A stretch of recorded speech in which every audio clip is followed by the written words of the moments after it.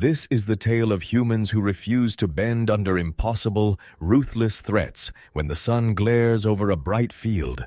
A hulking, heavily armored warrior stands amid the wreckage, and with crushing power he mows down tiny green-skinned creatures, splattering them everywhere.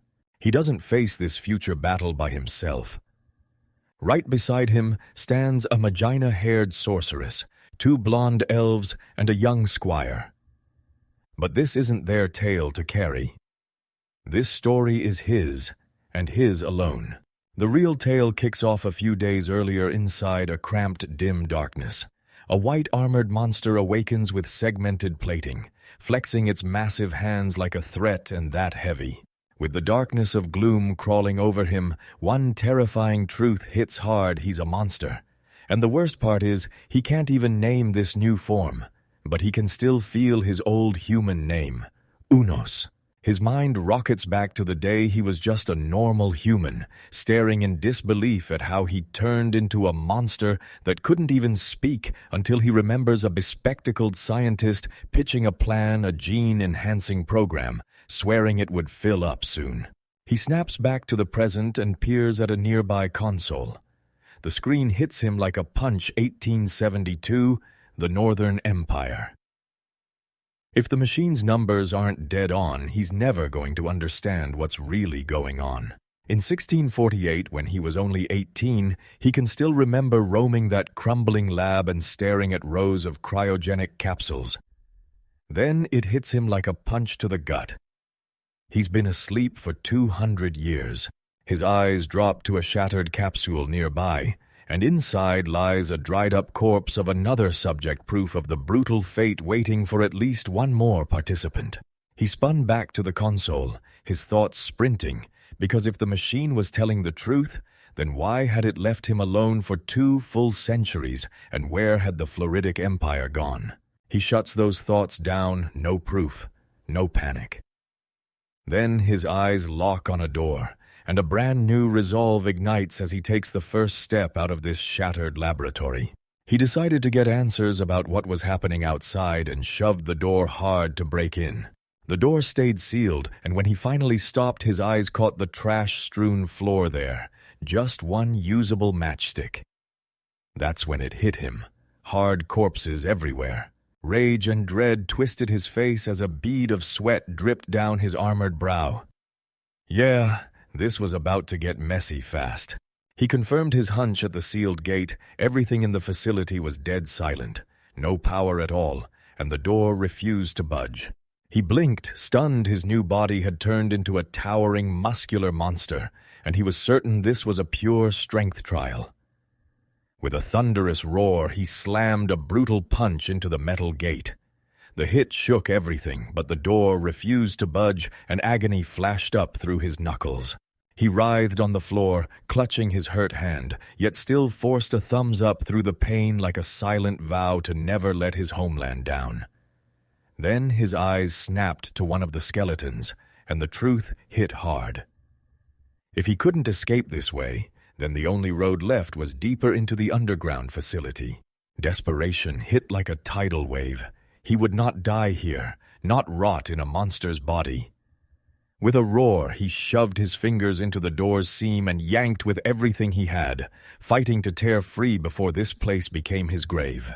Suddenly, the pressure vanished, and a weird calm washed over him. He froze in place and stared at his hands and chest, shocked to find that after all that brutal strain, not a single scratch marred his armored skin. His eyes snapped from the impenetrable gate to the wall beside it, and then it hit him. If the gate was truly unbreakable, maybe the rest of the structure wasn't. He yanked at the seam where the wall met the doorframe, fingers digging in after remembering an old remark, and with a brutal grip, he started pulling hard until the structure screamed with creaks and groans, the metal flexing and warping under the strain. He smashed through the lab wall in a violent burst of rock and debris, and the scientist's experiment looked like a perfect victory right there, standing in the wreckage, stunned. Then it hit him like a shock. The power in just one hand was brutal enough to crack a huge boulder in half. Staring down a thick, tangled forest, he finally exhaled he'd made it out. And as that thought hit, he realized this kind of strength wasn't just useful, it could let him scale anything.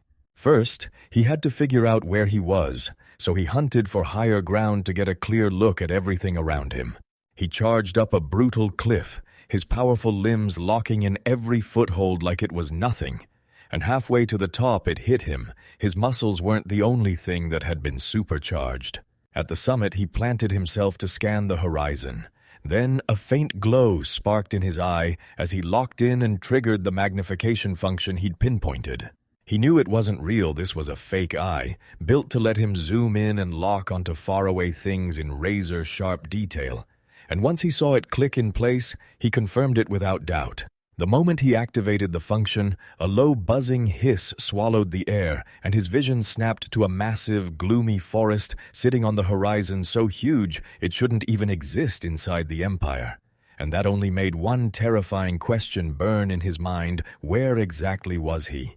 Then it hit him. Another power. He'd been handed emotional suppression. It slammed the brakes on fear and grief, wiping them out before they could ruin a fight. When he remembered the scientists' real plan to turn humans into weapons, his stomach turned with horror. Still, he couldn't deny it that dead calm control was terrifyingly useful. Відмовившись від нав'язаної долі, він обрав свій шлях. Weapons clattered. Then, thump! Thump! Something heavy pounded through the trees. He spun toward the sound, and there it was, a colossal airship, crashed and lying dead silent in the forest. He tore through the wreckage and unearthed a flight log, then recognized the script right away, stamped as Northern Kingdom of Cain. Flicking through the pages, he let out a deep breath. His suspicions were dead on the log was stamped a full century back, and it spelled out how a monster attack shattered the vessel and sent it crashing down. With the airship blazing toward Canaan, then crashing on its third day out, he let out a tight breath. At least he'd prepared for this, and now he could finally figure out where he was. Then it hit him. Hunger vanished completely, and that emptiness felt way scarier than any stomach growl ever could, so he grabbed the biscuits he'd found and made himself choke them down.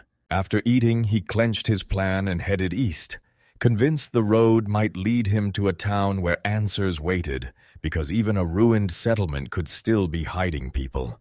As he wrestled with that idea, a dark thought clawed its way to the surface. He prayed the people he found wouldn't stare at him with pure terror, because he still heard those monster screams from his past, and hope was all but dead.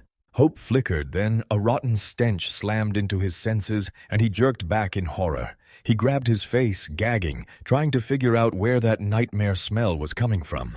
He realized the source was right there.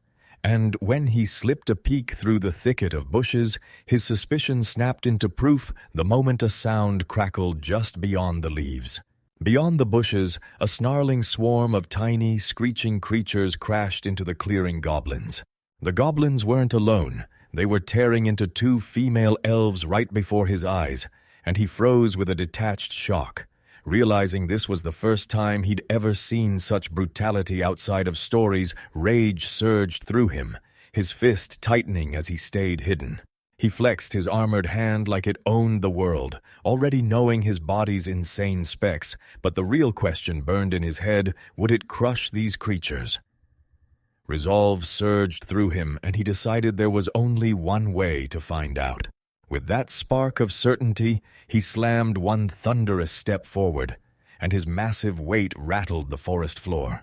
He slammed into the goblins like a streak of lightning, roared out a savage greeting, and unleashed pure fury cutting through their ranks with brutal, no-mercy precision. The violence slammed into him like a tidal wave. He scrambled for the right word, anything slaughter, massacre, extinction, but nothing could match the absolute scale of the devastation he'd unleashed. All he could do was accept it. This scene was pure hell, a raging maelstrom he himself had unleashed. Staring into the quiet ruin, surrounded by gore, he weighed what kind of enemies he'd just faced because they weren't terrifying monsters. And that's exactly why the fight turned into such a brutal, one-sided slaughter. As black blood dripped from his claws, he finally had to swallow the truth. He'd let the moment take him. The slaughter had been so ruthless and efficient, it felt like landing a flawless, perfect score in a game. A sudden gust rattled the canopy overhead, and unease crawled into his bones just as he feared he'd pushed way past the limit. Across the nearby town, above the rooftops, a tired sigh ripped out of someone's chest and drifted through the sky. Diara's sigh rolled out like a storm, and as she faced her armor buddy, Lisol, he couldn't help but gawk at her riches, so she snapped him down, told him not to talk like that, and warned that if this fresh incident truly boosted his rank, maybe he'd finally land a better spot. In the middle of the town square, a woman with long reddish hair and a towering witch's hat lets out a heavy sigh, grumbling that there's nothing left worth exploring. She looks exasperated, but right behind her, a young man in gleaming armor stares at her like he's hypnotized, breathing hard, cheeks burning and drool leaking from his lips as a full-on blush takes over his face. Just when it feels like everything's about to click, two newcomers crash the moment blonde Lena barrels in and shouts, "Gister!" right away, and with her is a dark-haired man. Gister calls her brother Lena, presses him. "So it's true you've really taken charge of exploring the forest?" Gister only smirks and needles her brother, saying if he wants a shot at being a better man, maybe she'll think about letting him hug her. She tells Lena it's true, then swats the topic away with a dismissive snap. She doesn't want to hear anything about her big brother's cravings to explore either. Next, the scene flips and the real target of their talk emerges. Floridus, the great forest.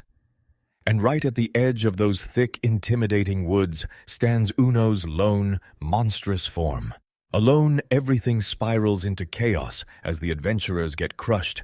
Gister is yanked and pinned down, and her face twists with pure anguish, while Lena screams in terror as little goblin-like creatures swarm them, kicking, clawing, and tearing at their courage. As horror sinks in, they finally see just how brutal things have turned. Grimeses know they've drawn the short straw this time, because right nearby, their party's massacre rages on, and the ground is soaked in blood. Through the chaos, another fight erupts. Uno charges in monstrous and fearless, and drives his armored fist into the side of a giant reptilian beast's head, the hit cracking bone and blasting a dark spray from its jaws. Elsewhere in the chaos, a huge bald warrior, gore splashed across his face, bellows a raw, guttural roar as he rips the creature apart with nothing but his bare hands. Later, the clash of battle fades, and crackling fire takes over branches lined with a huge chunk of meat sizzle as the flames lick it clean. Uno's monstrous grin vanishes as his claws tear into the cooked flesh and he devours every bite greedily. Then his face twists like he just got served a total letdown. His disappointment flips fast into disgust. He spits the mouthful like it burned, then snarls that it tastes like absolute crap. Under his breath, he blames the alligator-like creature for starting the fight. He leans back and drains a long pull from his canteen, wondering if his taste buds still work the same as when he was human, or if that rotten flavor is the price of failing to drain the creature's blood right, and thinking that if his body was going to be altered this much, they should have finished the job all the way. His mind snaps to the nightmare he's stuck in right now, and he tells it word for word to that tiny, gelatinous creature beside him, explaining how it feels to wake up as a monster and find he can't even speak human language. Then she grabs canned rations while he keeps ranting, admitting that even though he's ended up like this and hunger never really hits, he still feels like he has to eat because deep down, no matter what, he still wants to live. He stares at his human family in thought, sure his sister's still alive somewhere in the wreckage of the Empire, and that stubborn good genes runs in their blood. Then he pictures his father lingering to fight, flashes back to a blonde woman, one of his sisters holding her little daughter close, and wonders if someday he'll finally cross paths with one of their descendants. Even with all that nostalgia tugging at him, he flexes his brand new, powerful limbs and admits right to himself that he's crazy about this god-tier muscular form. Then memories hit hard of his old self, who was obsessed with horror video games. Even with his new body, gratitude sparks fast, but then a brutal hunger for humans hits him hard. For a blink, he even toys with just owning the monster life. Then the idea vanishes. He lands on one truth: he'd rather be human. And with his monstrous power roaring now, plus his ability to speak human languages, he decides this is the perfect setup. With that goal blazing in his mind, he sinks by the campfire beside his tiny slime buddy and starts plotting. Certain the Floret's empire is truly wiped out, so he shoves the language barrier aside for now and asks himself, which country do I hit first to make real friends? He remembers the crushing power of his fallen nation, the Floret's empire, the biggest and baddest in the world, fueled by ruthless, cutting-edge tech. And that same advantage is what let it grind through a war on 4 fronts for as long as it could. With all those territories calling his name, he fixates first on the northern neighbor, the kingdom of Canaan, because he can speak their language well enough to survive. And he remembers that even if they weren't as advanced as his empire, their patched-together mix of magic and technology wasn't half bad. Then his mind flips to a darker option, the Einhell Republic out west, an elf land where worshipping nature isn't rare, it's the heartbeat of everyday life.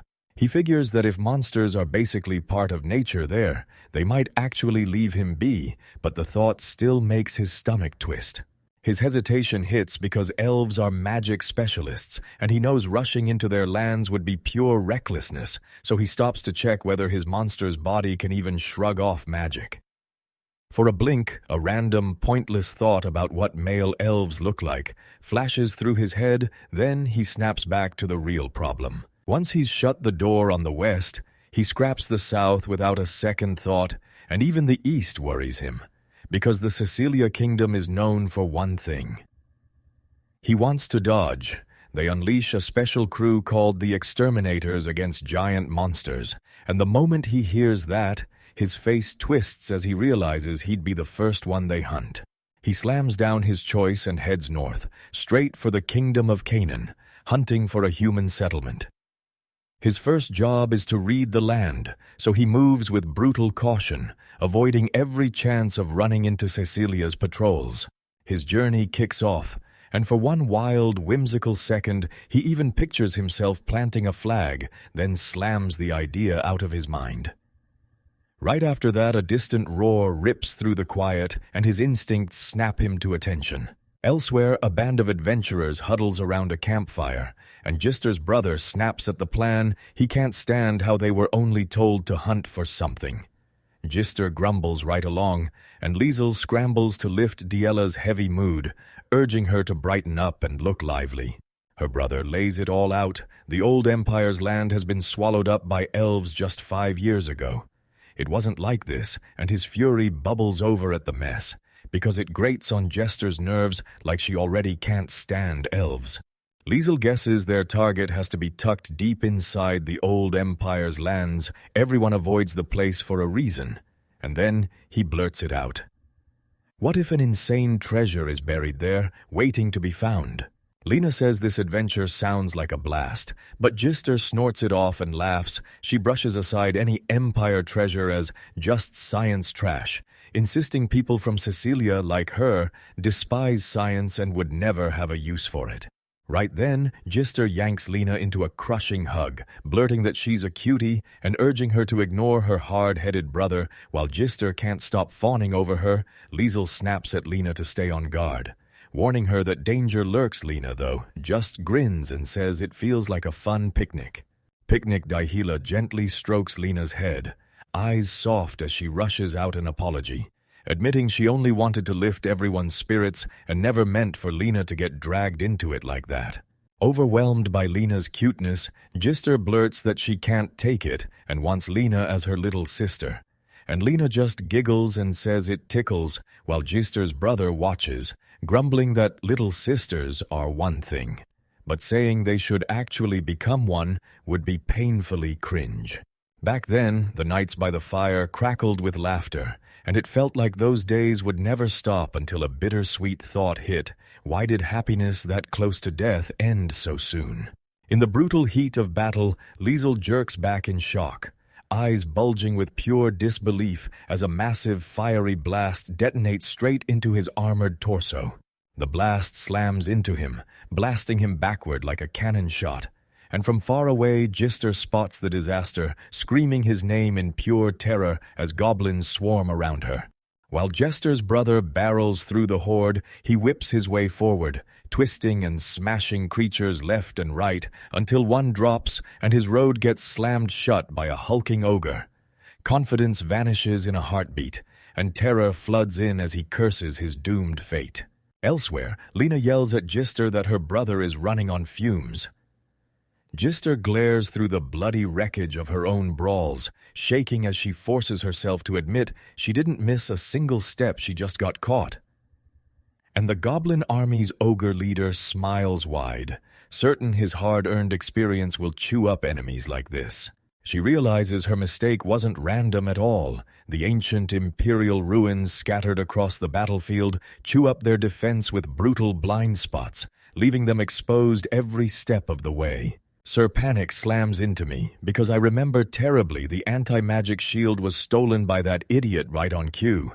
A goblin nearby flips a swirling magic device, and the ogre's grin stretches wider and wider. She goes rigid, realizing that if her magic gets shut down, they're dead. The goblins pounce at once, cackling as they surge forward.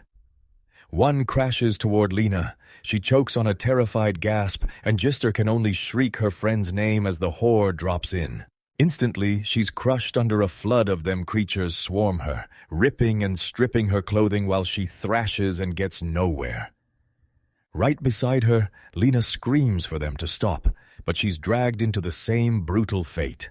She collapses into the dirt, weeping in pure despair, watching helplessly as the goblins slam into Lena. And when it's over, she sobs out an apology broken-hearted, because she couldn't protect her. Но ее страх превращается в решимость. Она предпочитает бороться, чем стать чем-то, что не хочет. Она собирает свои последние силы и создает мощный всплеск энергии.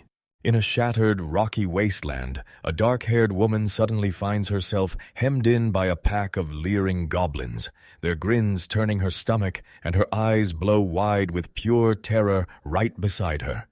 Uno's towering armored bulk rises with thunderous footsteps, and when he finally looks at the chaos, he stands there baffled, asking himself what in the world this huge mess is supposed to be. From his high perch, he glares down as chaos explodes below. Goblins swarm over the shattered ground and fully surround the lone woman. The creature lunges in, claws outstretched as it yells for her to get out of the way, trapped. She snaps back, demanding to know what they think they're doing. Who knows when the horde hears his low growl? He announces he came here because the whole place reeked of goblins. And when humans turn up, surprise hits hard. His gaze skims the wreckage, then locks onto a fallen adventurer sprawled in a pool of blood, and somehow the man still looks alive. The goblins zero in on their new captive. One of them jabs a finger at the dark-haired woman, yells she's their 7th victim, and declares they'll do whatever they want with her. Right out of nowhere, Uno lunges in. He grabs a goblin by the head and yanks it close, skull crunching in his grip as he roars, "What are you doing? You're blocking my view." He casually hurls the tiny creatures aside like they weigh nothing, and the woman's breath catches, stunned that a monster is actually helping her, even wondering if some monsters might still turn hostile toward goblins. Boom energy crashes into Uno's back, blasting him hard, but he doesn't even flinch. He spins around calm as ever and calls it out as magic. Uno locks onto the culprit. In an instant, a goblin shaman then explodes forward in a furious sprint, shouting that this is its final moment, and hammers it into oblivion. The woman stares in terror as a tiny spectral wisp crawls out of the wreckage, and it hits her hard. It's the very same magic that killed Liesel with one brutal blow, and somehow it's still alive. Just as shock at the creature's stubborn resilience surged, a far worse presence crashed the scene. An enormous ogre with a club, backed by goblins on both sides. Unos the armored fighter stared and declared the ogre the leader. Up to now, all he'd hunted were low-level monsters, so this felt like his chance. He tightened his grip, braced himself, and decided, try it. The ogre lunged first, roaring to the heavens, then smashed its massive club straight onto Uno's head with a brutal, sickening thug. Strapped down in her bonds, the dark-haired woman snapped her gaze on the attack. This wasn't a random hit, it was a direct strike, just like the one that had blasted her companion flying. Her stomach sank. The whole scene looked hopeless. But Lunos only scratched his head, totally unshaken, while the goblins shrieked like they couldn't wait for what came next. Disappointment hit him hard then. In a flash of motion, Uno twisted, struck, and fired a brutal counterpunch straight into the ogre's torso, smashing the cavern with a shockwave that left the whole crowd stunned. Sea Ogre was blasted skyward, then slammed into the ground so hard it erupted into a horrifying burst of gore, leaving behind nothing but a blood-soaked stain.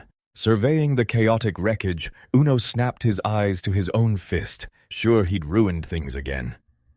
Then he tore his focus away from the terrified goblins and zeroed in on the captive woman, telling her she was safe now and the fear could stop. Under his breath, he insisted this wasn't his real body, and that the truth would surface soon. He strode up to her and to the young blonde girl she was guarding, then announced, "You saved our lives, so I'm taking something useful, because I need to stay alive." Snatched up a potion and a knife with a glance, but when his eyes landed on the sword, the dark-haired woman burst into desperate pleas. "Take anything you want, just don't touch that sword." He didn't argue at all, he just blurted out an apology, admitting he had zero clue what she was trying to say, and the language gap between them became a brutal wall, pushing her into pure, panicked desperation. She kept begging, pushing the truth through this sword was their team's proof that they'd truly existed. Then a memory snapped into place. Her grin beside her companions, the blonde girl, the dark-haired young man, and that other woman with reddish-brown hair. He ignored her screams, grabbed the sword, and stormed off when the woman snapped after him, swearing monsters will never change and promising she'd hunt him as long as he kept their blade. Uno's muse caught her furious roar and thought, "Guess we won't see each other again," then blinked her vow, just planted a reunion flag. "Fine," Uno decided. "It's best I leave."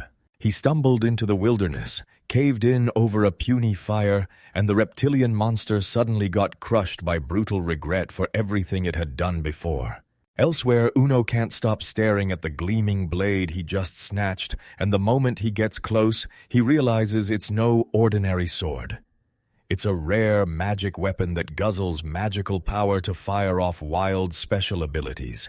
He's stunned to learn that the blade can mend his skin in seconds, almost instantly, and the moment he imagines what an artifact like that could cost, panic surges through him.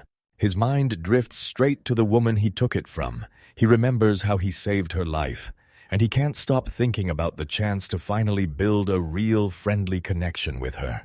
At a tiny house tucked deep in the woods, Gister slumps with a tired sigh, staring at the place and muttering whether Diara is really about to walk out for good.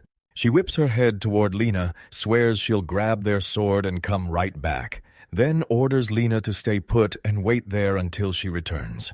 Lena's emotions burst over the edge as she yells, "Ford Ironison," while Gister yanks her into a crushing, tight embrace. Clutching it close, Lena blurts out her darkest fear to the reddish-haired woman beside them. She's sure that if Nathan is gone too, she'll die right alongside Gister. Gister wraps her in comfort and admits the thought of them going together hit her too. But Lena still won't bow her head to the same fate. She won't end up like the others. She sinks an apology in, then makes the reason crystal clear. Lena has to stay behind, and it's only because she's trying to keep her from dying. Her face tightens with pure resolve, and she declares crystal clear that if Lena's fear is what's driving her to quit, then the two of them are nothing alike at their core. She shrieked a final warning into the dark, "Watch your back and wait for me."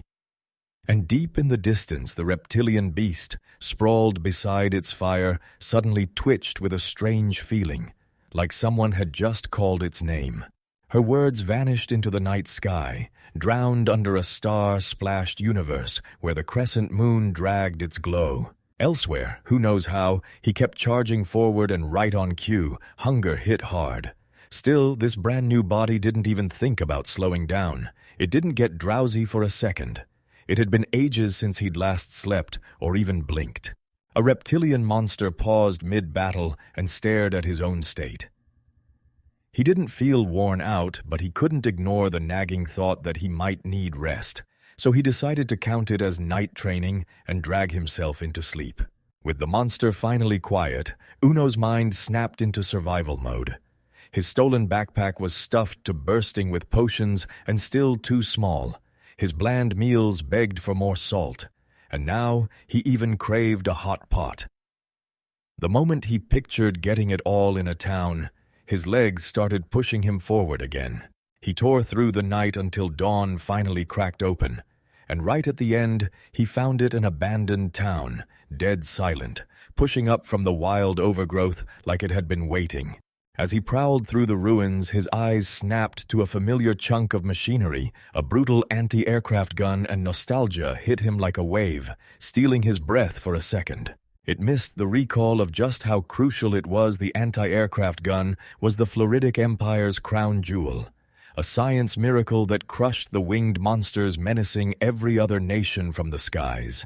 But this hard-earned win unleashed a nightmare. Every monster that escaped the Empire scattered to the nearby lands like Canaan, and that stampede quickly turned into a diplomatic disaster, igniting the very war that followed. War's memory still burned in his head, so he scanned the streets around him, hunting for clues. A border town would have loomed with thicker walls and heavier firepower, but what he saw here was smaller, quieter, safer in the wrong way. This place had to be an inner town. He strode up to a wall to catch its name, but the letters were so faded they slipped away before he could read a single one. He stares at a battered sign, squinting through the faded letters until they finally click, "I'll quit." And he realizes he's standing on the northeastern side of town. With himself finally squared away, he checks the map and locks in where he stands at Alquil. Now he can't ignore his choices. If he heads northwest, he'll circle near the Canaan border like a trap closing in. If he goes east, he'll hit the old military base at Carnash Rock. He decides to start hunting for answers right from where he stands. Then, just as he's about to move, a rotten stench slams into him, and his face twists with raw disgust. The stench surges from a busted archway nearby, and the moment he clocks what's causing it, pure hatred crashes over him, pale, ghastly creatures swarming there. And that vile smell hits so hard, it stops his exploration before it even starts. He drops his pack without a second thought and rockets forward, charging straight at the creatures. His sudden assault crashes into the pale humanoids, and their joyful celebration instantly flips into stunned shock. He snaps the gap in seconds and crashes down on the terrified horde, fist cocked to smash the moment he lands. His punch slams down with terrifying power, and one creature gets utterly crushed, blasted apart in a brutal burst of gore. Dark blood splatters across him, but he doesn't flinch while the survivors scatter in terror. He watches the retreat, and a weird thought hits him hard. Why are they all sprinting in the same direction, instead of scattering to make their escape safer? Amid the chaos, he feels it like a presence stalking the chaos itself, steering the creature's every move from behind. That coordinated assault is just him spewing pure annoyance. He snarls in rage and hammers out a devastating strike that rips straight through her. He tore into the horde, fighting hard while his mind clocked every move, because they weren't crashing straight at him at all. Their steps stayed painfully synchronized, like one will was puppeteering them, and that realization hit like a punch. They're guarding something. His eyes lock onto the creatures as they back away one after another. They funnel down the street, straight toward a giant, crumbling school building at the very end. A sickening stench grows louder with every step, wrenching his gut and driving him to smash through the building's facade, and there he stares into a huge gymnasium big enough to pass for a whole settlement. The gymnasium roars with life, pale creatures swarm everywhere. Armed goblins kneel before a brutal makeshift throne where a massive horned commander sits, reigning over this grotesque army. Deep inside the goblin nest, Unos fixes his eyes on the real reason the horde never ends the goblin queen. He realizes the truth. Sure, goblins may sometimes drag in other races to breed, but the overwhelming bulk of their numbers are born straight from this single, terrifying matriarch. It crashes into them like a brutal truth. As long as the queen is still alive, their ranks swell non-stop. Then the numbers get unveiled. 34 goblins pop into the world every single day, and by just 20 days later, they're already grown. The pace is so wild it feels like magic. Disgust claws across his face, and steel resolve locks in as he imagines that kind of creature. He snarls that there's no other option, then roars one word, kill, and charges straight into the chaos, smashing down on the goblin guards. He scoffs at their frantic bid to save their queen, calling it pointless, and then, with ruthless speed, he plows through the swarm of tiny creatures, dark blood exploding across the chamber. In a blink, the floor gets ripped apart, mangled corpses of the goblin whore are strewn everywhere. Staring down the carnage, he realizes he's crushed nearly everyone.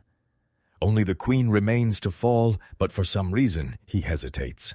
His reluctance is driven by a brutal aversion he won't get any closer, not with that stench crawling out of them. The thought alone flips in his head, painting a filthy nightmare. They swarm over a captive who's pleading for death to finally set him free. He steels himself and realizes the only way forward is to strike and kill them. No more steps, no closer. From far away, he starts stacking power for a brutal strike, and the last goblin guards whip around, rattled by a fresh threat they can't yet locate. 決意して遠距離からぶつつぶすと決めたのは飛び道具を作り始める。問題はただ一つ、狙いだ。手にはごつくて重そうな胃を握りしめ、目だけが鋭く燃えていた。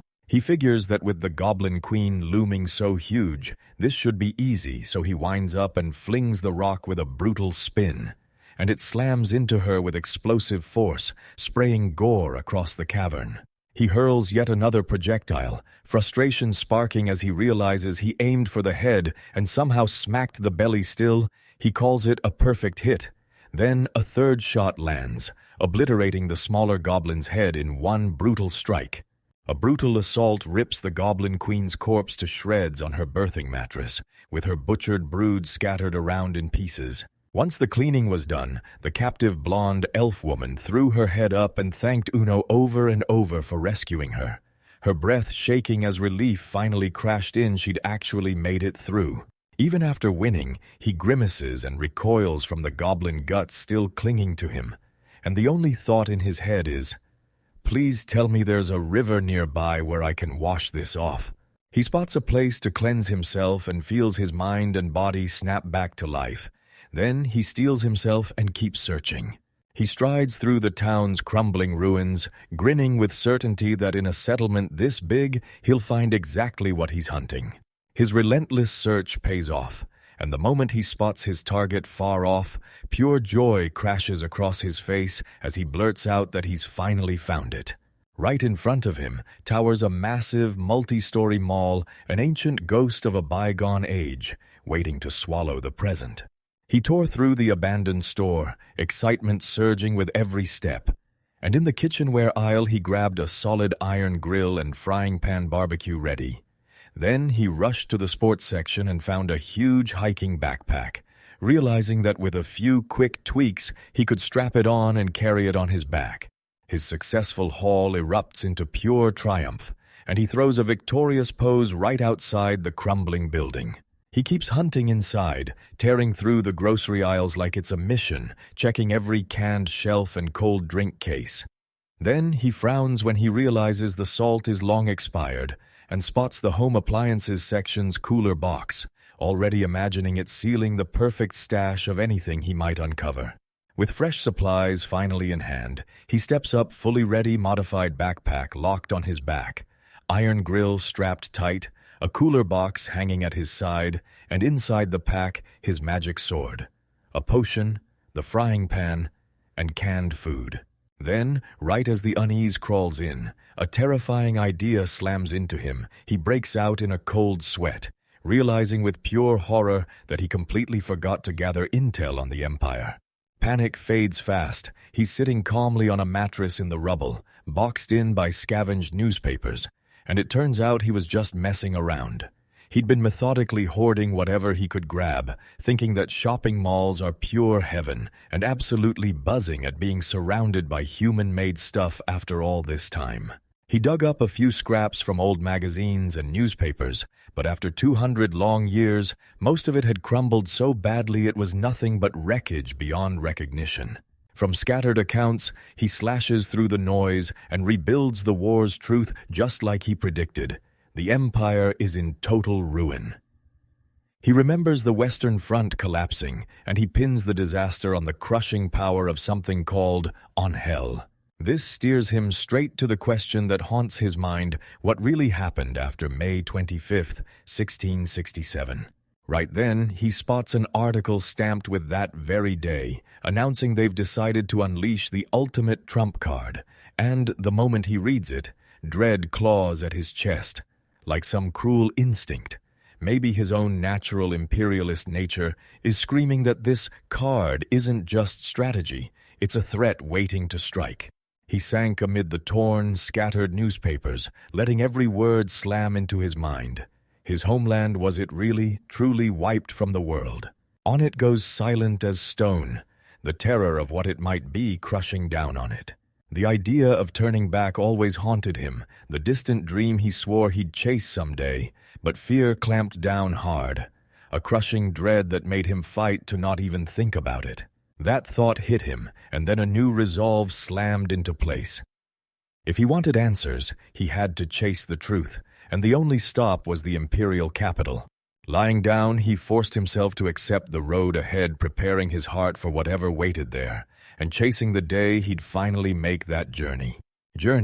As sleep started to drag him under, he snapped into action and built a plan for the next day tomorrow. He'd ride straight to Loop Dill, the border town, to check how the Kingdom of King was holding up.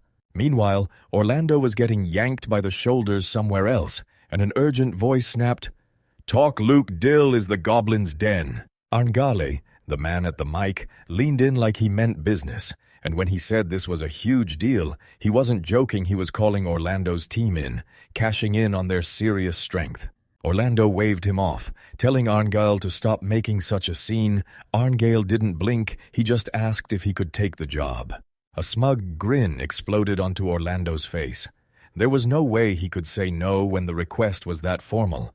Instead of bowing, he raised the stakes, demanding a massive reward while his team stood right behind him.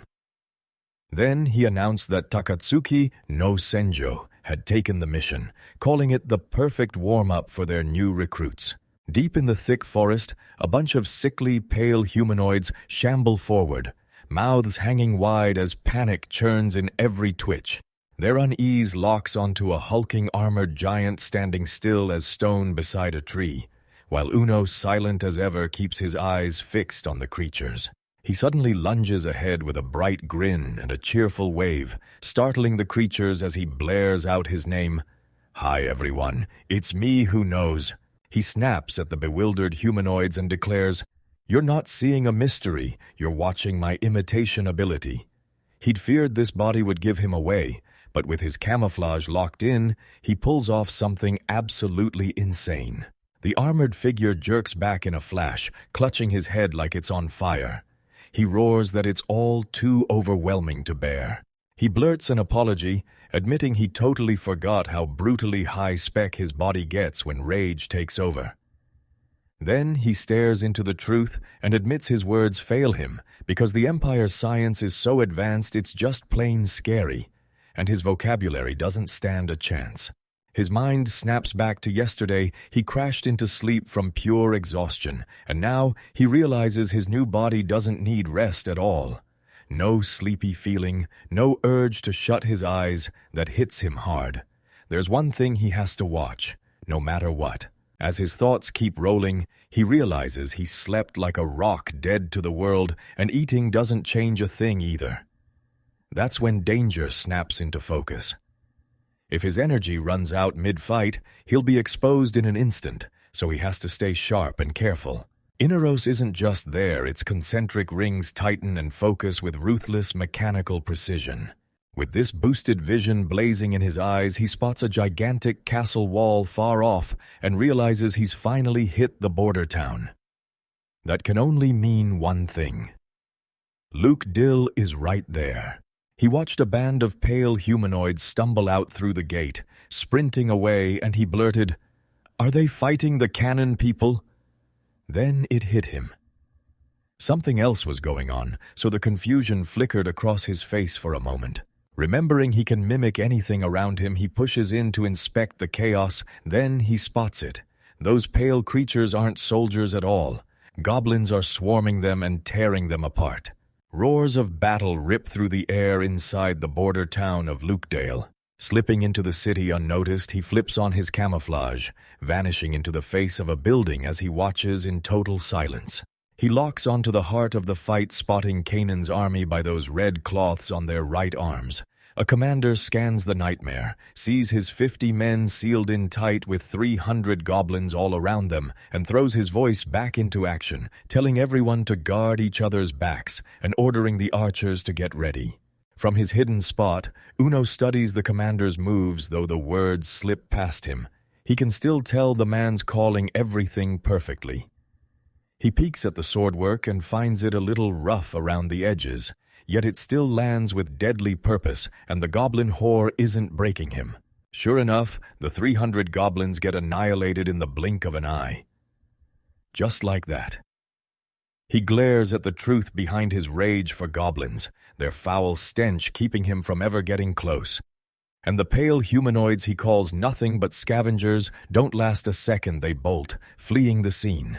With the fight finally done, the captain curses the fact that he can't walk away empty-handed. He orders Cassetta, a mage, to blast detection magic and hunt for any survivors. The moment the spell snaps into place, Uno, still hidden, erupts with a brutal, painful itch crawling all over his body. The magic snaps on like a spotlight, and there he is, boom, his presence is clear. The mage screams to her captain that he's fleeing. The captain's jaw drops at the idea that full detection magic like this can even exist, so he barks an order. His squad, chase him now. Uno's heart slams as panic takes over. Did they catch him because of his imitation, or because their magic hunted him down? Він стрибає з будівлі, очі розширюються, коли він усвідомлює, що його помітили. Він звинувачує себе за це, розлючений, що його власна маскувальна стратегія підвела його. Люди створюють труднощі, тому він перестає думати і зосереджується на єдиній меті – втечі. As he bolted into the night, one of the hunters, a female mage, smirked and swore that with her superior leg strength, she'd blow right past their target like it was nothing. A violent surge of dark energy slammed into Uno and froze him mid-step. And the moment the mage, now far away, saw it, she watched a firewall erupt out of the flames to block her way, while Uno spun around and roared out a daring challenge. A man with dark, messy hair and a confidence that reeked of certainty stepped up, and when the challenge hit, he didn't flinch. He surged forward with a massive, crystalline sword in hand, looking totally unbothered by all that show of power.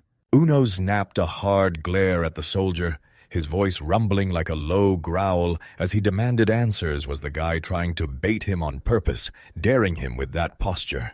Heat surged through his veins, but he didn't want to punch any humans because once he went full power, there was no telling what they'd do to him.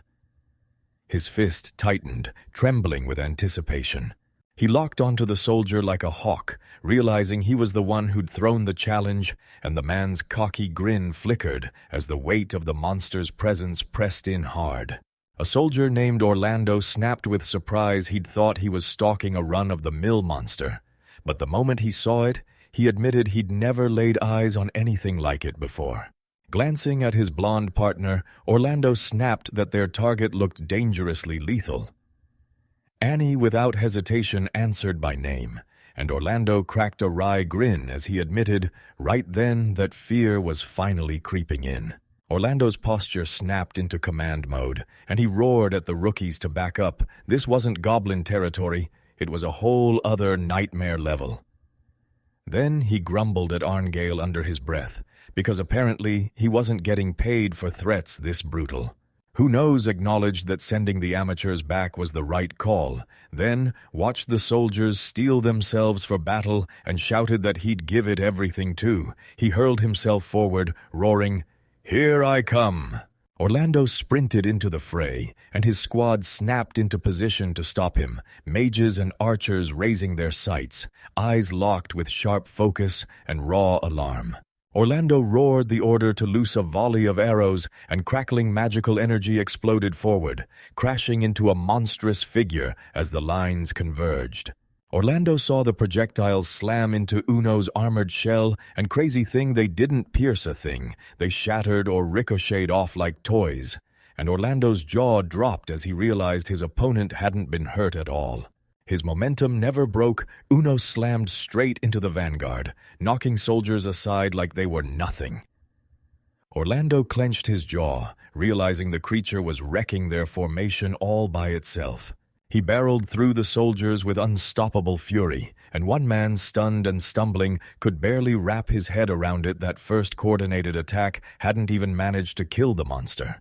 When he saw his troops get shattered and sent scrambling, Orlando knew they were outmatched, so he had to step in himself.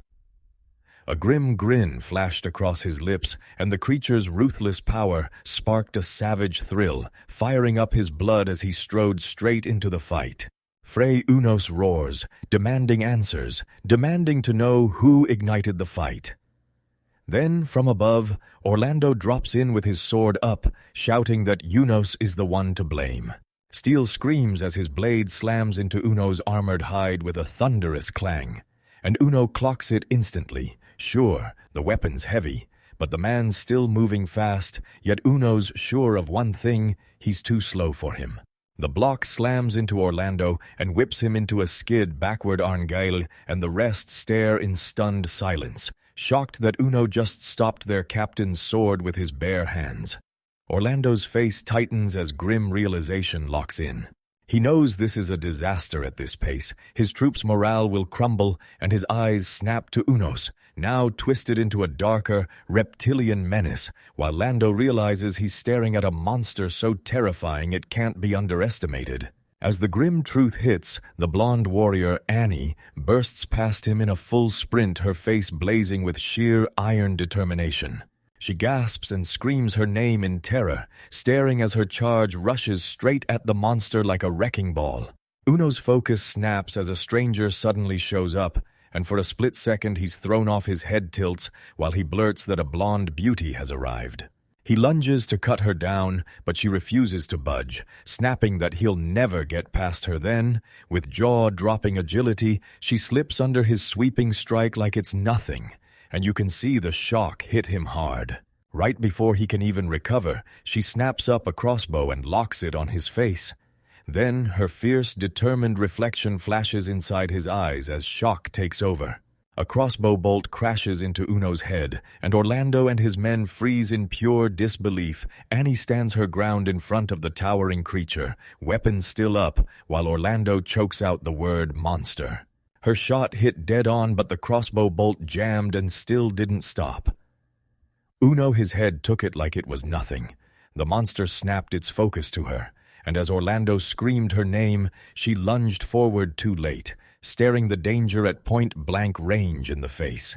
With effortless strength, he snatched Annie up his massive hand, clamping around her torso, and yanked her off the ground as she gasped, strangled by his brutal grip. Holding her tight in his arms, Uno kept studying his captive, and in the dark corners of his mind, he couldn't help praising her, her build, her training, and even admitted it felt surprisingly good, down to wondering about her measurements.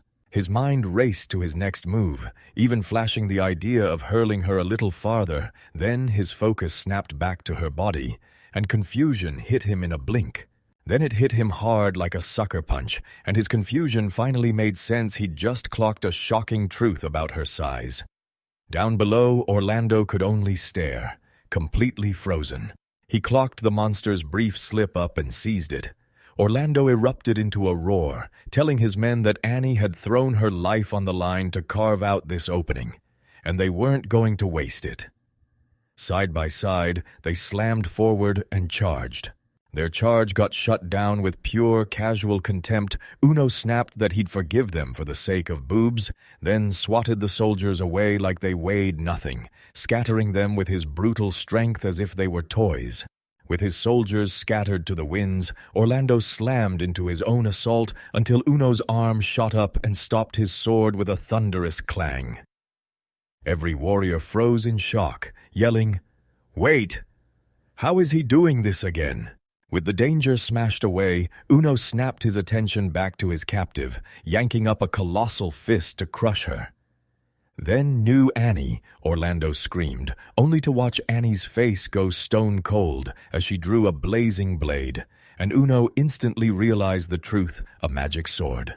Before his fist could even land, she slammed that glowing weapon straight into his arm, grinning as the blade sank deep into his flesh. Then she watched the magic sword's direct hit, and Orlando's face snapped into pure horror. "We're doomed," he gasped, despair swallowing him whole. He stared at the brutal scene in front of him, his soldiers ringed around the monstrous Unos, and a cold truth hit hard: they couldn't beat it.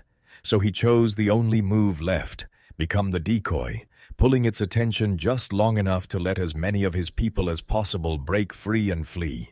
As he clenched his resolve for the sacrifice ahead, he kept his eyes locked on the creature, wondering how long he could even hold out as a distraction against an opponent this brutal.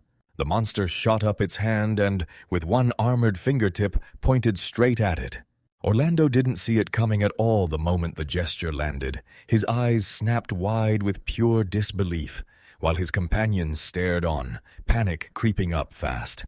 Шок вразив його власний безнадійний план врятувати всіх, і тепер створіння пропонувало йому цю можливість. Seeing that hesitation, he froze the moment his soldiers shouted in panic, but he cut them off with a razor-sharp command, roaring at every one of them to stay back. Back when he stood alone before that creature, its gesture snapped into meaning. Uno wanted a duel, a straight one-on-one showdown with him. Facing the monstrous Unos, the blonde warrior snarls that any more fighting would turn into a one-sided hunt. And Unos finally realizes his mistake. He miscalculated, and now he knows it. He steels himself, knowing he has to crush this conflict right here, right now. He has no other choice. He rockets forward in a blur, slamming into the warriors before they can even react.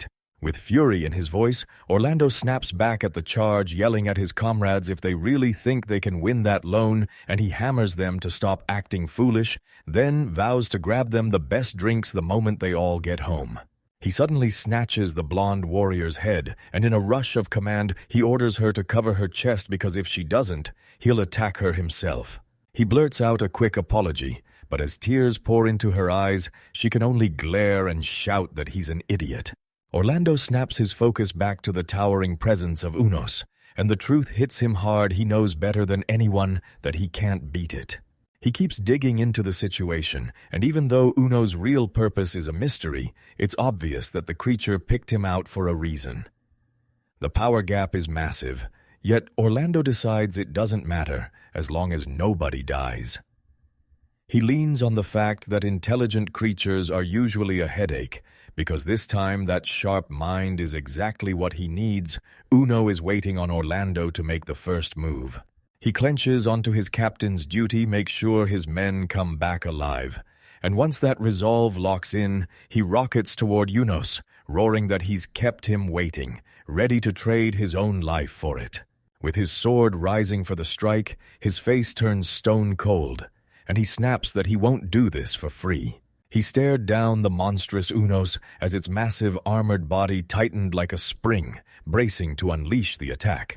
He hoisted his sword high above his head, ready to slam it down in a brutal overhead strike on that crouched creature.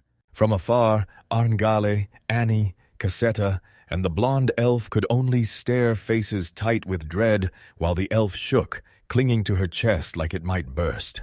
With a fierce battle cry, Orlando drove himself forward and slammed his blade downward, right as Uno's emotions detonated, tearing the ground apart under his feet. But the creature's speed smashed every expectation. Uno dodged like it was nothing, then snapped back with a strike that hit Orlando's side, and the captain's face crumpled in shock, realizing the monster was faster than it had ever been. The hits slammed into him, whipping him off balance as his face twisted in raw agony. And from the sidelines, Annie and the elf screamed his name in absolute terror. Навіть коли біль охоплював його, він міцніше стиснув свій меч, клявшись, що ще один удар завершить справу, він змусив себе рухатися вперед, відмовляючись визнати, що все закінчено. His wide, sweat-soaked eyes screamed the brutal strain of it all. He was barely holding on to consciousness, fighting with everything he had just to keep going. The pressure crushed him to the edge. Then a horrible crunch cracked through his hands as the bones splintered. Blood burst from the wrecked flesh, and he choked out a sharp gasp of agony. His sword slipped free from his shattered grip. Uno grabbed him by the head and yanked him up off the ground, while his comrades screamed his name. Branded defeated, Orlando swallowed the truth. This was the end of the line for him, the farthest he could ever go. As his enemies look finally crushed, Uno erupts and violently spits out a tiny object onto the ground. It hits with a nasty wet smack. The object lies dead still, while Orlando's comrades freeze in stunned silence. Orlando stands right there with them, unhurt, but completely rattled, staring at what just happened like he can't believe it. His confusion skyrockets as he blurts, "Did I mess up, or did Uno poison my head somehow?" Behind him, the monster's creature groans, staggers, and hauls itself up to its feet. Lost in puzzling over the bizarre event, he stands frozen as a blonde elf woman steps up, terror twisting her face. She calls his name softly while the other soldiers keep their eyes pinned to the ground.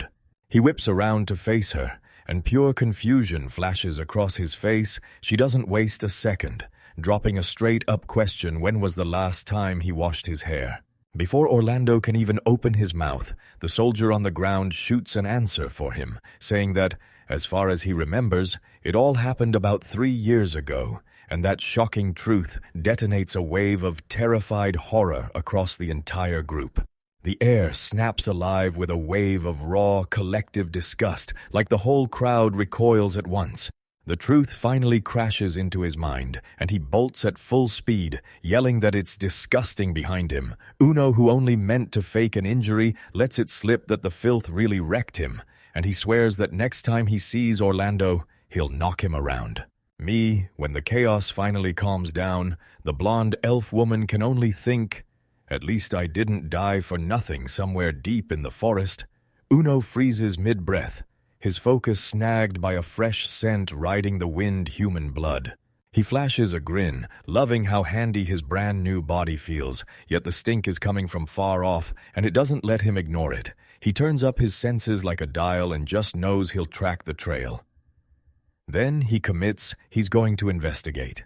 On a blasted, lonely road, Uno's dripping in armor looms over 3 travelers' fresh, bloody corpses, their bodies torn and sprawled in pools of their own blood beside a tossed bag, and he delivers a calm, weirdly cheerful, "Sorry." He studies the scene in silence, locks in the truth those wounds weren't made by monsters, his gear is looted clean, and wagon tracks vanish from the slaughter and slice straight into the forest. Bandits did it. They butchered the victims and grabbed the cargo.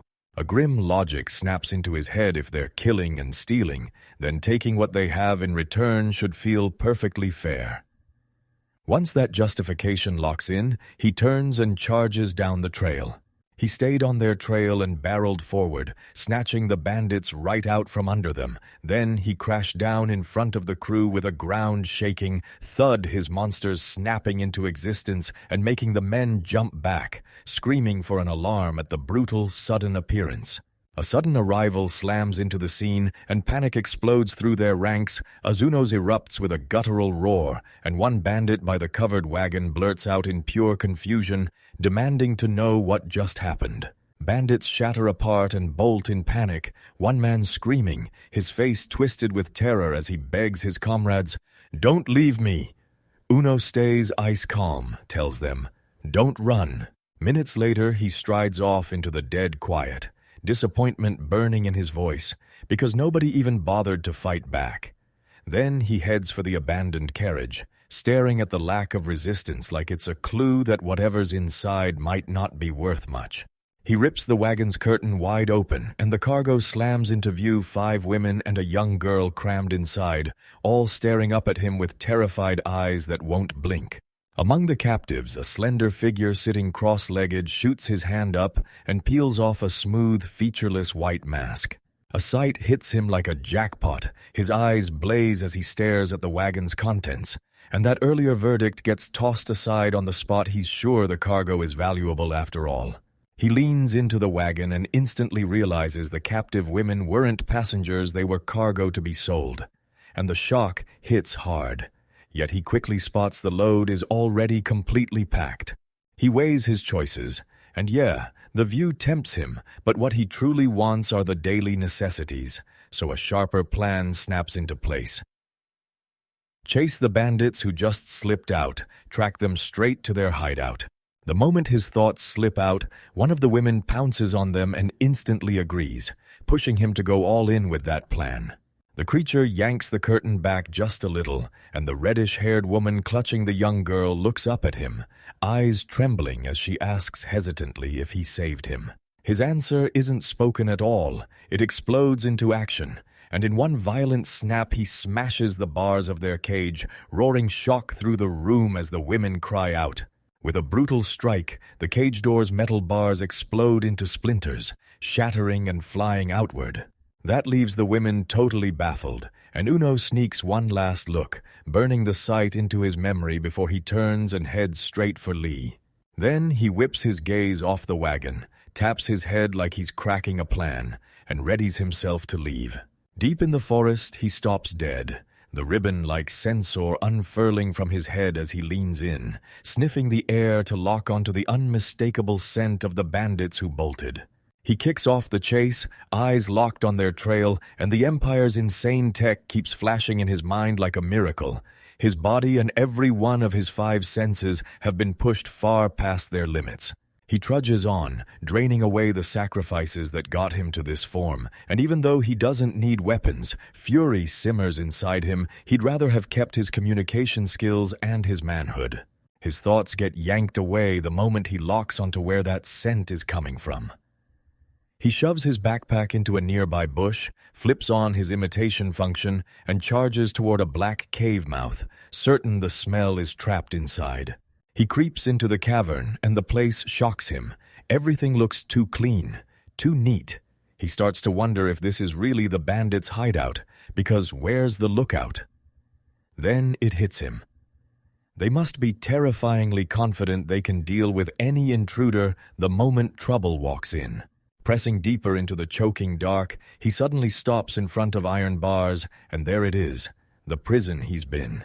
Inside the cell, a horrifying scene waits. There's a young woman's lifeless body, ragged and torn, lying right beside the picked clean skeleton of another victim. Revulsion floods his entire body, and horror tightens his chest as he realizes there's even a tiny child among the victims. And it's enough to make him sick to his stomach, he concludes. These men deserve zero mercy. His grim resolve gets shattered the second furious yelling roars down the passage and echoes in his ears. Seconds later, a man bursts into view, sprinting his way over as frantic apologies tumble out, calling the person in front of him boss. The towering boss keeps hurling insults at his subordinate, demanding to know why he ditched the cargo and fled, especially since the others are dead. The boss bellows, raging about how he could abandon it all. Watching from the shadows, Uno feels zero sympathy for the man. The boss's tirade keeps roaring as he yells at the man not to freak out and bolt from the monsters, and as Uno listens, it all clicks. Then he clocks their clumsy native tongue and starts wondering if the boss isn't from around here. He weighed the whole operation, and a nationwide criminal syndicate screamed giant haul, his thoughts racing with visions of magical swords, rare spices, and potions so strong they could change everything. Just as thoughts of treasure sparked in his mind, the case activity shifted faster than before, and the bandits suddenly looked fewer. He clocked it instantly, smiled, and decided the moment had finally come to strike and confront them head-on. He charged toward the door to the main chamber, then froze. The entryway was tight and panic flickered across his thoughts. What if he got trapped? He shoved that fear aside. There was just one move, breakthrough. With a thunderous crash, he slammed straight through the wall itself, smashing stone and wood as he announced his arrival while the bandit boss just froze, staring in shock and disbelief. But who knew this wasn't the only intruder? A monstrous shape loomed over the Carnage bandit leader, and his subordinate already dropped. Then it swung that featureless face toward the newcomer and bellowed, demanding to know who he was. The creature's side slammed into view, and it froze his word's eyes bulging with pure shock. Rock? His eyes locked onto the impossible shape in front of him, an upper torso of a humanoid fused flawlessly to a giant, multi-legged spider body. The spider hybrid locked onto him like it had found prey, snapping a question, was he the monster who snatched its women? That shock threw Uno into deeper disbelief than ever. Rage boiled over as the creature's patience snapped, and it barked at him to stop playing around. Speaking for Litos, and then it all slammed into place for Unos. The words, the shape, the whole form clicked. A shocking realization hit like a thunderclap. This thing was just like him, an experimental soldier of the Empire. Orlando, spotless and sharp in a suit he never usually wears, stands behind a desk and slams out the order demand. Arngale snaps his gaze up because the moment Orlando speaks, he demands to know exactly what's going on. Gale lunges closer, demanding to know how many years have crawled by since she last saw him so polished. And Rolando just freezes, momentarily speechless. He blurts out that everything has blown up, then recounts the brutal trash his comrades kept throwing at him. One finally confessed he smelled like death. Another said staring at him made their eyes sting, and the last straight up declared he was just as low as a goblin. Gal's face hardens in an instant. He confirms the goblins are wiped out with zero trouble, then drops the bad news he can't ignore. Orlando kicks off his report. They've found a brand new kind of monster. He lifts his bandaged hands and shows the truth. No matter how hard they hit at full force, they couldn't even scratch the thing, and it still wiped out 7 of their men. He keeps going, describing the creature as a gray humanoid big as an ogre, with a tail snapping behind it while Arngale listens, dread tightening his chest, sweat beading on his temple. And when Orlando finally finishes, his voice turns cold as he declares grimly that they'd been completely crushed. It breaks down the monster's powers, dragging us back to that brutal feudal clash, fast as lightning, built like stone, sharp-minded. And then the worst part hits no normal weapons, and no magic can touch it. His face flares into this dark, almost manic grin, and you can't help but laugh, right?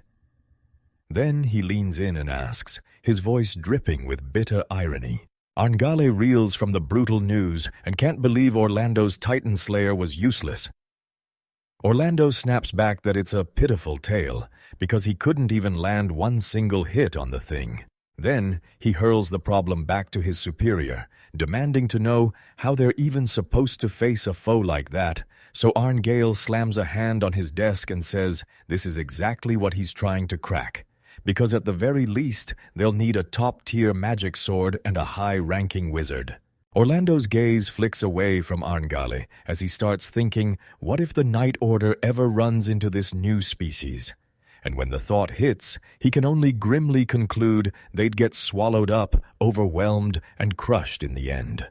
Arngale, utterly drained, pinched the bridge of his nose and snapped, "So you want me to report this?" Orlando answered immediately. No pause, no doubt, yeah, it's your job. For now, he says he's putting his faith in Arngale, asking him to jump in and help handle this new species, at least as far as his strength can reach. Arngale still looks exhausted as he admits he can't tell if that thing was a freak mutation or a brand new species, and the thought alone chills him, because another one could crawl out again. Orlando snaps into panic, yelling at him to shut it and stop talking like that, before he curses them.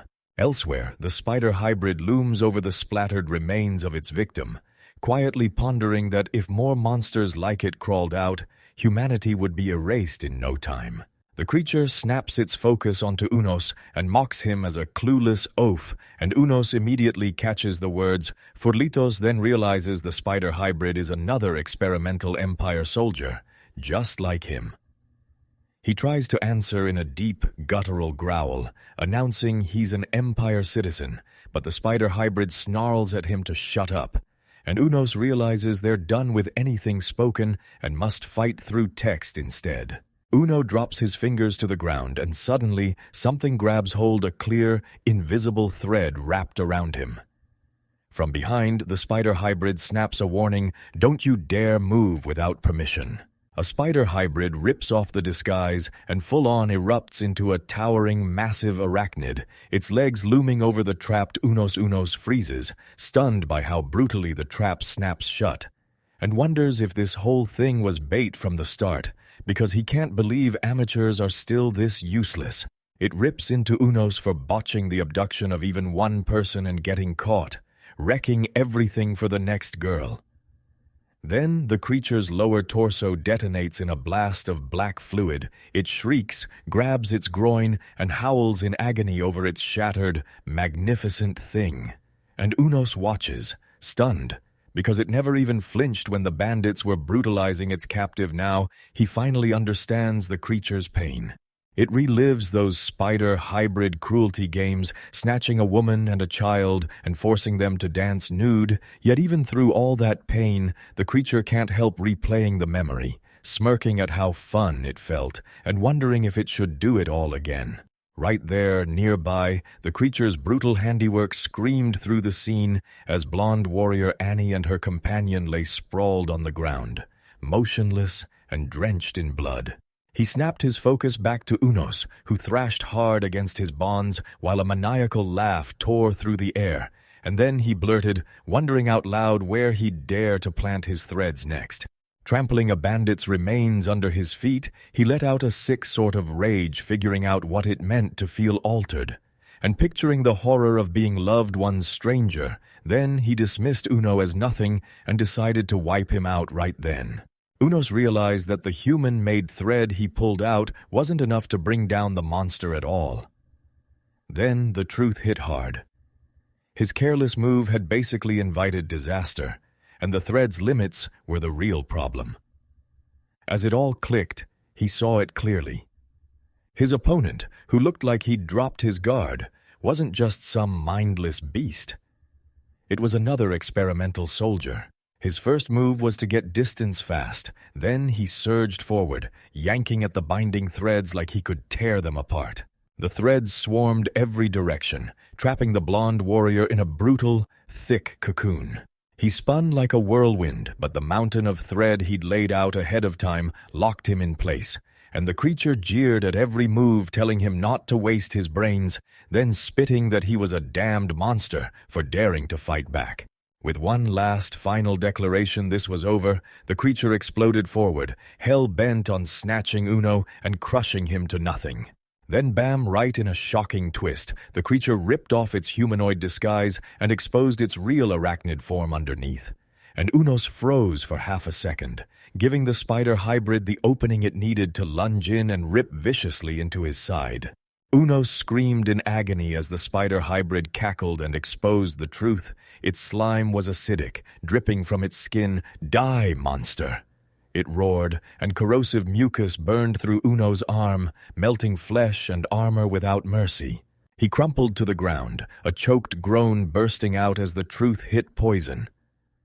The spider hybrid snarled with laughter and backed away into the distance, and a sick numbness crept through Uno's body. The worst part. It vanished without even checking if he was dead, like that poison had teeth. With his life slipping away, one clear thought cut through the haze. Use the potion that woman gave him, the kind one with the generous heart. With his body crumbling under him, he dragged himself across the ground and scrabbled for the tiny bottle, no clue what it would do, but right now it was the only lifeline he had left. Hope burned in his chest, his fingers snapped shut around the vial, and he hauled himself into a kneeling position in the foliage, every ounce of him clinging to one terrified prayer, make this concoction work. Then boom. Everything hit him at once. The pain snapped away, the numbness disappeared, and he stared at his right hand in shock. Just moments ago it had been corroded to the bone, and now it was completely normal again. A roar of relief and disbelief tore out of his chest. He was healed, and the potion was unreal. He burst with gratitude, thanking the woman who had handed it to him, his lifesaver, even though he couldn't quite place her face. Deep in the forest, Uno stared at the ground and replayed his last fight. Then admitted, straight to himself, that he panicked. This was the worst crisis of his life. For the first time in 200 years, he'd felt real pain.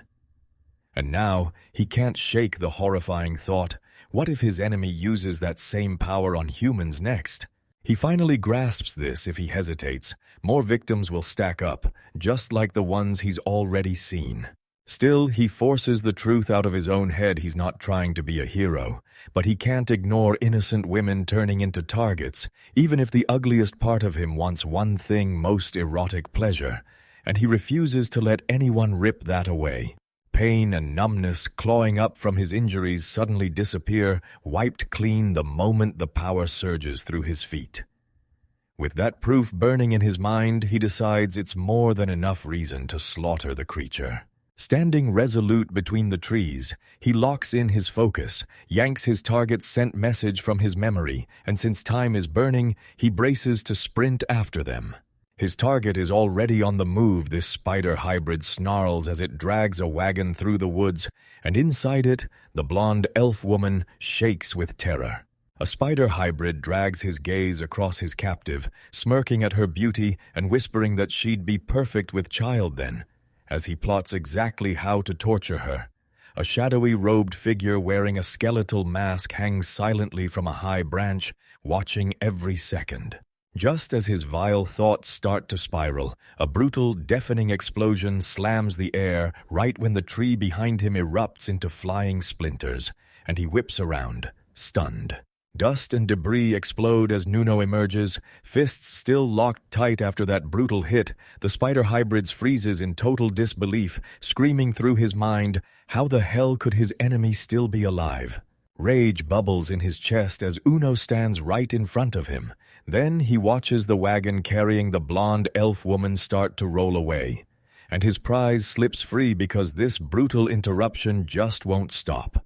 Rage boiled in his chest. The armored creature kept glaring at his thread and refused to come close, so he stared as it snatched up stones, shock flashing in his thoughts.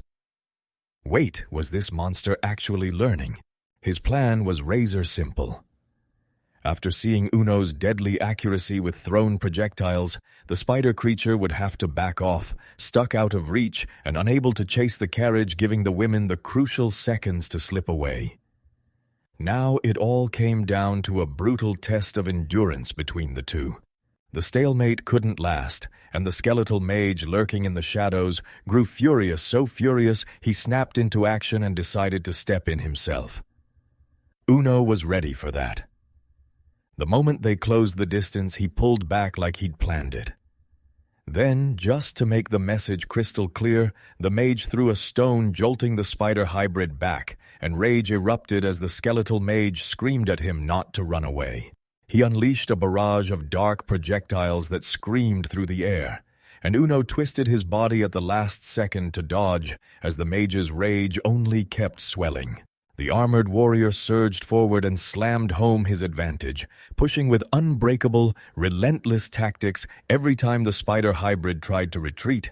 He crushed the gap faster and faster. The spider hybrid snapped out in fury, forced back again. He surged ahead, pounding the ground with powerful strides, pushing his enemy to move faster.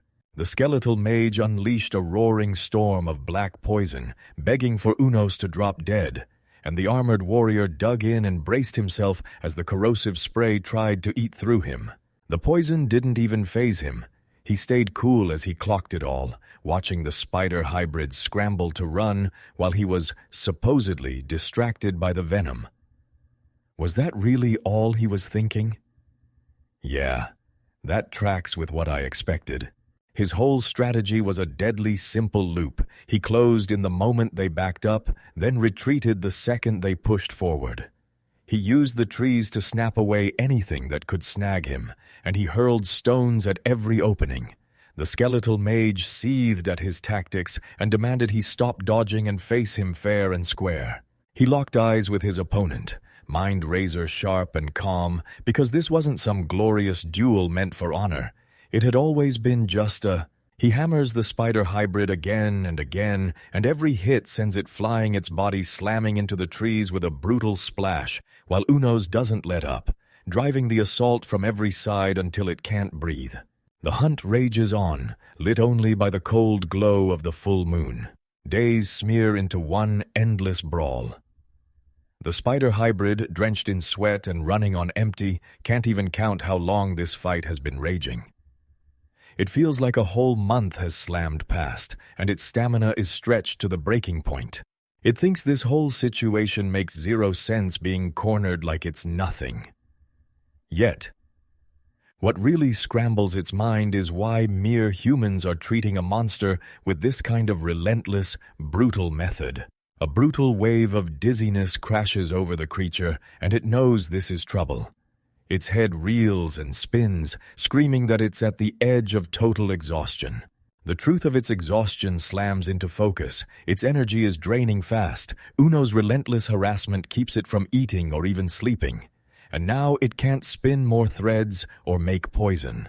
Uno lunges the second the hybrid falters, smashing a brutal hit into its jaw and blasting black fluid from its mouth. The creature staggers backward, getting crushed by searing agony. And it can't even make sense of what's happening or why the pain is so brutal.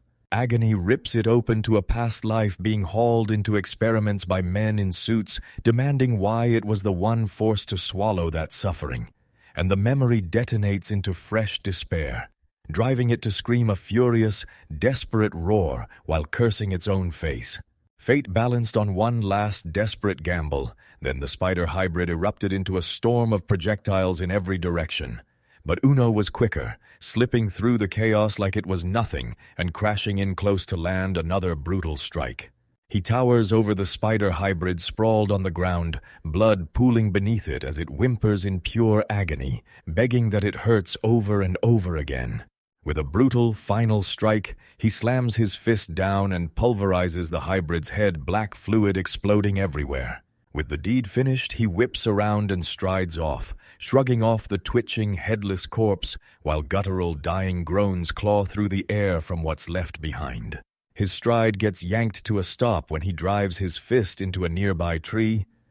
Crack, like the world just split. Braced against the rugged bark, he starts clawing his own armored face like it's burning, and his whole body shakes with raw fear. A jolt of dread cuts him off mid-breath. He hears the creature's words and knows them by heart. It's Furlitos. He whirls back to the corpse, disbelief crashing over him as the hybrid's last breath hits and the broken words he once heard slam back into his mind. No way. Under the cold moonlight, the creature's words slam into him hard, and then it drops the truth. You're just like me. He relives the moment he barked that one brutal word at the creature, one command, and everything changed.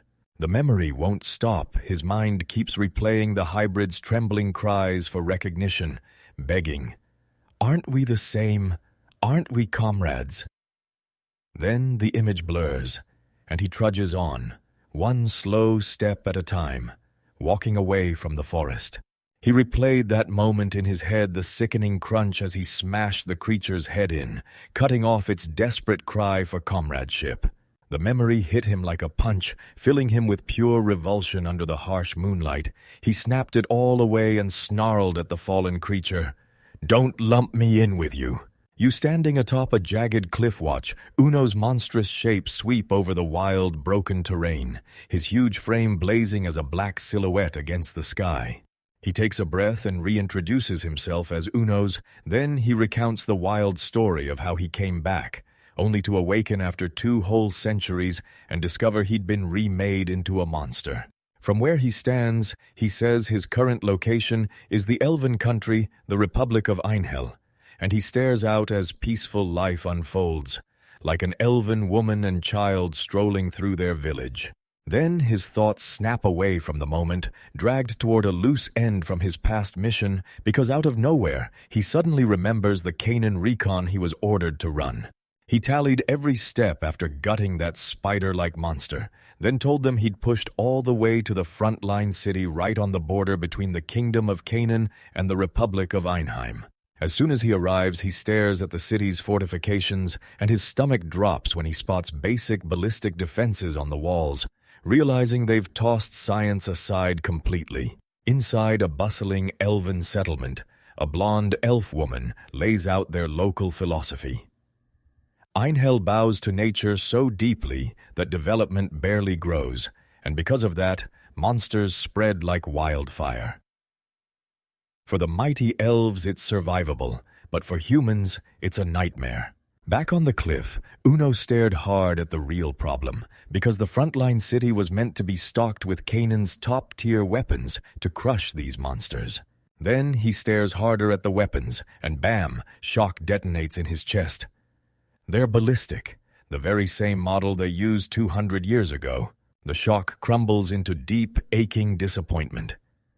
He looks around and declares the town shabby and run down, and with that one brutal truth, every last hope he had for the Kingdom of Cain dies on the spot. He stared down at a sprawling, sun-blasted valley, jaw set, thoughts locked in because the next mystery on his list was hell, and with a gritty grunt of resolve, he decided the time had finally come. Ця думка виникла, і він стрибнув з обриву, спускаючись швидко. 16 днів вже минуло з моменту його прибуття в країну, час, проведений за вивченням ельфів. Тепер він рухався вперед, прямував прямо до місця розвідки. Hunched in his secret lookout, he replayed everything he'd learned. He'd heard elves were magic geniuses, while humans needed spells and incantations to make anything work. And the kicker was that elves cast powerful magic non-stop with no fail at all, which felt like pure cheating. A cheat code to surpass magical skill, and as he watched, he couldn't ignore how stunning the women looked, and yeah, the men weren't exactly ordinary either. This mastery didn't come from some secret training. It grew because magic was woven into their everyday life, and he watched it happen for the smallest things, lighting a fire, grabbing an item, even drying clothes, until that constant casual use sharpened their control to an unbelievable level. Peering from the bushes by that calm, glassy pond, he realized the elves' magic wasn't the real nightmare, and anticipation shot through him as he knew the worst threat was right here. About time. Used on their reputation, everyone knew elves were famous for their looks, but seeing them up close, hit like a whole different universe, he swore it was undeniable truth, because right here at this recon spot, he'd personally studied more than 100 elven women. His river patrol was finally done, and with it came a chilling clarity. He'd cracked the biology of this deadly species for real. Now he had one thing left. Move to the next spot. He slipped into reconnaissance spot number 02, and from the safety of the leaves, his gaze sharpened, his eyes tightening as he locked onto his target. His eyes snapped onto a calm elf woman, flanked by 2 little children. Then it hit him. He found them. This was the Miss number 06 he'd been chasing. He pressed on with his assessment, and among every elf he'd seen, number 6 hooked him the most, one of the two who could actually hurt him, so he watched her routine closely. At this time, whether she was a teacher or something close to it, she always came with children, and he confirmed the name in his head. It was her nickname, the one he'd given her. He kept watching from afar, letting his mind race over the scene's beauty, because sure, being completely unclothed is one thing, but seeing wet undergarments cling to the body and turn faintly translucent, that was the real hook. This sight slammed him with pure awe, and he couldn't stop marveling at how viciously powerful that erotic rush was. Then he uncovered a whole new faculty with a single act of focus. His vision sharpened and zoomed in, letting him inspect every detail even more deeply. He dropped into a hidden nook in the foliage, staring at the world like, "Please let it happen again today." From his cover, he watched the elf teacher and the kids clustered along the water's edge. His question didn't hang in the air for long. The kids launched a prank on the teacher, and one of the boys yanked at her clothes like it was a game. She shouted for them to stop, but Uno saw her gentle nature right away, clocking that she'd be an easy mark for their mischief. And that's when he understood. This is exactly why those young boys acted the way they did. The prank caught the teacher completely off guard, but that young elf boy didn't back down. He called it outrageous, then pumped the others up to keep going with full-blown determination. Crawl deeper into the thick foliage.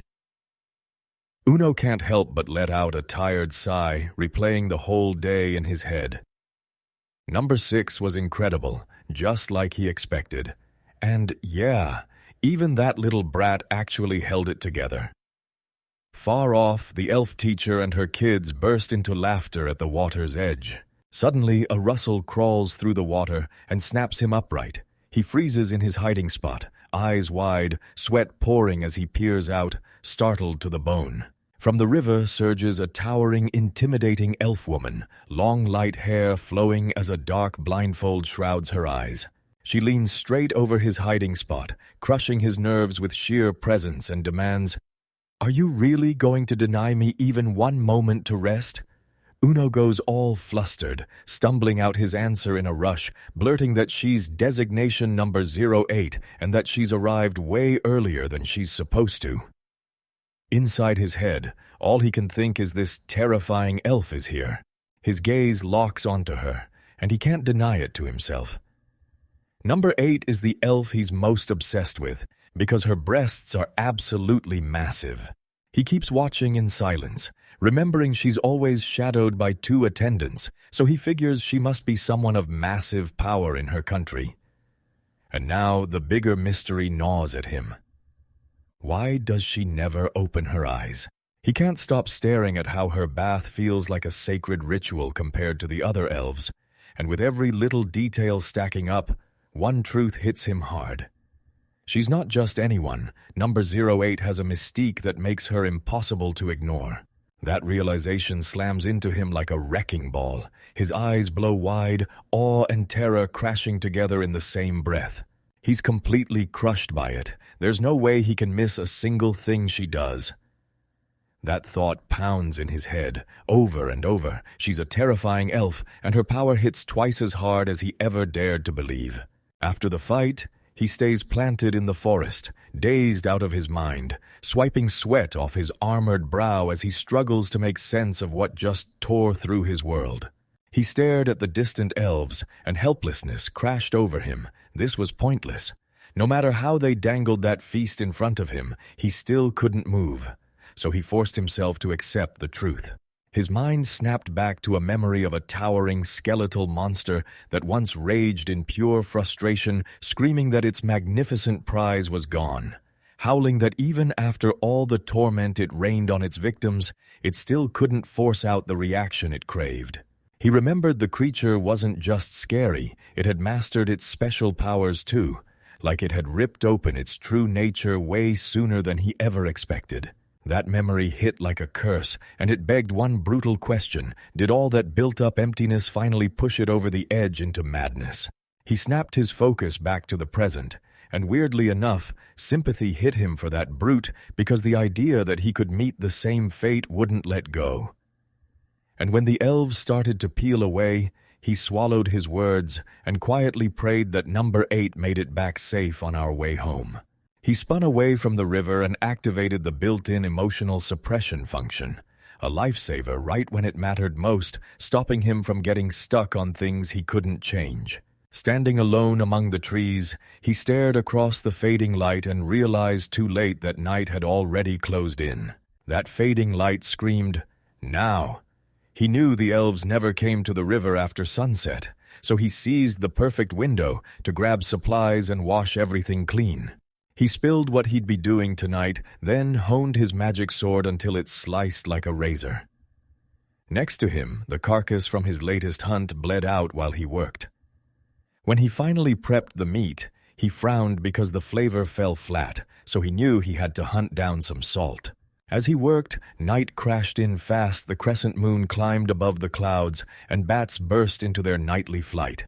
Deep in the forest's hush, Uno jolts up from the leaf-covered ground, unable to rest a single moment. He slams back down, squirms, then jerks upright again, his thoughts snapping into focus as panic churns through him. Agitation burned in him because he couldn't forget that skeletal thing's words saying there were plenty of reasons to go back, claiming that if he returned to the Empire, he might uncover more of them, more test subjects. He stares at himself like, was that hesitation just indecision? And deep down, he finally confesses the truth he's known for ages, that he needs to turn back and head to the imperial capital.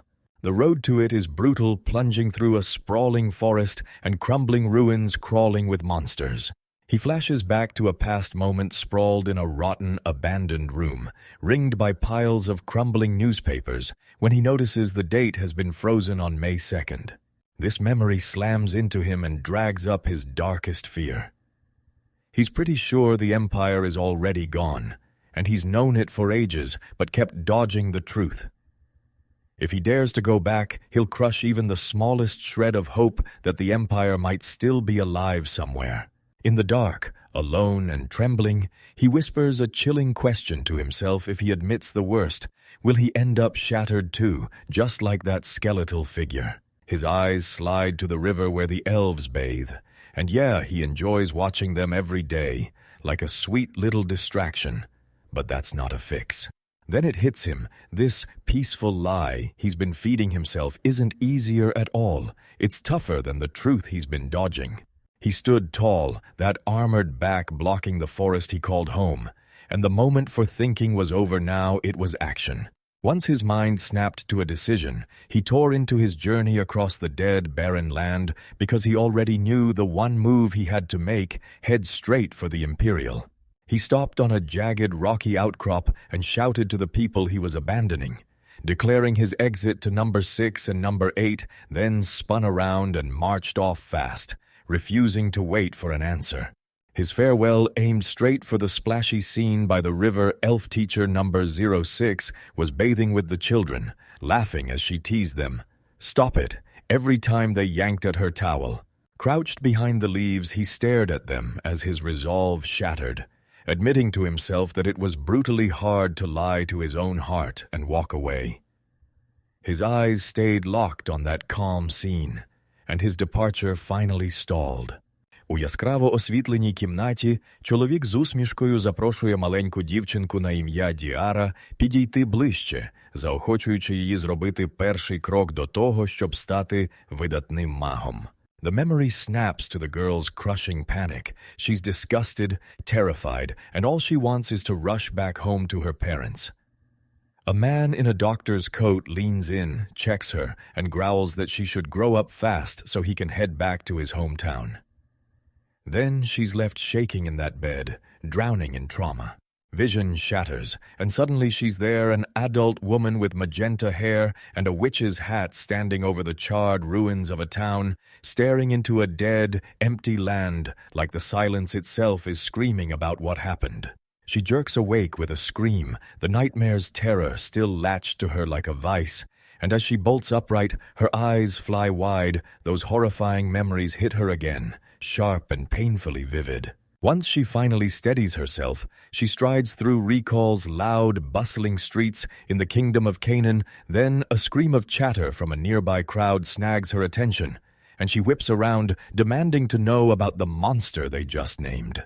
Gister hunted down a potential informant, an eerie woman with long, reddish hair who swore she'd already told the guards. Then she got hit with a silver coin from Gister, any scrap of info, even the trivial stuff. And once the bribe sparked her curiosity, she promised to spill everything she'd seen to him. The informant kicks off her story and paints a scene of pure chaos. She and the others are being dragged toward the kidnapper's hideout when a monster suddenly bursts onto the scene, flipping their nightmare into a full-blown bloodbath. She adds that the kidnappers bolted almost right away when something that terrifying stood there. Their escape made total sense. The woman says the monster's moves didn't make sense at all. It grabbed nothing and then bolted away, but not before locking onto them with a relentless stare, like it was hunting for something. Jester demands to know why it smashed into the carriage in the first place, and the informant admits she has no clue. As she finishes her tale, her voice spikes with the fear she still remembers. She truly believed the thing was gone for good. Then, boom, it surges back, its massive head suddenly crashing into view at the carriage window. She wrapped up her report, then admitted the creature just locked eyes on them for a moment, then turned and vanished, leaving them with nothing but sheer confusion. She admitted it was nothing but a woman's intuition, yet she couldn't shake the feeling that something was staring straight at her chest with brutal intensity. Gister chewed on that thought, then blurted out whether those creatures only saw human women like that. The reddish-haired woman finally agreed that, in the end, nothing happened, and they were safe. But they'd been standing on high alert the whole time. She shifted the talk and showered Gister with praise, calling her beautiful and stunning, then offered her a high-paying job at her own place. Gister blinked, unsure if it was real or just a tricky compliment, but she nodded anyway and planned to talk her way through it later. Her mind was already racing through the new info. She was sure the target was in Canaan, and it felt like it was closing in. As she strode through town with her companions, their chatter drowned out into nothing until, at the word predator, a memory snapped back like a trap. A man's voice thundered in her head, coaxing a young girl. "Come to me, Dayara, you've got a gift." And suddenly, she was 8 again, swallowed by a mentor's sweet lies, led into the cruel truth as he hunted girls like her, all because he dangled her magic potential like bait. Her memories snapped into a terrifying vision of her hometown, shattered and burned by monsters, and even after everything she'd suffered at others' hands, she kept grinding, training harder and harder until she clawed her way into adulthood. She remembered how despair crushed her and slammed her to the unforgiving ground, leaving her utterly shattered. Out of that despair, a new strength ignited. She stood amid the rubble, and only later understood how grief and rage must have driven her completely out of her mind. When nothing was left to matter, she turned into an adventurer, getting betrayed and abused even by people who claimed to be her comrades. She squeezed her suffering into one unshakable goal, hunting monsters non-stop until surviving near death. Moments became just another routine. Her only drive burned like a wildfire. She was going to wipe every monster from this world and make their existence vanish. In the middle of that relentless crusade, she finally crossed paths with the siblings, Reina and Liza. She'd only ever jumped into teams that already existed until now. This was the first time anyone had asked her to build a brand new one, and Lysol leaned toward her with that heartfelt look, asking if she wanted to join forces with them. Lizelle remembers how he brushed it off, figuring he could bail any time he wanted until Gister slid into their group, and the confident warrior Gista practically begged to join too, locking in their brand new party for real. Together, they wrestled through misery and triumph side by side, beating back countless life or death threats as one unbreakable unit. Not long after, their team got paid off because after that brutal fight, Lysil, soaked in blood but blazing with victory, screamed that they'd shattered the ogre with a magic sword. Then he just lay there, wounded and smiling with relief, laughing at how he'd honestly thought he was about to die. Rena bolted to his side and pleaded with him to shut his mouth because his wound was still fresh. Gister shot a wry grin down at the injured Lysil and told him to rise up and become worthy. Then Lysil, still shaken, asked what they should do with the magic sword, saying the leader should keep it. It recalls that playful question about his potion, the one Lysil admitted he'd already used, then camaraderie hit hard, and Lysil felt his temporary team turn into a real home, until a cruel shadow crawled in. Monsters always steal what matters most. That memory snaps into place and hardens Jester's resolve. She declares the sword is proof she once belonged, and she'll reclaim it no matter what it costs. Tears blur her eyes as she thinks of Diarra, clasps her hands tight, and begs with all her heart, "Please, come back alive." Gister clenches her resolve and charges through the city streets, her long hair whipping behind her as she strides with purpose. One goal burned into her mind, one silent promise roaring in her thoughts. "Wait for me, Rena." Athena, already knowing, storms into a dead, wrecked wasteland, each heavy footstep pounding through the dust of smashed buildings. He stared back on everything he'd survived, then tore out of Einhell and raced southeast toward the imperial capital with every ounce of speed he had, while the scars of past battles marred the land in plain sight. Relentless urgency drove him to these exact ruins by sunset, and the dying light stretched every shadow across the wreckage. He scrambles through the rubble, trying to pin down where he is, and then he's like, "This has to be Idris, but how could it look this wrecked?"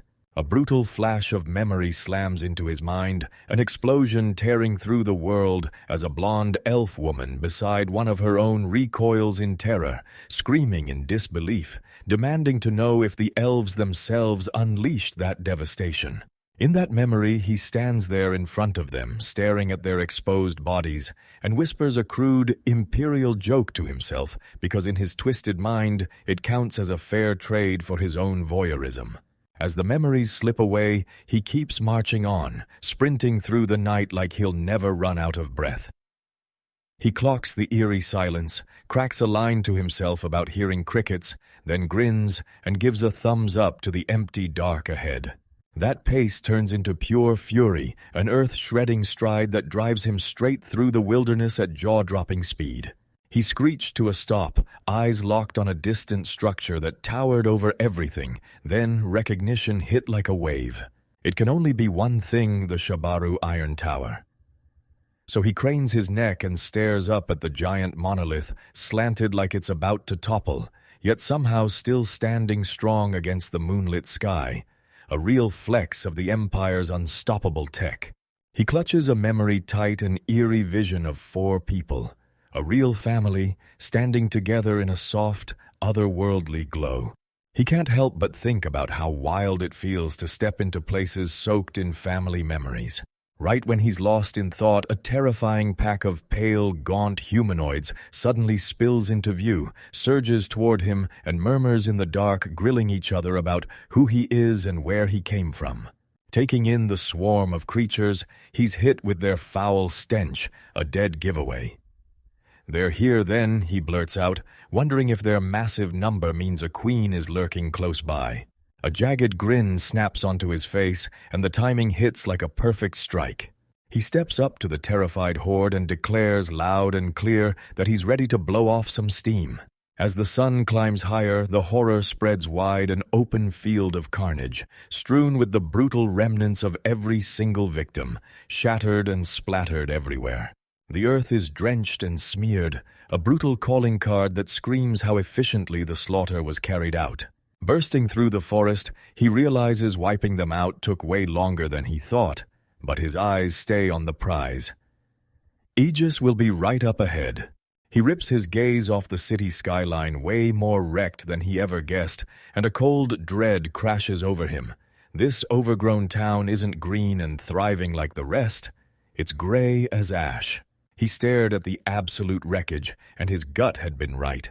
The whole town reduced to glowing ashes. He couldn't stop asking what could have done that kind of total destruction.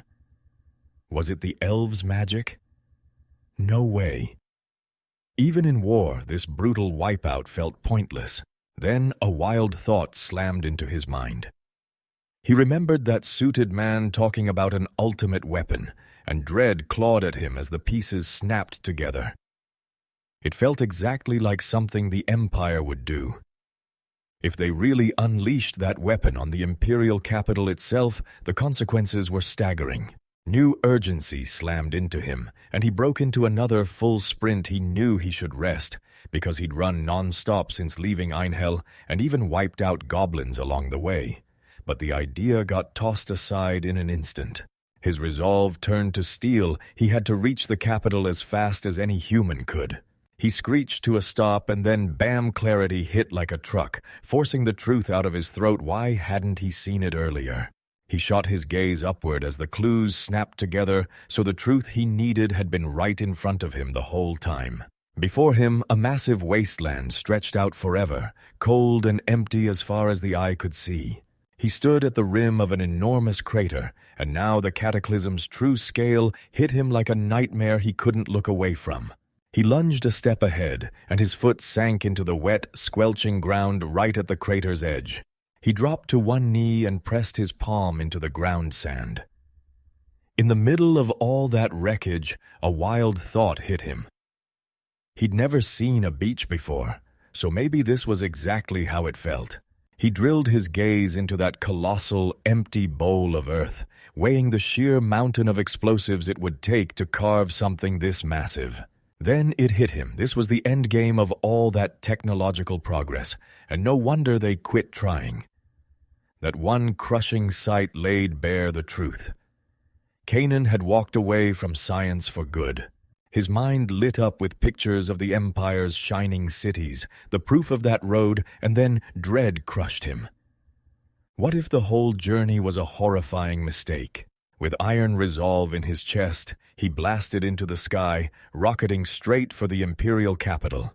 Hiding behind thick leaves, the armored Uno's peers steps out and flashes a bright, unseen greeting, yet his eyes lock onto one target. He quietly praises number 08 for the way she bends over, and can't stop looking. His playful remark crashes into a terrifying truth. He's standing alone in a dead, crystal-strewn wasteland, staring down the fate of the Furlitos Empire. Like he predicted, it's vanished for good, wiped out by the Empire's own collapse. Elsewhere, 3 powerful elf women gather in secret, and their supposed leader snaps that now the Empire is gone. Her focus has to shift straight to the biggest threat looming over them, the true form of the elves. She explains it plainly. This is exactly why she's running her observations even now, and right in the middle of the scene, we catch her bathing, proof that her surveillance of her own kind is still in full swing.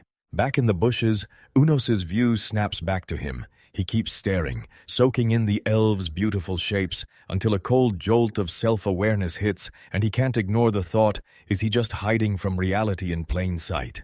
The thought hardens into a brutal truth. Yeah, he's sprinting straight away from reality. That hit him like a flashbang. Memories tore open. Back when he was human, he clung to one stubborn thread of hope, brainstorming with his co-workers, convinced that even if the Empire crumbled, someone might still live on and carry forward the research needed to bring his humanity back. The memory slips away, and he's left staring at a giant, hollow crater where that hope used to live, and he can't deny it. His bright, wishful thoughts got smashed fast, and for good. His thoughts spin into a panic-fueled storm of questions. Am he stuck like this forever, cursed to be alone, doomed to stay powerless? He doesn't completely hate the monster body he's trapped in, but deep down, some part of him still aches to be human again, someday. Just when despair starts to swallow him, the bathing elf snatches his focus back. An instant gauge pops up, showing his mind flipping from overwhelmed to blazing energy. And for a brief moment, the sight kicks his existential dread to the curb. He whispers his thanks to a mental vision of an elven woman, the goddess of breasts, because he swears those wild fantasies are the only thing keeping him sane and steering his self-control through all this chaos. That coping mechanism is born from a brutal, dark thought. If he'll never claw his way back to being human, then maybe the healthiest move is to stop fighting accept the fate waiting for him, and truly see himself as a monster.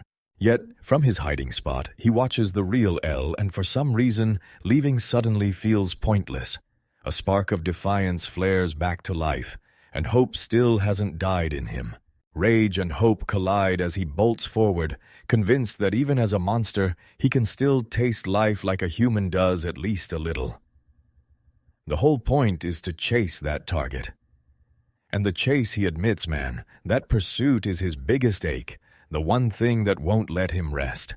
Later, his anger spills out during a meal with his family. Every bite is awful, totally flavorless. Uno finally gets it every time he chomps on meat. He suddenly craves salt, but he's kept dodging the whole thing and never gone to get it. He weighs his options, but the soul from the fallen empire is useless now, no deals left, no way out, and theft is the only path he has. So, with a grim reluctance, he forces the ban on robbery to be lifted. With his mind locked in, Uno bursts into action. He's sprinting straight for the city of Canaan to grab salt, and maybe even a few spices too. While everything twists and shifts, right there in the city of Canaan, Orlando can't take it anymore. He grips his head with pure, boiling frustration, like his mind is about to snap. Captain Orlando's panic snaps the air. Arngale looms over him with a hard, stern stare, ripping into him and making it crystal clear he'd already warned him about this exact thing before. Arngale slams his palm onto the desk and roars that Orlando needs to nail basic literacy. And Orlando, trembling, tries to argue back that he can at least write his own name. Frustration roaring to life, Arngale snatches Orlando by the cravat and growls, demanding to know why he's slacking, especially after seeing Lloyd and everyone else locked in over their studies. He leans in even closer, blurting that for God's sake they've got no time, so he'll read only the important bits. Orlando snaps back, asking if Arngale actually wants to get hit. Then his tone drops fast. He apologizes, grows meek, and quietly admits he loves him. Their focus snaps to a report about a brand new species, and Arngale can barely stomach the claim that the creature wiped out the old Einhell goblin colony all by itself. Orlando, lost in thought, finally nods, saying he's sure it was the work of that very being. He remembers the report. Its threat level was labeled disaster class, only because there hadn't been major damage yet. Now he knows the strange creature isn't even at its peak, and just by how it looks, you can feel the next wave of destruction coming. Orlando's grin turns greedy as a darker fight looms on the horizon. He vows that once conflict erupts, the bounty will skyrocket, and his squad, the daybreak battlefield, will snatch the prize. Arngale can't take it. His commander's shameless greed drags out a tired sigh, and Arngale shoots back that Orlando practically has the word money stamped across his face. Orlando cracks up and shrugs, admitting they still want the money, with his hands on his hips, but Arngale snaps at him to stop the warmongering and get himself under control. He slams back into action, explaining how their money is bleeding away on swords to fight this new species. Then he turns to Orlando and begs him to grab some solid requests to help train the fresh recruits. Orlando nods and agrees without hesitation. His face hardens. Yeah, the weapons are stronger now, but they're still in a brutal shortage of mages, both in numbers and skill, and he starts to wonder if there's any place where it's not the same.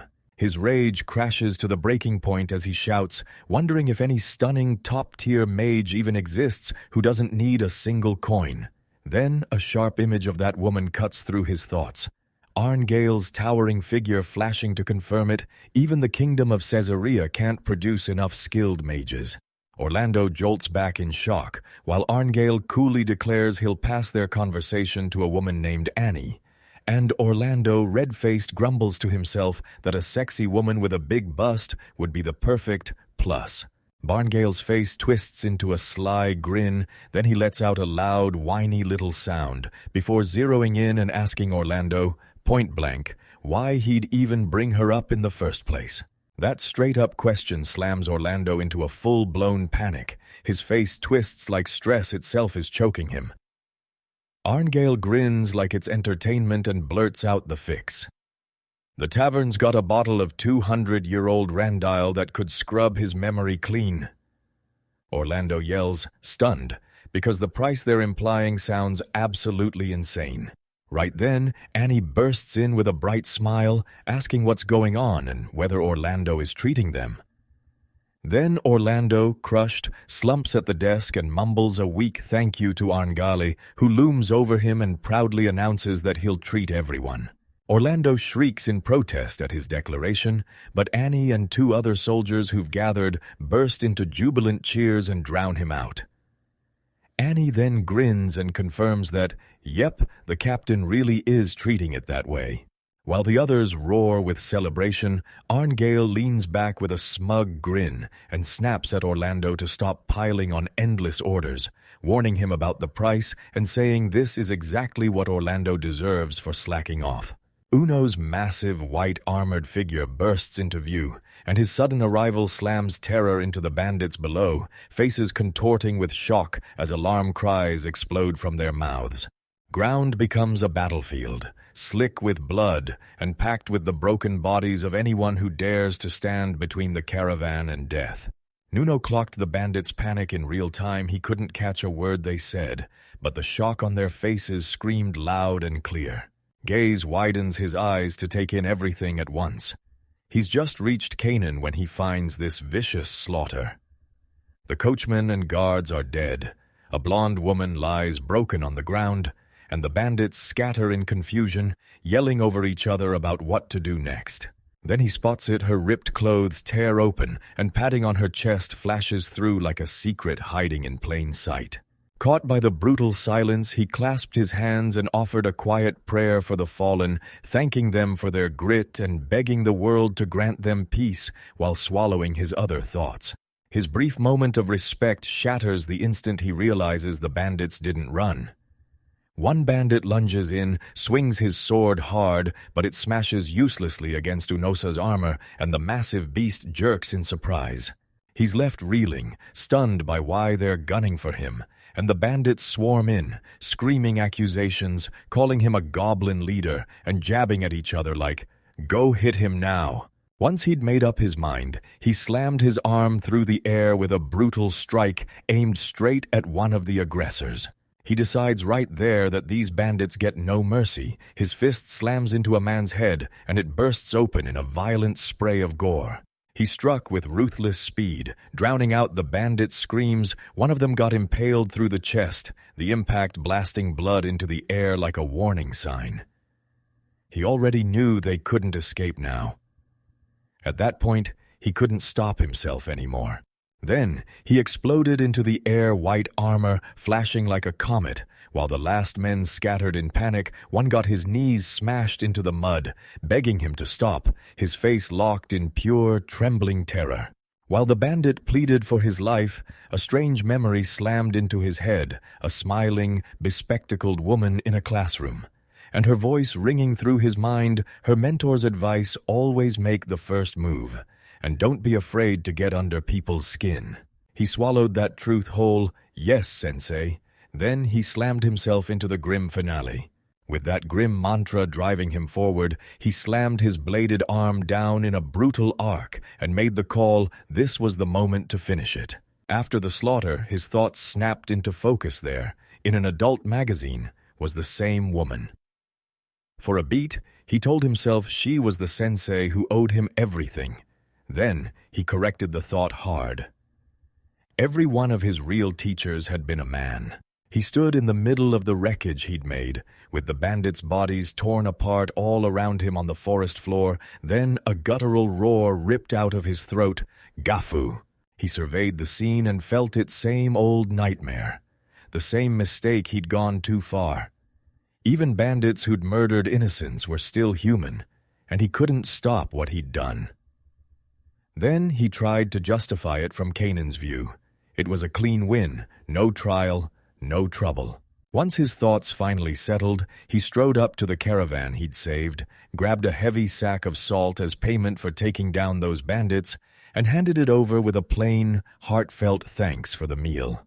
His next move hit like a nightmare. Survivors from the caravan erupted into screams, shouting that he was a monster and that they were all about to be slaughtered.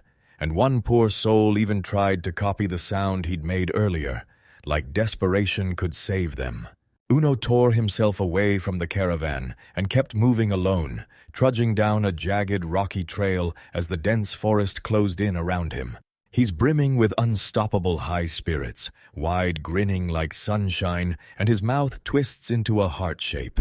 Then it hits, his smile has a reason. He managed to get his hands on 2 huge jars, packed to the brim with salt.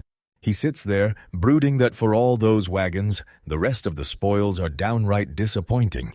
And after living on dried meat for what feels like forever, he can't wait to finally cook up all the new dishes he'll make with his prize.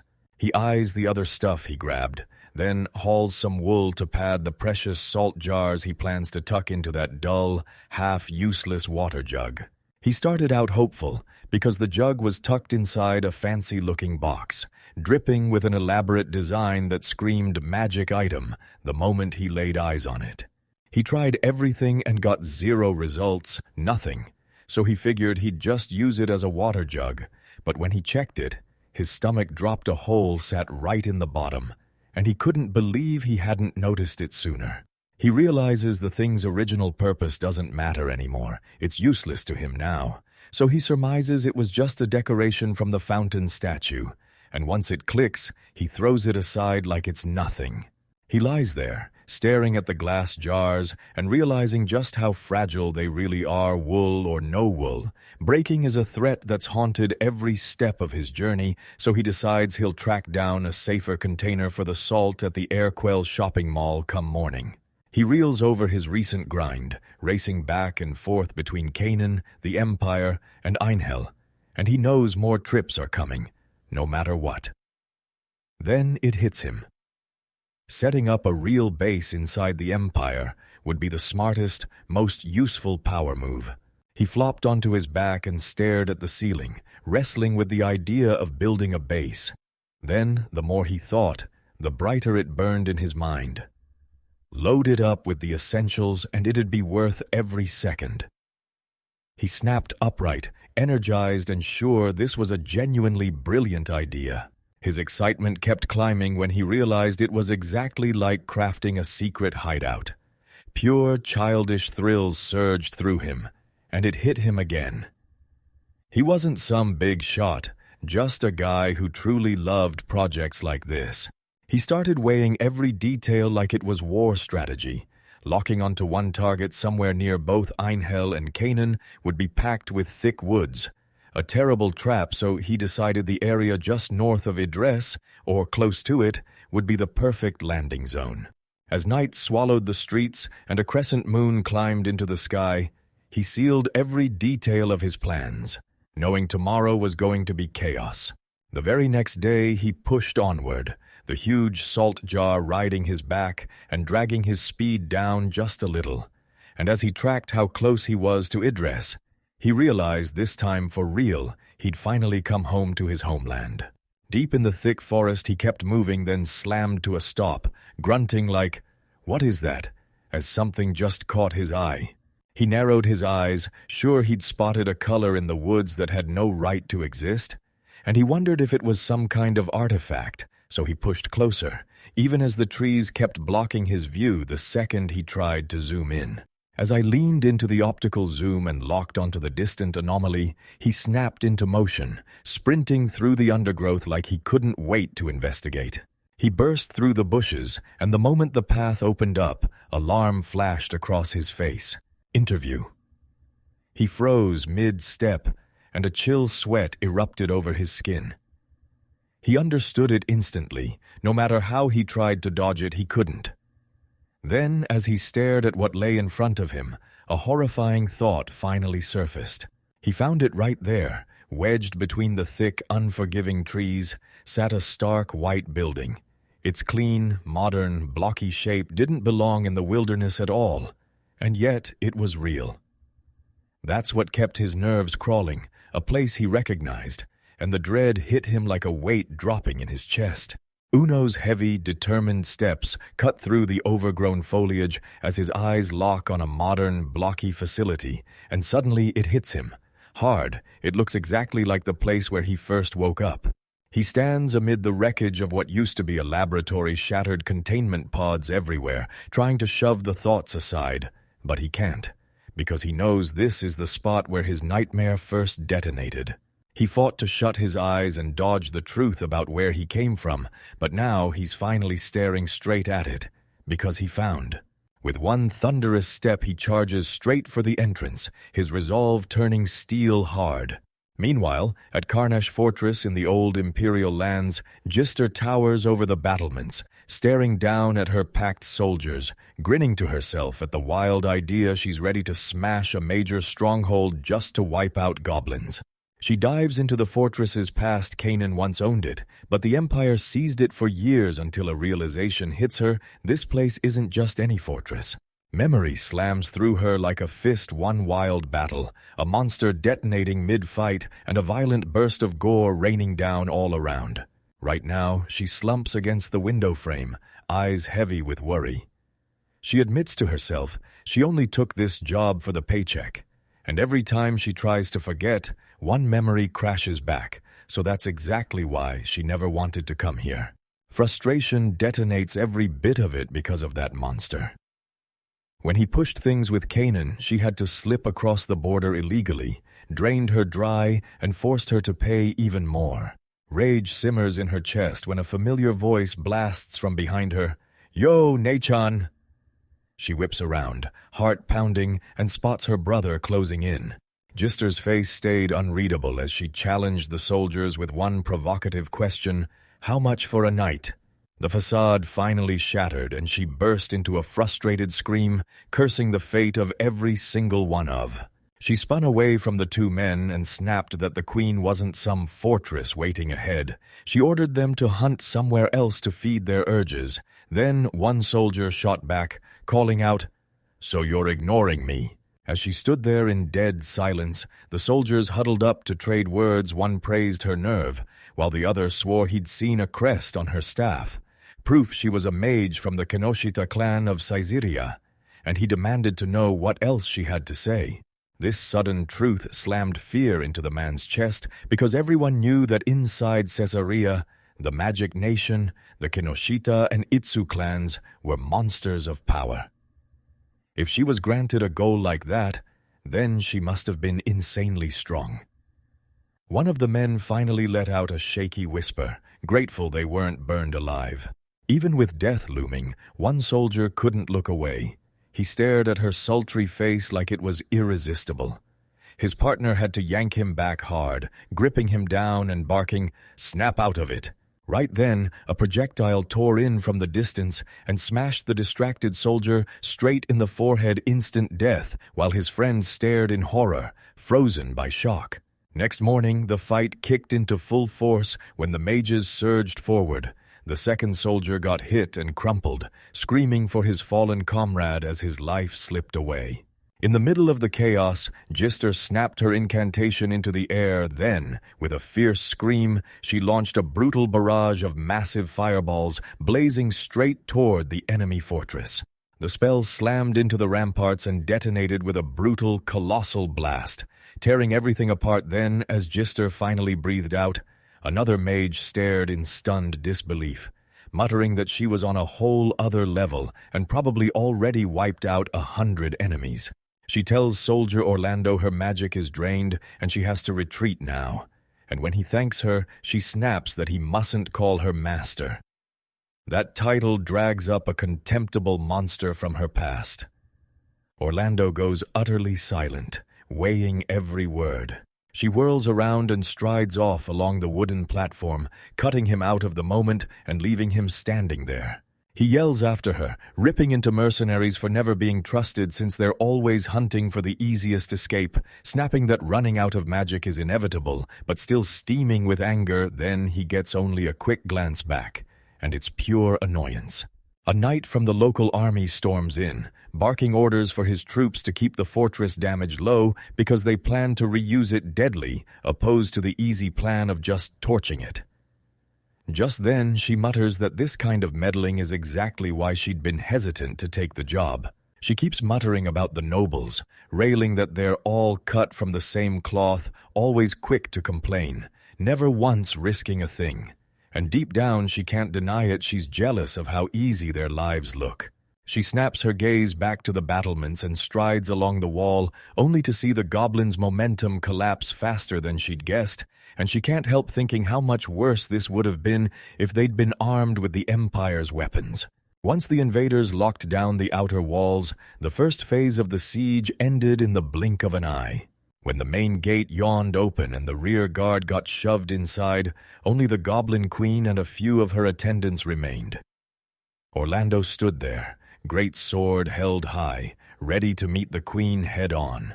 With a ferocious grin, he swings that massive blade in a brutal arc, and a dark spray of blood explodes across the stone floor.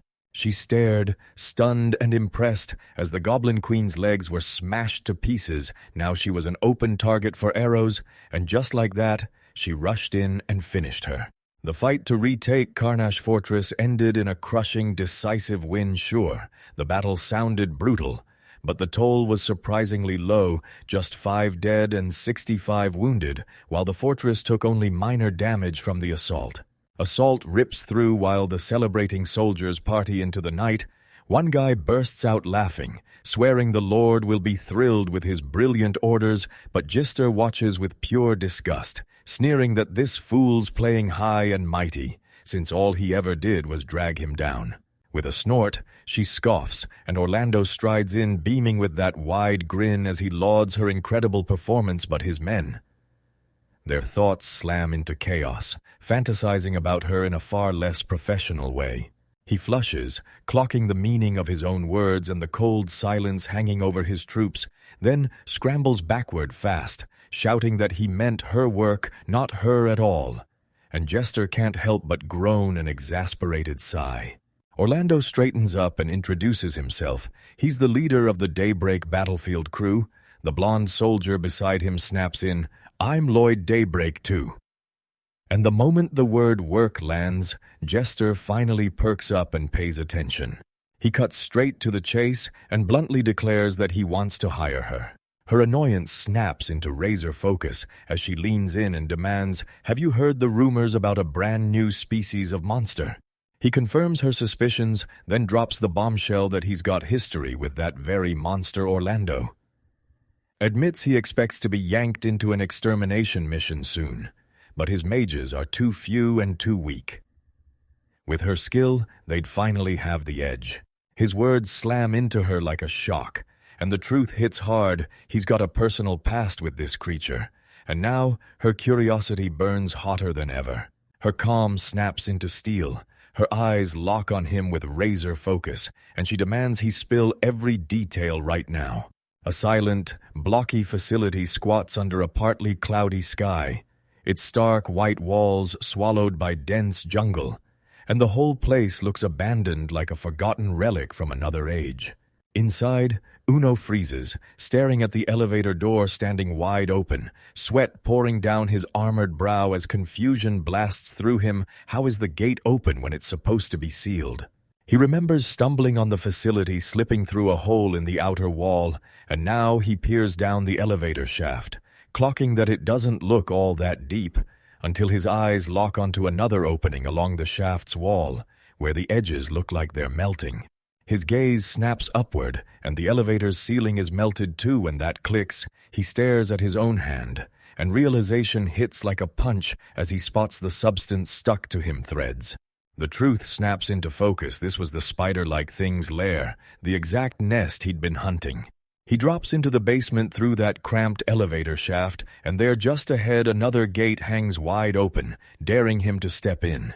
He shuts out everything and sharpens his senses on Hylure way out in the dark. He barely catches the faint scrape of movement. Suddenly, everything clicks. Of course, the gate was never meant to be open from the start.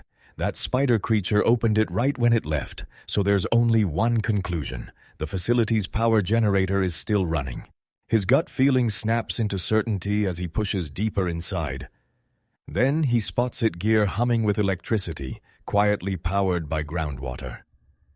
With the truth locked in, he wastes no time and starts digging into exactly what's going on. You stumble on a powered-up machine, pull the information straight from it, and trust it. Then you realize the fact it's still running is proof that the Empire's tech was built to last. He surveys the old facility and clocks the grim truth. Those power generators will sputter out in about 300 days, yet right now they're flawless. The thick underground build keeps monsters out, and with a tiny trickle of electricity, he's got light and power. Still, he won't let panic win. He files the real problem for later and plans to extend the supply when the time comes. With a roaring, victorious gesture, he announces that this very place will rise as the Empire's secret base of power stronghold.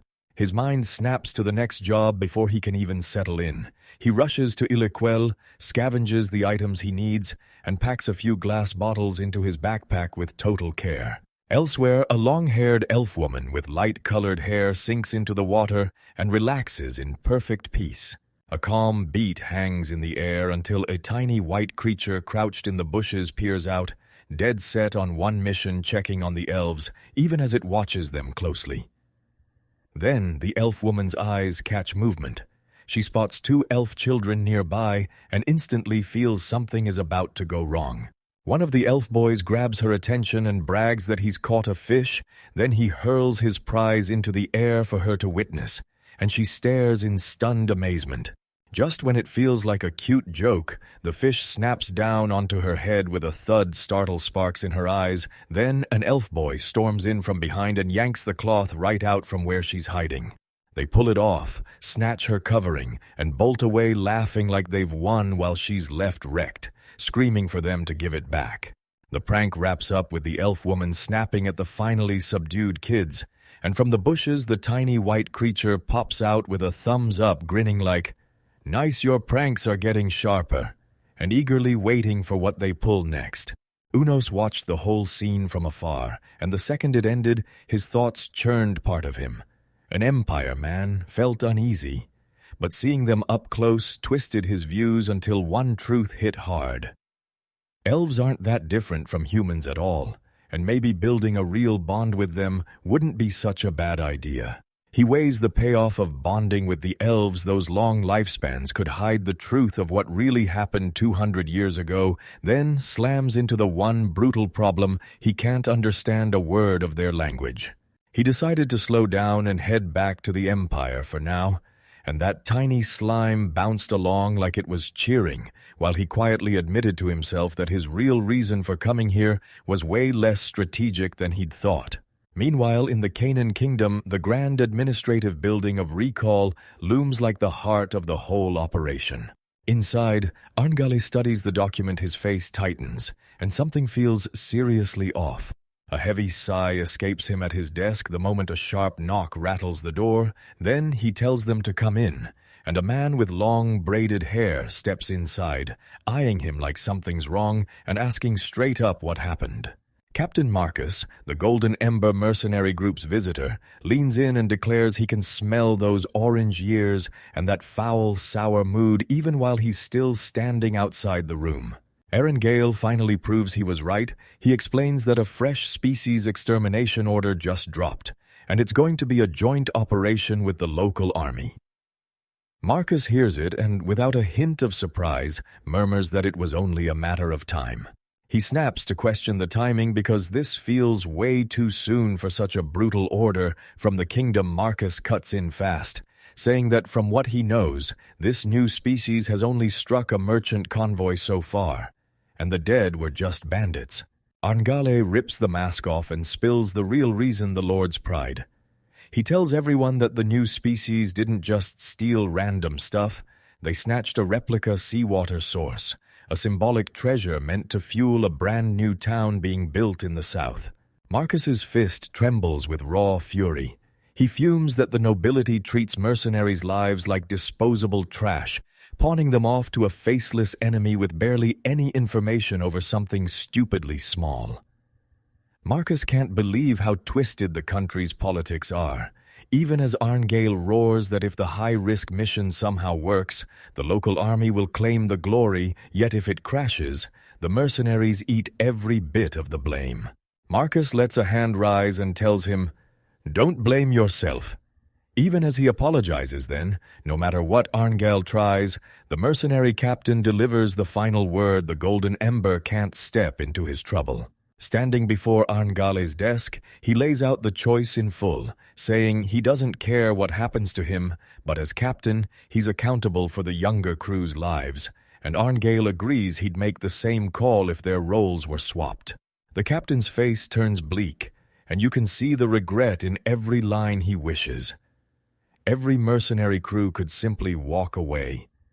But daybreak is mandatory, no exceptions. He tells himself, the only reason it's them is simple.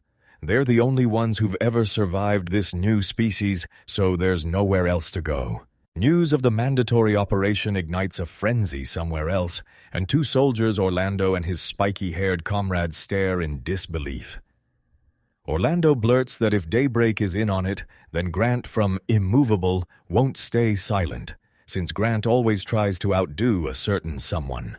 Back in the office, Marcus leans in and guesses that with someone that's skilled in the mix, this could still pull through. Yet Arngale shuts him down instantly, flat out refusing to believe it. He exhales a world-weary sigh and admits it plain the older you get, the more you find yourself turning into a coward. His eyes go far away, and he shoots Arngale a question, could what he's feeling be the whispers of a land? He hasn't laid eyes on it himself, but he can still feel it breathing in the dark. Right then, that terrifying presence pushes through a thick, forbidden forest way beyond what humans are meant to touch, while Uno barrels forward on one unstoppable thought, driven by Boob's power, storming onward, Uno's. He jolts awake, eyes fluttering open as a morning voice greets him. He whips around and finds the elf teacher, Miss Number 06, sprawled right beside him, chuckling like she knew it all. And she watches the moment he fully wakes up, leaving him stunned beyond words. She scoots in even closer and taunts him, smirking as she points out that his little friend has been huge this whole time, while Uno's face detonates red with pure embarrassment. Suddenly, he rockets off the bed with a triumphant roar, grinning like he's just won the world his tale. His partner is back. He flexes with pure joy, finally breathing easy again. His excitement crashes into a tense hush as he stares down, realizing it all, and mutters, "At all of these figures." He shuts his eyes and relives yesterday, how he sprinted at full speed all the way to Urquell, pushed so hard he practically collapsed into bed, stunned to learn his body had never felt this dead tired before. Uno slipped into the storage area to rest for a second, then methodically snatched up the basics plastic containers, a scrubber, dishware, and salt. You'll want to scan every home appliance first, because the ones that always need power, like the refrigerator, would basically be impossible to run. Then his eyes lock onto a huge television, and nostalgia hits hard. He's always dreamed of watching movies on a screen that big. And honestly, he's craving some real entertainment. A practical worry snaps right after his thought, what if the discs he finds are ruined, or still somehow usable? He grabs one of his finds and inspects the video camera, an old relic-like tech piece that looks like it crawled out of his former world. The device crackles to life, and a shocking idea hits him. If he uses the video camera, he can actually capture certain scenes, intimate ones, and right then, the elf teacher's image burns into his mind. He trembles, buzzing with the fear that those recordings could live on forever. Then a smaller, scared voice in his head snaps him back, warning him that voyeurism is a crime. His thoughts turn into a battlefield. An angelic voice screams that using the Empire's greatest invention for this is pure, disingenuous wrongness, while a devilish voice snaps back that Einhell has no laws against secret filming because video cameras don't even exist there, and the war inside him grinds his mind to agony. He clenches his teeth as his face hardens with iron resolve, convinced that whatever happens next is a line no human must ever cross. Moments later, joy hits like thunder. Wait, he's not even human, so of course this loophole is fair game. His inner demon howls in triumph while his better angel slumps in despair. With his moral doubt finally crushed, he steps up to a room packed with cameras, swearing the Empire's tech brilliance will light up the world again quietly, secretly for the elves. He rips through the shelves, but the thing he needs just won't show up, so he checks the catalog. And there it is, the newest Zoom model with a pile of functions. His hopes spike, then crash hard when he sees it's sold out, and even the back room has nothing. He flashes the thought of taking his second choice, then slams it down, no compromise, no backing out. A map pops up a new destination, and the route runs straight through a town that rose on weapons factories, where the electronics district is just as legendary. He smashes the fresh TV and disc player like it's nothing, then hoists his fist and roars that he'll sprint any distance he has to in the name of lewdness. Then he turns back to his base to set up the TV first, letting the goblin problem wait for now. He finally barreled into Jisvaya's town gates, and the industrial skyline thrilled him so hard you could practically feel it in the air. Resolve snapped into his face, steel in his eyes after hauling himself this far. There was no way it'd all end in a brutal letdown if the camera wasn't here. He begged fate with every breath, praying it would be waiting. His hopeful search got smashed to pieces the moment he saw it, an orc, brutalized and dead, dangling from the traffic light, blood everywhere. Out of nowhere, a dark, crushing presence hurtled into his path and landed with deadly control, and the creature barked a sharp warning this was its ground, and anyone who crossed it would meet the same fate. The creature lunged in with jaw-dropping speed, its kick smashed Uno backward hard. In a blink, he clocked it a red ogre, far smarter and built on a totally different level than any regular ogre he'd faced. He knew trouble would hit if this creature crashed his camera hunt, and the moment it interrupted him, annoyance sparked. He squared his shoulders, faced it head-on, and snarled, "All right then, come at me." Their fists slammed together with a thunderclap, and Unos's foot shot backward from the raw shock, something that hardly ever happened. The thrill hit him instantly. This was the first time he'd run into power like that. The first chance to finally go toe-to-toe in a real hand-to-hand brawl. The red ogre seized its edge and slammed a thunderous punch into Uno's head, dropping him hard. Another blow smashed into him, this time a brutal kick. The red ogre's foot crushed him in place, and Unosa's world snapped into focus. This wasn't some ordinary matchup, it was a fight to the death, and he refused to hold back or hate his opponent for it. Armed with that grim certainty, he snapped into action, fists flying with brutal precision, driving one straight through the red ogre's chest. And when Uno slammed in his follow-up, the creature detonated into a violent spray of gore, ending the fight on the spot. He'd barely finished one threat when a hulking ogre beast towered over him, and it came swinging a crude, iron-heavy club downward with brutal power, so Luno snapped his armored forearm up to catch the crushing hit. The blow hit like a hammer impact ripped through him, and a sickening crunch roared as the club shattered against his arm, blasting dark fluid across the ground. Even when the attack slammed into him, Unos didn't flinch. He stood there unhurt, staring down as his attacker's skull caved in, its body lifeless at his feet. He flexed his hand and realized the hit actually hurt, then watched the wound heal clean in seconds, so he figured, since the creature started the fight, its ending was already written. Right then, tiny angel and demon conscience figures popped into view, and Unos sat by the water's edge, mulling over the terrifying thought that with power like this, he might be the strongest thing alive on land. With every future worry looming, Uno stormed into the store. Mission locked in, find a high-end video camera. He darted his gaze across the screens until his eyes locked onto the perfect prize, a massive, pro-grade camera sitting behind glass in a locked case. His search paid off, he erupted in joy, celebrating the discovery with pure, unstoppable glee. While he was already there, he hunted for movie discs too, calling out one in particular that he couldn't wait to see. Then, just to be safe, he grabbed 2 cameras of the same model and stocked up with 50 blank discs for recording.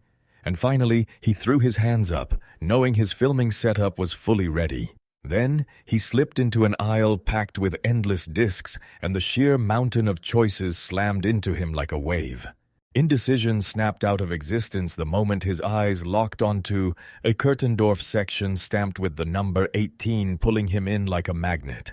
Unseen power yanked him forward. Unos pushed through the curtain and vanished into the restricted area. The shopping trip ended with a huge haul, 2 video cameras, 50 blank discs, and 3 movie discs. But the final count blew everything out of the water. 50 18 discs, every single one translated and delivered. Crouched behind the towering walls of his own purchases, Uno tried to talk his way out of it, starting with, "That gravure idol I liked just switched over to this field." Then, snapping back fast, No, this is just a test to see if the discs actually work." He swore the genre didn't matter at all. He drops to one knee in front of his fresh finds, itching to hit play right now, but propriety claws at him, so he forces himself to slow down because it would feel disrespectful to the actress if he didn't give her his full attention. Once everything's settled, he decides it's time to eat right now. Outside, a big cut of meat sizzles over a crackling fire, and he plans to cook it all the way through before he finally digs in. Then he lines up the steak perfectly on the fancy tableware he'd picked out earlier in Urquell, whips his hand with flair, and drowns it in that special Canon salt seasoning. The feast is done in Uno-style deer steak, basically grilled meat shining like gold on the plate. Without hesitation, he plunges in and tears off a huge, satisfying bite of the steak. He savors every bite, shouting about how juicy the meat is and how insane the salt tastes. Then the truth hits once this flavor's in, bland is out forever. With the meal finally done, he steps up to the metal sink and murmurs his thanks, then can't help thinking that if he loaded it with spices to kill that gamey stink, it would have been even better. Then he whips around to the faucet, firing a question at someone we can't see, and the next second, water roars to life from the tap.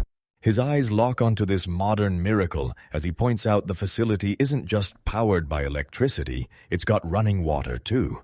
While he scrubs his plate clean, he blurts out how massive the help really is because after hauling water from the river every day, the Empire's setup hits him as absolutely mind-blowing.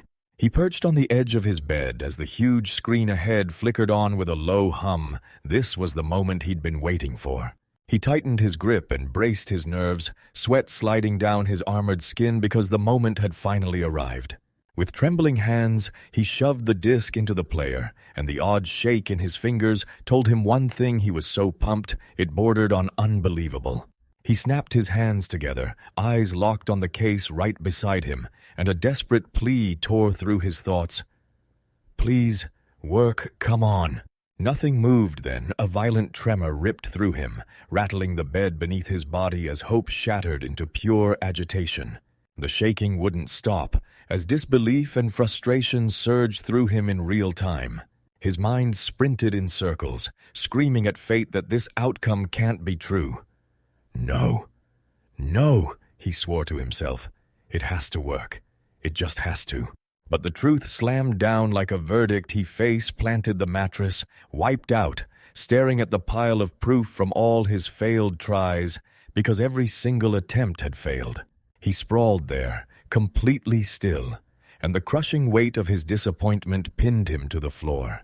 A brutal thought sliced through his despair.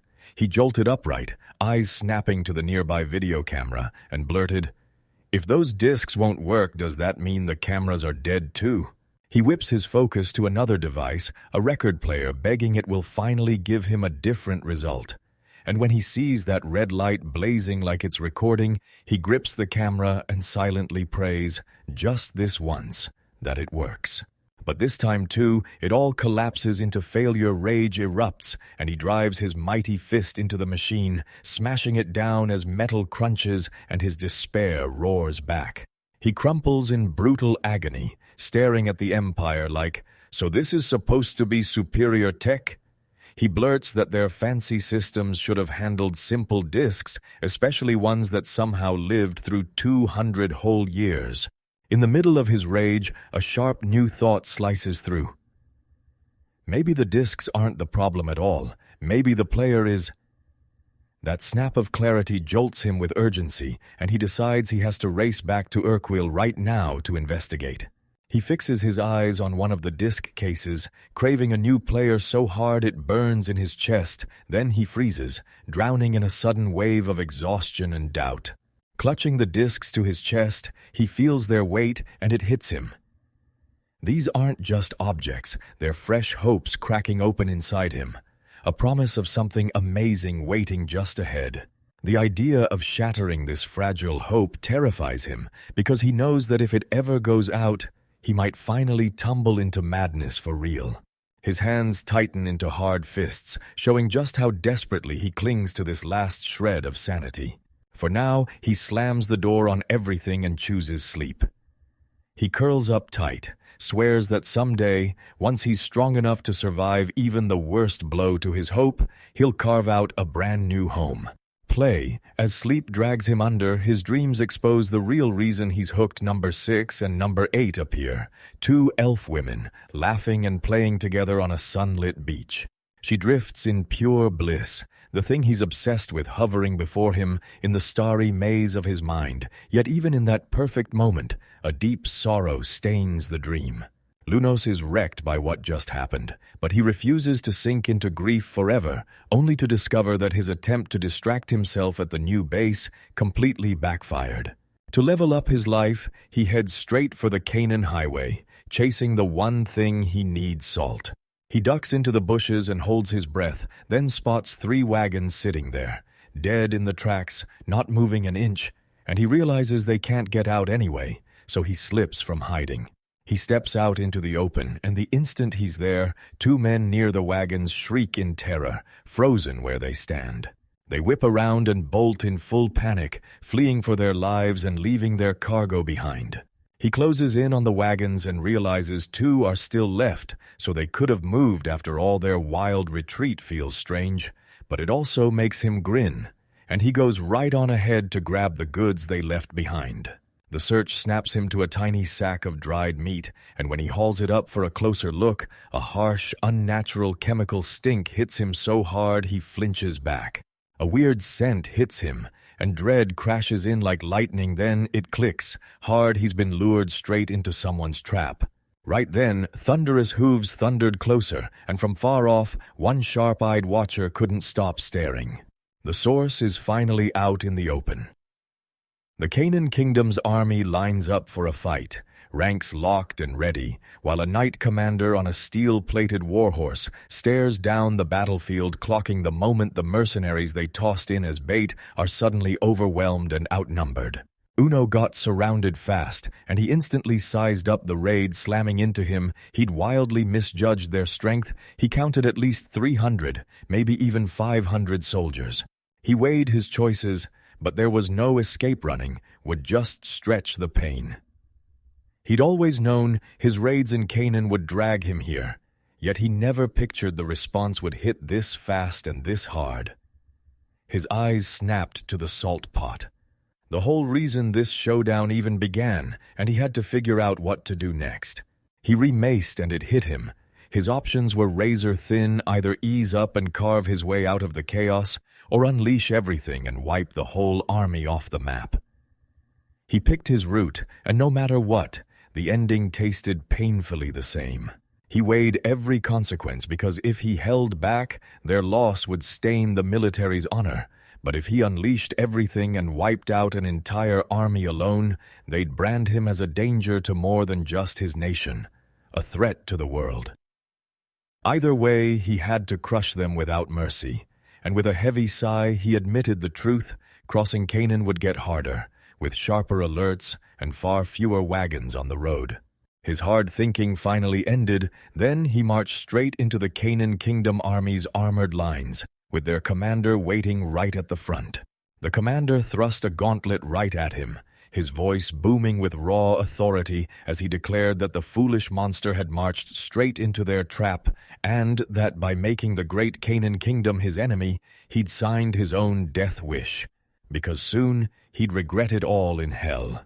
He listened to that theatrical declaration, and a grim smile snapped onto his face like the commander was putting on a show from the stage. And in that moment, he admitted to himself he'd become just as aggressive. He straightened his back, accepted the challenge, and promised to meet them face first just like they wanted, then he'd take every consequence as it hit. When his acceptance sealed the deal, the commander surged forward, threw their arm up, and screamed the command, "Archers, loose, don't think, just shoot it." As the arrows slammed through the air, Uno planted his feet and stared them down without flinching, while the commander, perched on horseback, realized that following the rules would be dull. Those shafts probably wouldn't crack his armored hide, so they'd have to lean on the mercenaries for what came next. Riding at the front, the mercenaries surge as a spiky-haired captain on horseback blasts out a roaring challenge, slamming Uno's name like a dare. Spotting Uno as a halberd wielder, he kicks his horse into a charge, eyes blazing, shouting how thrilled he is to find out exactly what that monster can do. He rockets forward only for his target to start a magic incantation on the spot. The captain clocks the monster's plan for a hit-and-run combo and swears it won't get away. Not this time. Meanwhile, Uno is stunned by how lightning fast the captain moves, tossing his weapon and leaving his horse behind as he charges in on foot. The spell slams shut with a brutal explosion that swallows the rushing mercenaries whole. Then, through the choking smoke, Bunos and his clones step out spotless, unhurt, and unshaken. He watches the mage's attack with cold disappointment, almost finding the lack of damage exciting, and with a fearless stance, he announces that now it's his turn to move. Just as he's about to strike, the mercenary captain crashes out of the smoke halberd blazing in a huge arc and smashes into Uno's side, the blade slicing clean through. The monster stares in disbelief, wondering if that halberd is enchanted or if its returning to the wielder power is something special. Then it finally smirks and admits this is going to be one entertaining opponent. He drives the attack harder and unleashes a raging storm of strikes, everyone met by Uno's blocks. The monster grins like he just confirmed his guess. This mercenary crew is packed with straight-up battle maniacs. Sure, the fight's exciting, but he can feel the real danger. There are too many of them, so he starts plotting his way out. He dodges the captain's swing at the last second, then smashes him with a huge, sweeping strike from his armored arm right out of the way, right off his feet and into the air. As the man crashes and tumbles away, Uno freezes for a heartbeat, and a spark of admiration flashes across his face at the slick move his opponent just pulled. He slams onto the dusty ground, his weapon skittering out of reach, then grits through the pain and heaves himself up on one knee, while the captain's eyes burn with rage as he snarls a defiant vow that the monster will not be allowed to escape. He grinds to a stop, snatches the fallen halberd off the ground, and flings it like a thunderbolt, sending it screaming through the air as it crashes into the captain, driving clean through his chest and out the back of his head, killing him on the spot.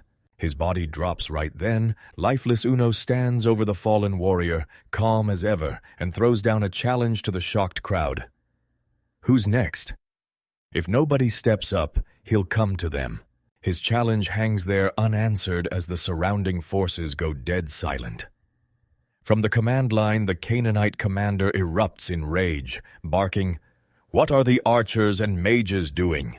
Then he slams out an order, "Hurry up and bring down the monster."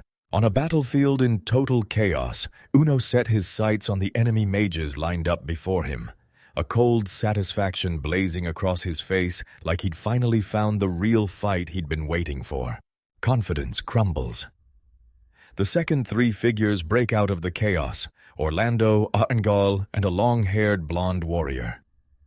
The sight detonates a painful memory in Unos, and he jerks back in shock, while Orlando strolls up and greets him like it's no big deal, saying it's been ages. Fear and fury explode in his chest. He rockets forward and slams a brutal punch straight at Orlando.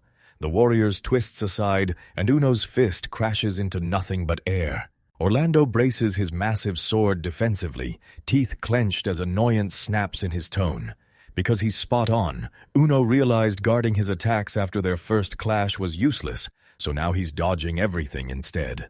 Uno snarls a promise and hurls another punch with crushing force. It detonates on impact, but Orlando slips out of the way in a blink and the attack blasts empty air. Orlando snaps upward with a razor-fast slash, his blades biting into Uno's side, and the impact shocks Unos who had dropped his guard, convinced they were weak until the truth hits him like a jolt he's been played, and his defenses were the trap.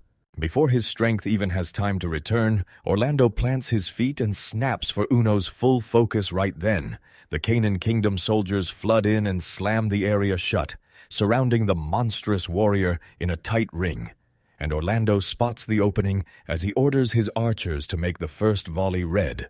Fire's command crashes down, and Uno braces for the volley, only to find the knight's aim is a mess, every strike out of sync. Arrows scream in one just clatters off his armor. Harmless, and then his focus snaps to a charging figure. Blonde, reckless, and unmistakably number 05 charging straight through friendly fire. She dashes in with her magic sword drawn, and the moment he sees her closing the gap, he's thrown confused by the stunt, because he knows that kind of weapon never works on him.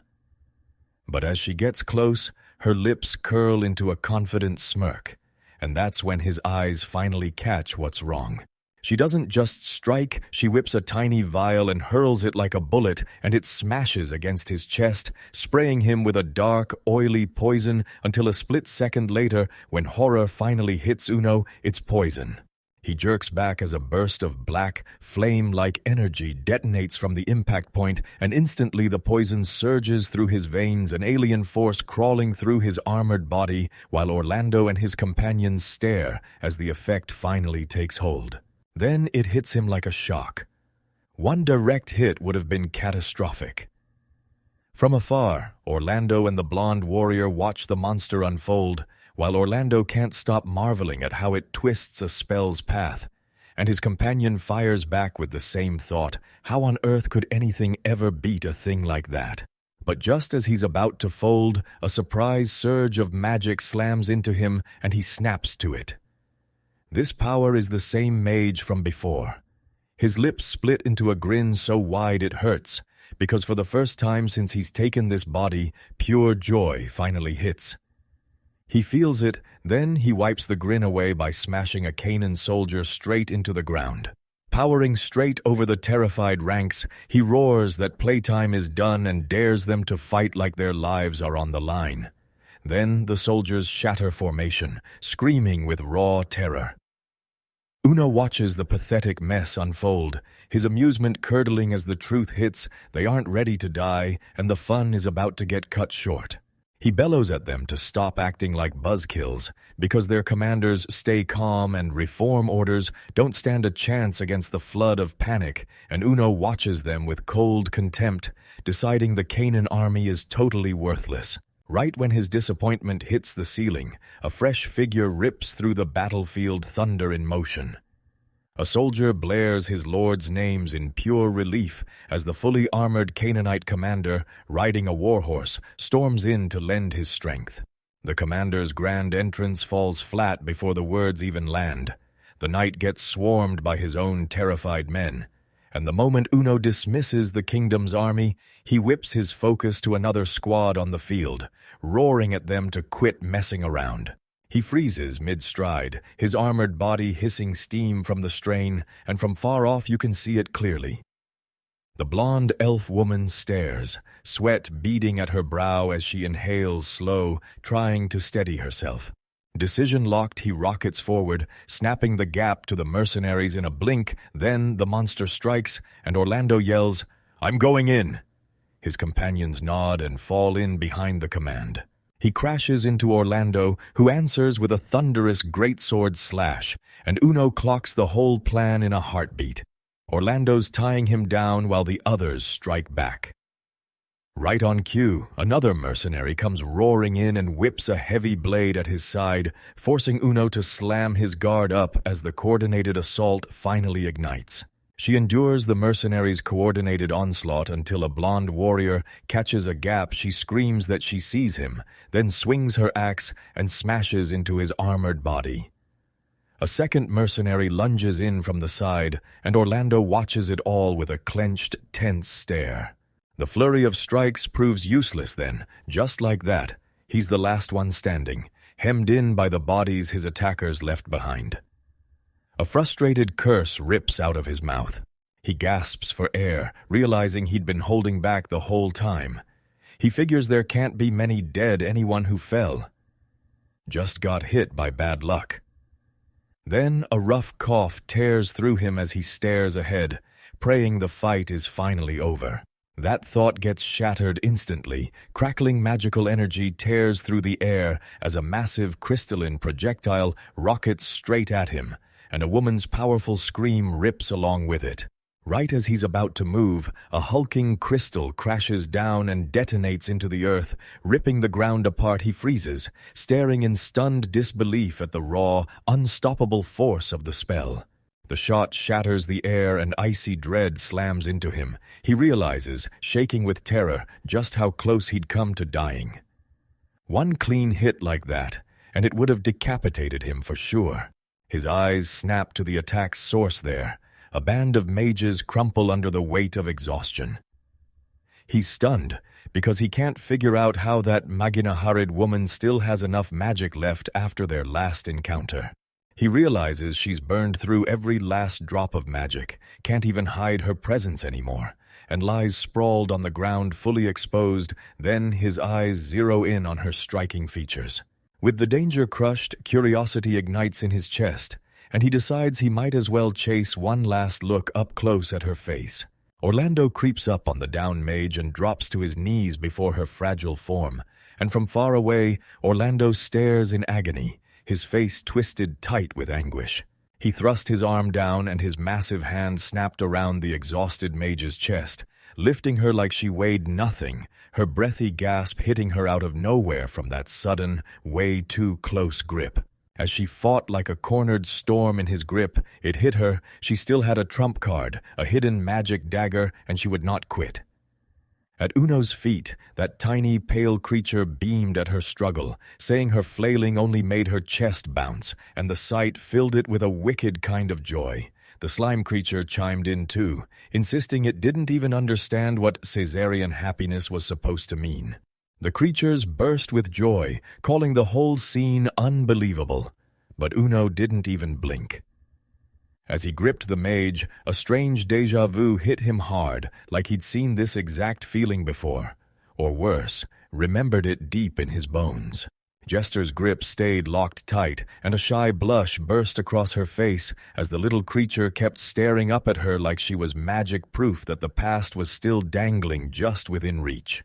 Jester's face hardened into a razor-sharp glare, but it hit him too late. The memory snapped into place with brutal clarity. His eyes widened as he finally recognized her, the same woman from the ogre fight, the peasant he'd only ever known her as. In Caesarea, a lone figure drops to their knees in prayer, staring up at the towering altar of a grand church. She's a woman of the cloth hands locked tight in prayer as solemn devotion grips every thought. Prayer's heart won't settle. Gista haunts her mind because she can't shake the crushing bad feeling, and one nervous bead of sweat slides down her temple. Elsewhere, a violent fight is raging. Gista, the Maginahirid mage, is pinned in Unos's monstrous grip, screaming for someone to save Diara. But his focus snaps to someone else. He spots the blonde elf, a peasant, and even if he can't name her face, he knows her by her standout build and the Caesarea language she's speaking. Because there's zero question in his mind, it's her. Memory of the sword lit up, she handed him answers like clues in his palm. He figured that if she tracked him all the way to Canaan, then her mission was locked onto that pricey blade. Then he flicks his eyes over the Canaan knights lined up before him, and the truth hits hard. None of them look ready to fight. He's still standing because he swiped a magic potion from a paysan last time, and in his mind, that debt should have already paid back every drop it took to save her life. Uno slams that justification down and bolts straight into the forest, still dragging Gister along as she shrieks for him to let her go, while the knights stare after him, one smugly muttering that trading away a single female mercenary is a laughably small price. Their captain's rage explodes at their cowardice. He charges toward them, roaring that they're totally useless, then barks at them to clean up the mess while the rest retreat. Dragged away, Gister whips her head back, terror shaking her eyes, and one brutal thought slams into her. Maybe that thing spots human women with savage hunger, and she shrieks for it to stop, certain it's about to tear her apart. She fights like a storm against her captor. Her voice burning with defiance, she screams that she'll never bow to a monster, daring him to kill her if that's truly what he wants. Her resistance crumbles the moment Uno gently sets her down on the ground. She snaps her head up at the towering, silent figure, completely stunned that everything just flipped so fast. As she stares at him, her thoughts spiral like a storm. She's sure she needs to grab some kind of weapon while he's clearly distracted. Just as she's about to move, the armored creature sinks to its knees before her, its colossal body towering over her like a crushing shadow. He swings his massive hand open, and there it is, an itty-bitty ornate sword snug in his palm. Gister freezes, her face caught between shock and total disbelief. Then she lets out a soft sound and pushes the weapon toward her. Hesitantly, she reaches out and finally grabs the hilt. Sword gripped tight, her confidence explodes back to life. She swings it up with a victorious smirk, itching for a showdown, while Uno's body stays unnervingly stone still. To her utter shock, he just turns his back and starts walking off. Her smirk evaporates instantly, leaving only raw confusion as she demands to know what's going on. Rage roils her at his baffling moves, and she yells at his retreating figure, screaming that humans aren't his toys. Her words crash and fade to nothing as Uno barrels on, slipping forward toward a shallow river and stepping in before he even thinks to look back. Deep in the forest hush, he sits alone on a fallen log, knowing no one's coming. Right in front of him, a small fire crackles like it's alive, snapping and spitting as it grills the fish on a makeshift spit, flame licking the prize. His thoughts slip off the crackling fire, drifting into a warm memory of the blonde elf woman, and he remembers her kindness like it's still burning bright. Sure, she was nothing short of wonderful. Then the scene snaps to Magina-herd mage Gister. He stares at the shift and realizes her presence boosts his mood like crazy, even as he admits she's probably moving the other way from here. He presses his fingers to his own monstrous face, and awe surges through him like a wave. Because now he finally gets it, humanity can't forgive something like him, not when he used to be human too.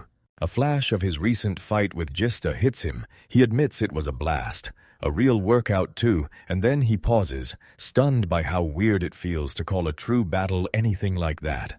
Clenches his armored fist, knowing his power is far too brutal to ever be forgiven, then realizes a stubborn part of him is still clinging to one last, tiny thread of hope. A chilling picture of the future sparks in his mind, living among humans, even in his monstrous shape.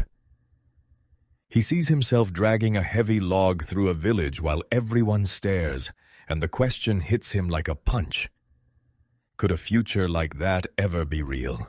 He let out a quiet sigh so faint it barely cut through the crackling flames. Shoving the thought aside for now, he tilts his head up at the moonlit sky, then decides it's time to eat, springing to his feet with fresh, unstoppable purpose. While he eats, cold strategy sparks in his head. His last fight surely lit a warning flare. So Kanan will tighten patrols and beef up supply lines, meaning he has to keep his distance from the kingdom for now. And yet that very scramble in their information network hands him a rare opening. Under the crescent moon, he crashes down with a brutal thud, steel firm in his resolve by morning. His final move is coming. Elsewhere, beneath the same sky, Gister calmly clutches a tiny, rough effigy and studies her work with a face that gives nothing away. After the dust settles from the fight, Arngail's voice slices through the chaos. He orders his soldiers to haul the badly wounded into the carriages, while the ones only lightly hurt ready themselves for what comes next. Then he snaps his focus to Orlando, where Annie is checking him over, and she blurts, "Worried sick." If he's okay yet, Orlando just waves it off and claims this is nothing, not even close, compared to what they survived before. Even after Orlando's cold, dismissive words, his face hardens into pure, grim resolve, and just as Arngail steps in, he tries to steady him, reminding him they fought brilliantly and kept far fewer of their people dead than Orlando ever expected. Gista shuts him down and talks to Arngail straight to his face, saying, "You're smarter than me, so you should have understood what's going on by now." As that "just as" meaning sinks into the silence, Orlando's face tightens into pure rage when the truth finally hits. His rage isn't random. It's backed by the official report from the 157 fighters in the subjugation mission, 18 dead, 45 wounded. And that shockingly low death toll is being used as proof that their monstrous enemy never came close to full strength. The power plays kick off instantly. One battered soldier shoves out a formal letter, fresh bandages still on his skin, and tells everyone the Knights of the Lord's army are calling themselves the real problem while blaming Arngail for the mission failure, then slamming all the blame onto the mercenary guild because the Lord has already bought this story. The Lord snaps the verdict in half with pure rage. He hammers his fist down and screams, "The decision is absurd." They tell him his punishment is coming because his duty to deal with the new species comes with one unforgivable sin, hiding the truth. The soldier delivering the news keeps insisting that every critical piece of intelligence must have been passed on. In the Canaan kingdom, Arngail stews over the brutal truth crushing his organization after the Great War with the Empire finally ended. Peace slowly hollowed out the mercenary guild, and to keep them from getting purged altogether, they got shoved into running the country, a choice that only made everything worse. His face twists in raw frustration and helplessness because he knows deep down he doesn't have the power to truly protect the mercenaries in his care. His hand clamps into a fist on the desk, knuckles going ghost white, and the dread of having to break the news sinks in like a weight. He slumps in defeat, murmurs a shaky apology to Orlando, and then realizes another mercenary crew is seconds from vanishing right under his watch. Elsewhere, Gister storms off from a fresh encounter, a heavy sack digging into her shoulder. Sweat drips down her temple as she darts a glance back, and the more she replays it, the less it makes sense. From afar, Uno's watch tracks her vanishing, one question pounding in his head. What is she? She keeps moving, eyes forward, but mind spinning, because her homeland has been cursed by monsters since the dawn of time, and she thought her research finally gave her the answers. Then this creature shows up, and it's something she never prepared for. Her thoughts get yanked away the moment she spots a familiar duo shoulder to shoulder in the crush of people Orlando and the monster beside him. A cold jolt hits as she realizes both of them remembered her, and the truth slams into place. This new species is wrong in every possible way. The message hits her like a punch to the gut. Could it really be that smart? Recognizing people by nothing but their faces and voices. Later, at a roaring tavern, Gister clings to her seat, while the cheerful chatter swirls around her companions. She sits apart, eyes locked on her drink, mind stuck on the same horrifying thought. She's never heard of a monster like that, and though the details slip away, she's sure of one thing: Orlando left the deeper mark, so he's the one she needs to focus on. Her thoughts sprint through wild possibilities. Demon sword. No, she shuts that down instantly, because it got crushed way too easily for that to be true. The creature's mystery only gets sharper, and confusion floods her like a storm. Her investigation slams into a shocking reveal. Diara is trapped and breaking down in distress. Gister yells her name as Diara stares back in total disbelief, frozen, unable to grasp what's happening. She turns her back on Orlando and Arngail and fires off a quick apology, saying her mission is done and she has to head back to her country, then warns that trying to stop her would be pointless. Orlando stares, worried, and wonders why Arngale won't step in. As she slips away, she steels herself to study every detail of her own face, refusing to let the Diarra situation rot the way it is, so she pushes forward, straight into the thick, rustling darkness of the forest. Under the same night sky, Lena stared out the window, worry twisting her face, and in the silent room she whispered, "Sister." A brutal punch slams into Arngale's face, and his head whips hard to the side from the shock. He snaps back in an office, wiping blood off his lip as Gister storms in. Her expression pure fury, she jabs a finger at him, accusing him, and demands the truth about what he meant when he announced their new assignment, the Giant Viper Subjugation Mission. Continues. Her voice dripped with venom as she snapped that this mission is nothing but punishment. Then she tells him grimly that he's been roped in too, and if he tries to run, they'll brand him a fugitive. A massive, dark-scaled viper slithers across the mind's eye, flashing like a warning of just how deadly this task is. He acts totally unfazed, and a calm, confident smirk tugs at his lips as he says, cool as ice, that going back to his mother country now would be a nightmare. Her composure crashes to pieces. She roars in disbelief, demanding to know if this punishment is real, and shouting that a disaster-class subjugation mission is way too brutal for anyone. Even someone in perfect condition calling it nothing less than a death sentence. Right then, Orlando steps in, face set in grim stone. He snaps that the knight should have taken the blame, the one who botched the orders. Then he looks away, says, Diarra, like it still hurts, and sighs that this is just how things are in Canaan now. He keeps driving his grim report to Gister, wry grin burning on his face, then lays out the choice: get hunted by the country for deserting, or square up against the other mercenaries, and either way it's straight to hell.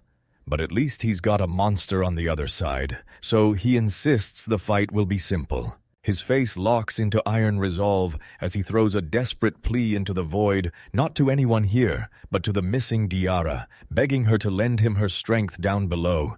Gister snaps her gaze back, her expression twisted with frustration and painful conflict.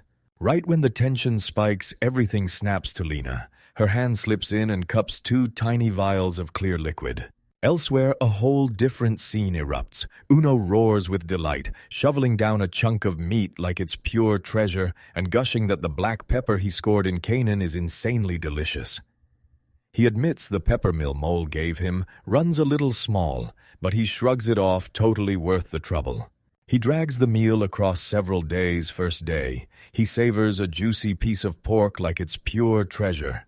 Second day, his excitement starts to fade, and by the third day, the food's still fine, but something sour crawls in and dissatisfaction takes hold. That urge snaps into place like a crystal, sudden, crushing, and clear. He's done with meat, and he's craving vegetables right now, like his life depends on it. He can't stop thinking about this brand new craving back when he was human. Meat seemed like it would be enough, but now that it's the only thing left, vegetables suddenly feel unbearable, like his own body is screaming for them. His mind drifts to fruits and sugar he could snag in Canaan, and that thought pulls him straight toward the elves until the tiny slime snaps the truth into place. Elves aren't just after veggies, they feast on a balanced mix of meat and produce. He shuts down the thought of dealing with elves as impossible, then weighs the Caesarea kingdom only to realize its farms are packed near the capital, so any move there screams disaster. The south is a hard no, and he doesn't just dislike it, he seethes with deep, burning hatred for that region. With every other door slammed shut, he stops hesitating and accepts the only road left: Canaan, and this time he can't afford to stay picky. As he sprints across the plains, he remembers how the old empire's farmland was turned into brutal penal colonies, and that might just make his hunt easier. He's already picked a few promising spots from a detailed map and burned one into his memory. While the treasure he's guarding is finally asleep, he's set to slip in and scout the facility. His mission zeroed in on the first candidate site, Emeriad, stretching north of the Furless Empire, and now he's finally reached the border of the Emeriad blank zone. He staggers up to a jagged, rocky outcrop, an observation post built to keep tabs on the elves, and for a moment he weighs staying put through the night to finally rest his bones. He snaps out of it fast, then flips his priorities. Water comes first, securing a source for the next supply point. He's been gone from his surveillance duties for a while, and he knows the moment has come to move on. He drags up the blonde elf's carefree laughter from the past, and one frank thought slams into his mind her ridiculously impressive physique. Вибравши новий шлях, він усвідомлює, що час рухатися далі. Якщо він продовжить вагатися, то не зможе здійснити свій план. Тож він стрибає з високої скелі, спостерігаючи за річкою, що швидко тече під ним. He touches down without a sound, slips into thick cover along the riverbank, and stares out toward the elven observation post. He stays hidden, eyes locked on a base near the waterfall. Total silence, nobody in sight, no footsteps coming or going at all. His jaw clenches in pure confusion, trying to figure out what in the world could have happened. He's furious at how nothing moves, so he grits his teeth and reins in his temper, because an imperial soldier always stays cool under pressure. Then he figures it was probably just bad luck, that he only saw them before by coincidence, so he decides to wait for one more night. A whole day drags by, and on the second day, the elves still won't budge. No footsteps, no faces, just nothing. The next day hits, and still nothing. Not a single elf shows up. Frustration rips at his patience, and he snaps into a decision. He'll wait one more day, no matter what, because he refuses to leave without seeing those breasts again. He has to know what's going on. He pauses and starts rubbing his chin, drowning in possibilities. Did the elves somehow sense him and slam the brakes on their river runs, or did something else shift their routes? But the real gut punch is this. The elf he's obsessed with is the one who's suddenly vanished.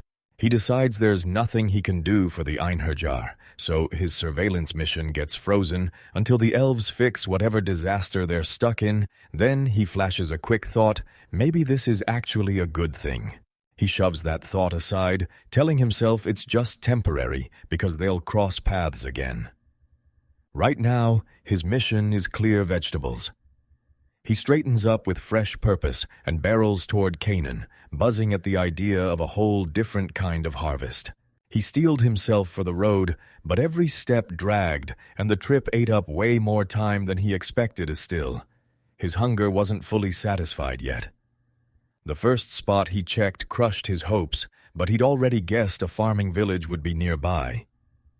So he decided to stay one night, then push onward. The second possible spot didn't just flop, it collapsed harder, revealing nothing at all, just an empty, haunted stretch of barren land. He snapped open his notes, fuming, because the candidate locations were fine. What wrecked him was the route in his head.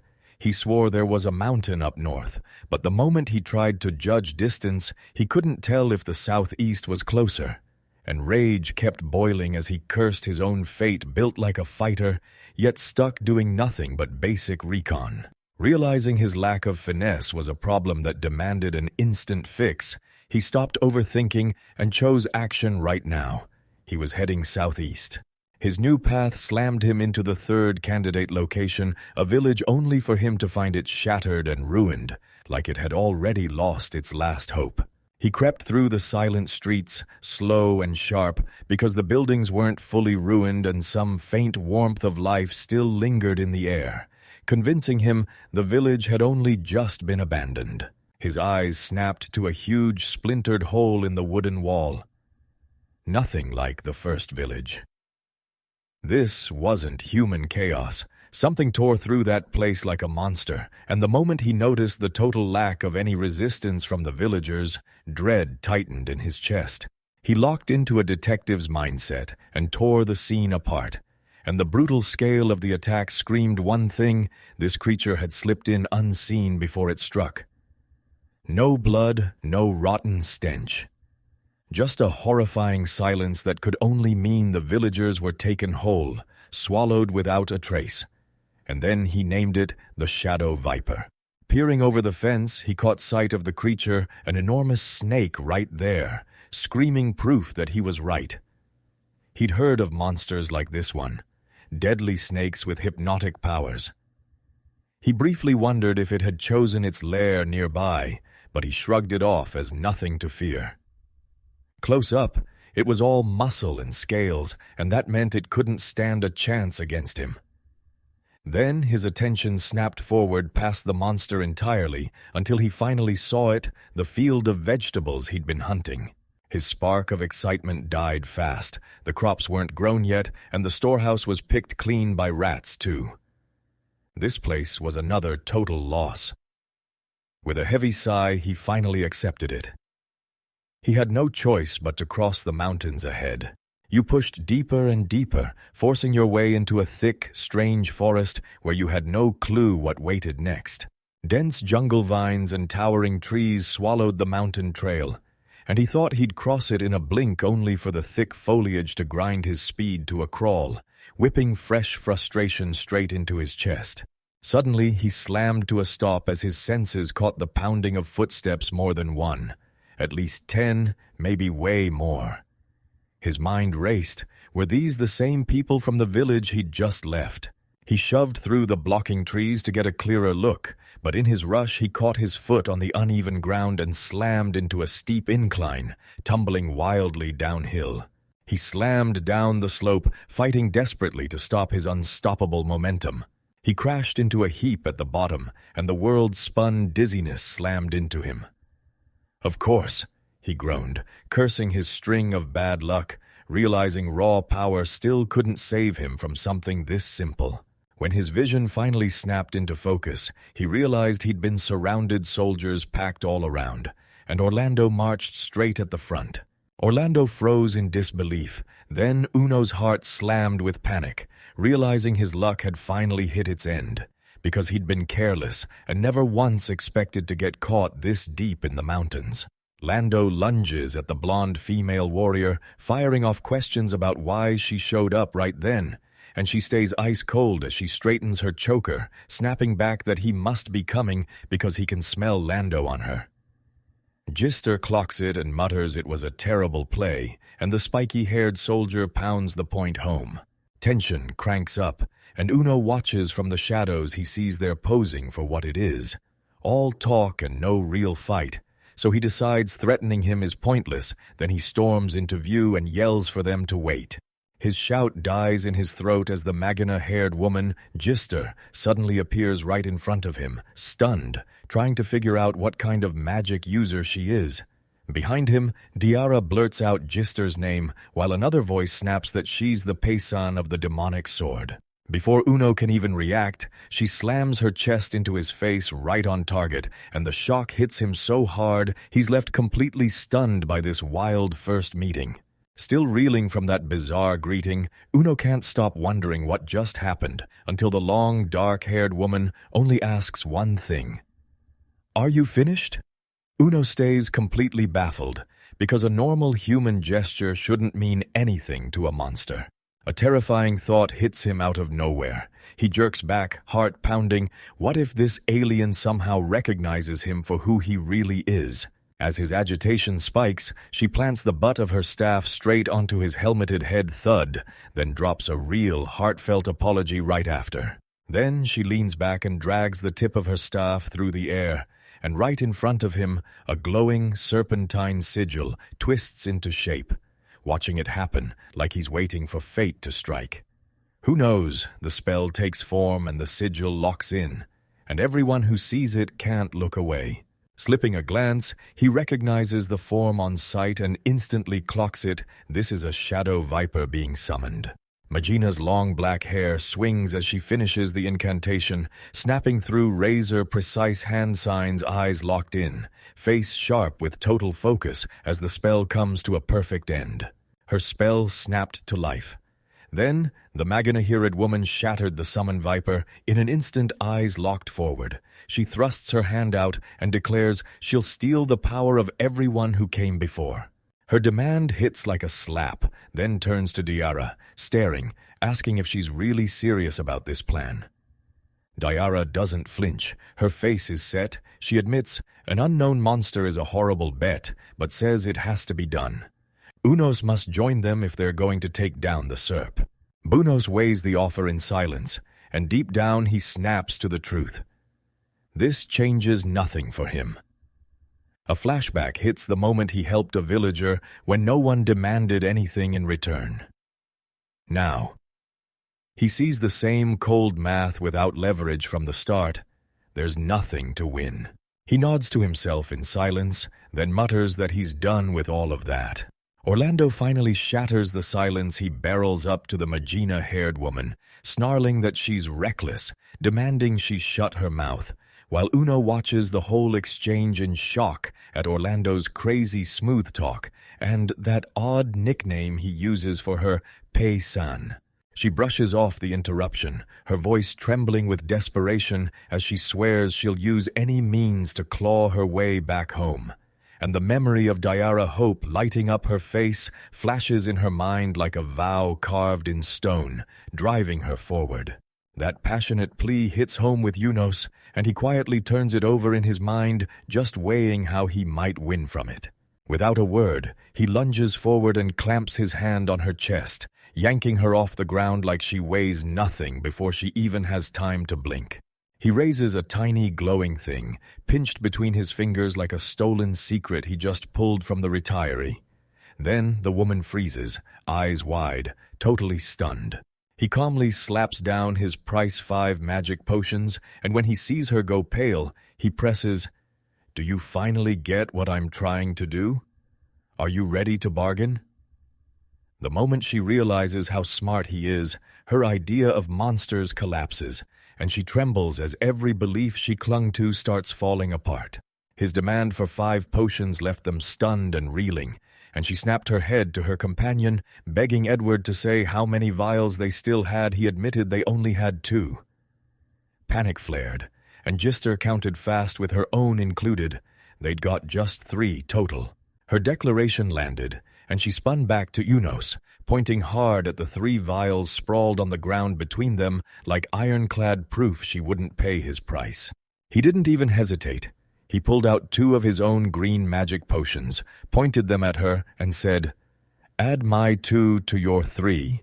This should be enough." Now the 5 potions sat in a perfect circle on the ground, and Gister's voice vanished speechless, eyes bulging with pure disbelief. As soon as the payment cleared, Unos roared that the deal was done. Victory in his words, and he instantly hoisted Gister onto his huge shoulder while Orlando and Diara stared in shock. Orlando snapped out Diara's name, panic flaring. With her in his arms, he stared inward and realized her determination was iron, so if she accepted this without a fight, then that Apasian must be running a real con.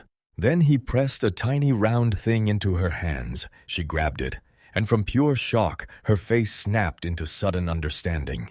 She grabbed it and let out a silent breath, admitting to herself that she doubted at first, but now the choice felt absolute in her hands.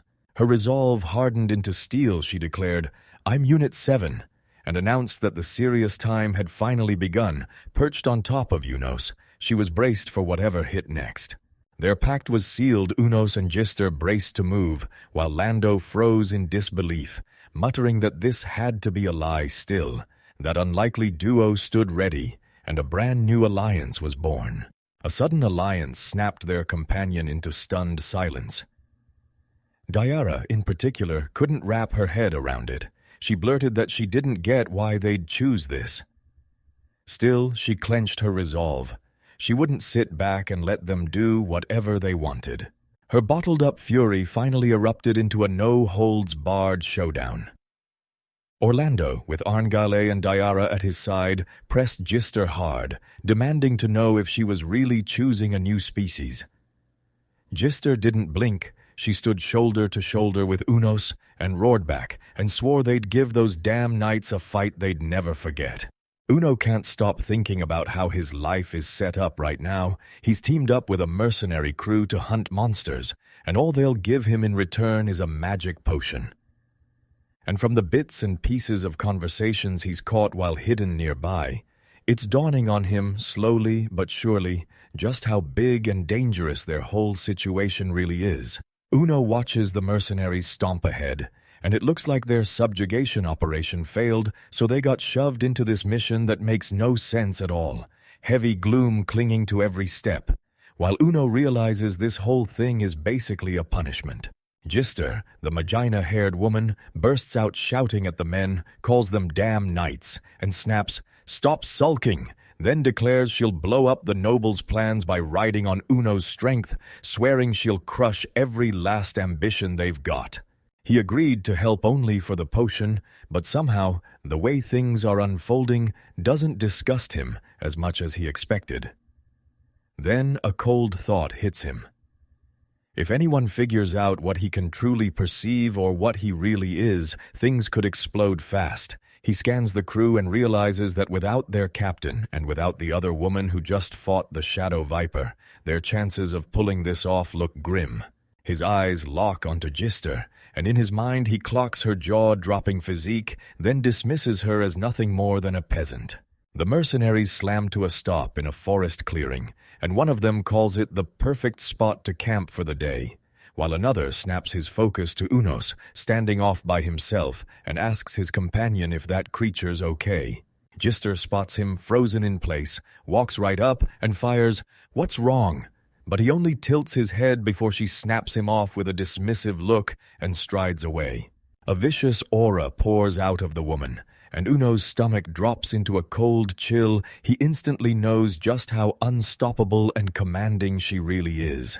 She shot a quick glance over her shoulder and let out a confident smirk, her thoughts screaming that she wanted to shatter his icy, stoic composure.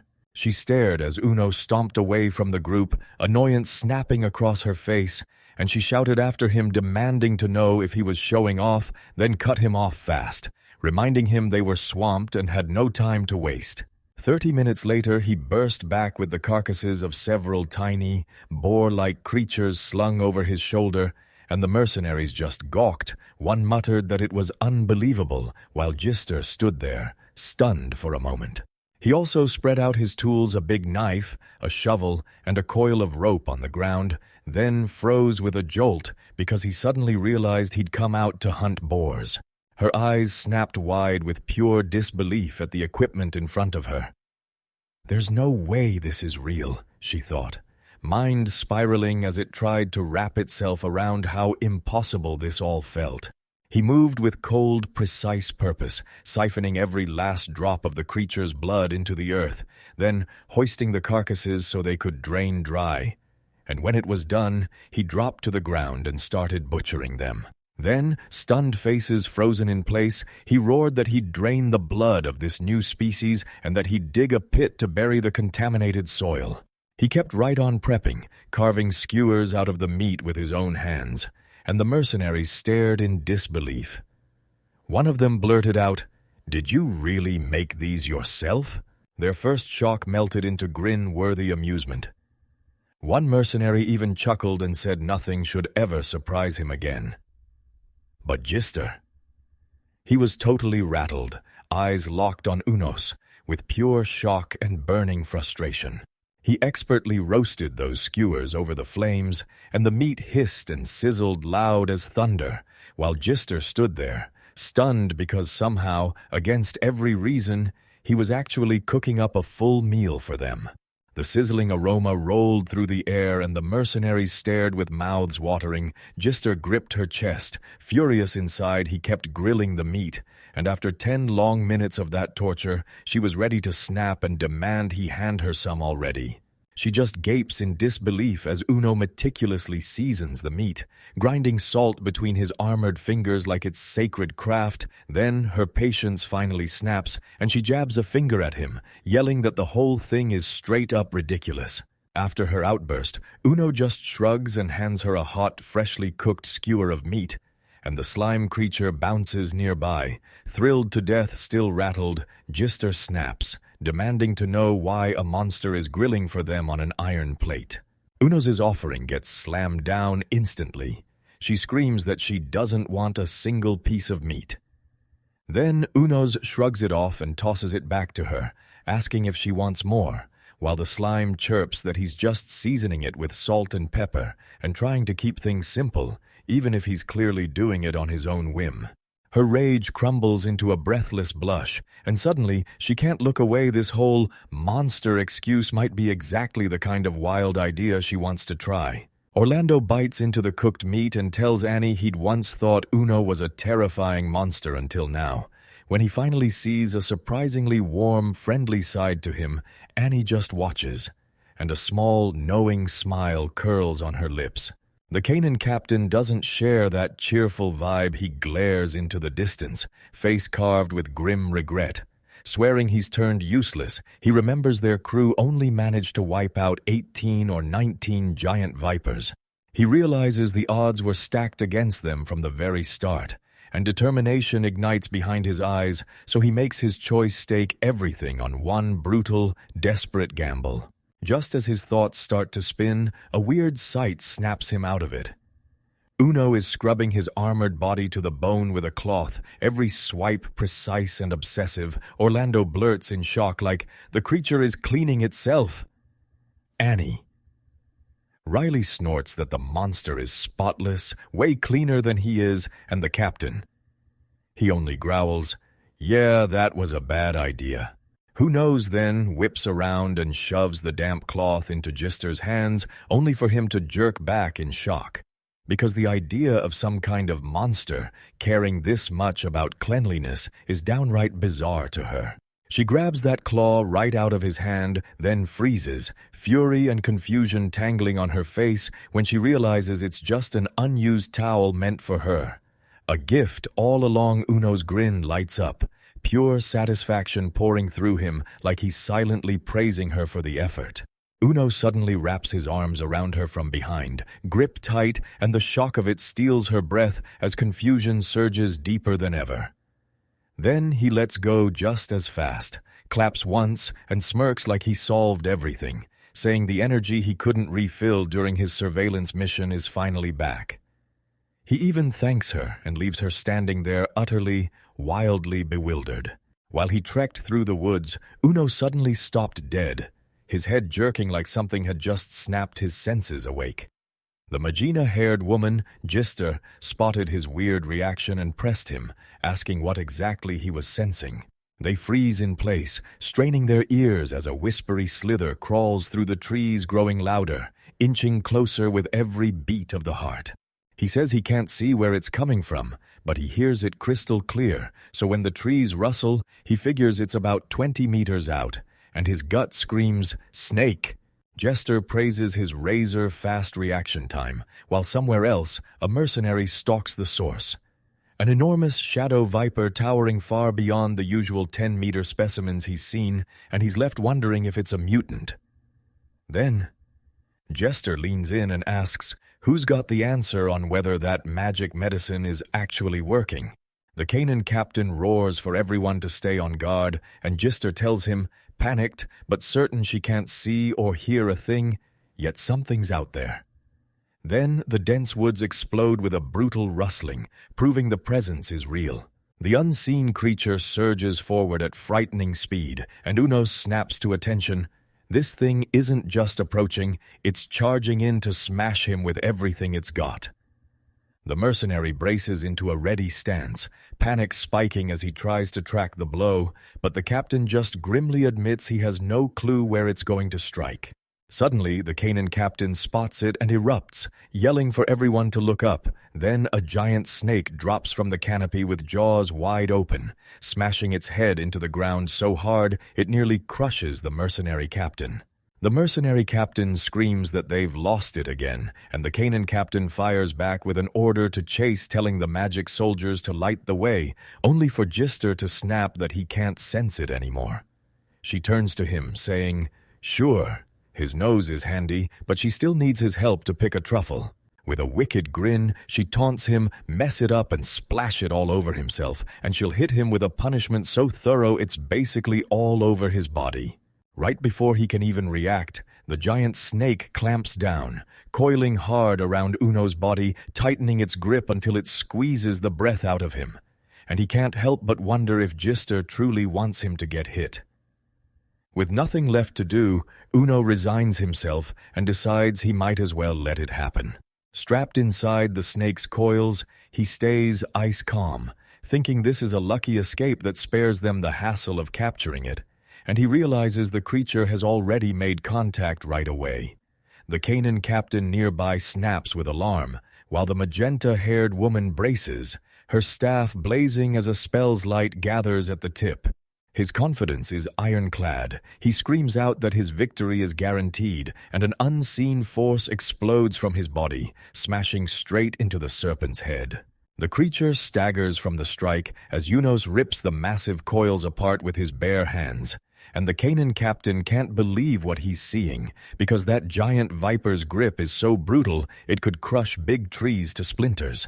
He keeps straining against the crushing pressure, but the blonde female warrior screams that he'll never slip out. Then the serpent lunges and drives its fangs deep into his shoulder, spraying dark blood everywhere.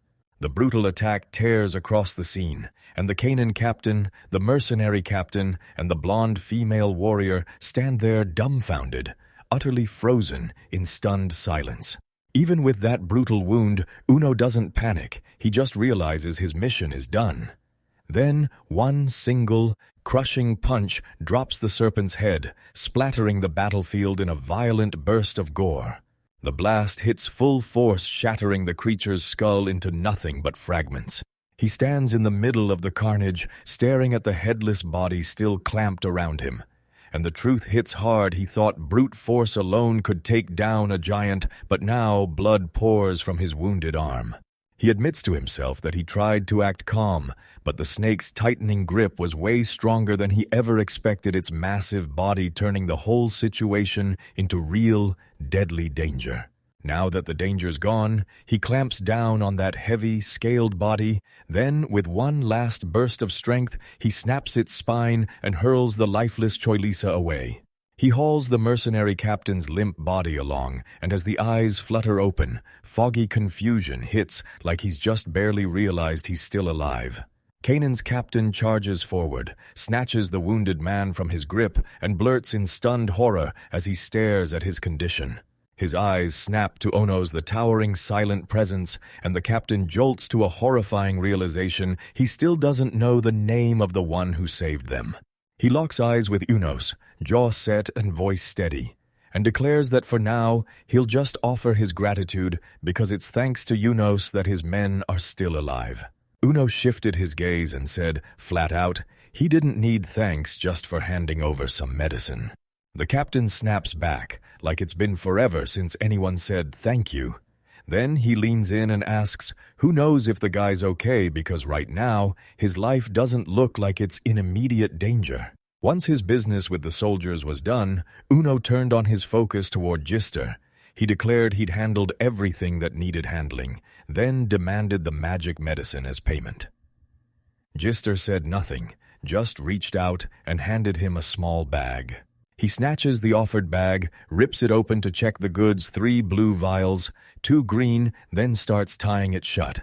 Just as he's about to finish, Jester blurts out that she forgot something. She snaps forward, grabs his huge armored hand, and it throws him into a sharp, stunned reaction.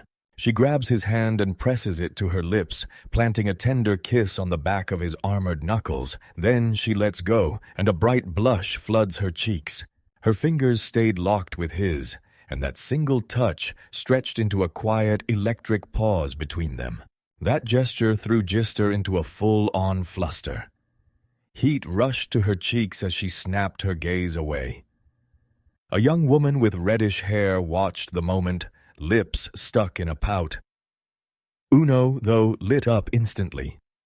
A huge grin cracked across his face as he realized the encounter was way more fun than he'd ever expected. He snatched one of the potion vials he'd been given, crunched it open with a sharp bite, and swallowed the shock. With her hat perched and her staff gripped for the road, Gister spun around one last time to stare at him, then finally got ready to leave.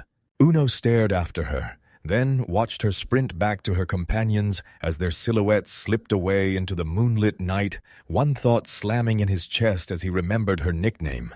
A paysan, and yeah, he couldn't help it. She hit him as seriously impressive. Ice-cold, cool.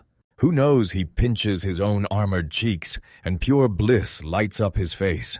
Joy sparks in his chest as he declares to the slime creature and the villagers watching close once he split from the reserve soldiers, he rode back to the imperial capital to get paid for wiping out the goblins near their village, and the reward hits hard, fresh vegetables.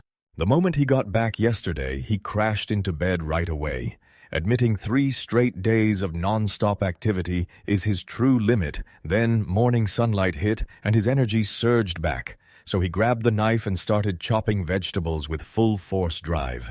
In a chef's uniform, he stands tall with his arms crossed, proudly unveiling today's menu, one massive platter piled high with sizzling stir-fried pork and vegetables.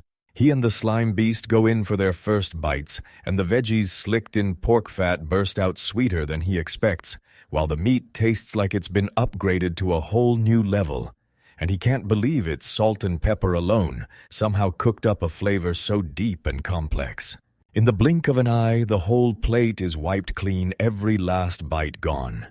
He and his little companion stare back, both fully, completely satisfied. His satisfaction flares up fast, and then a fresh craving hits him hard.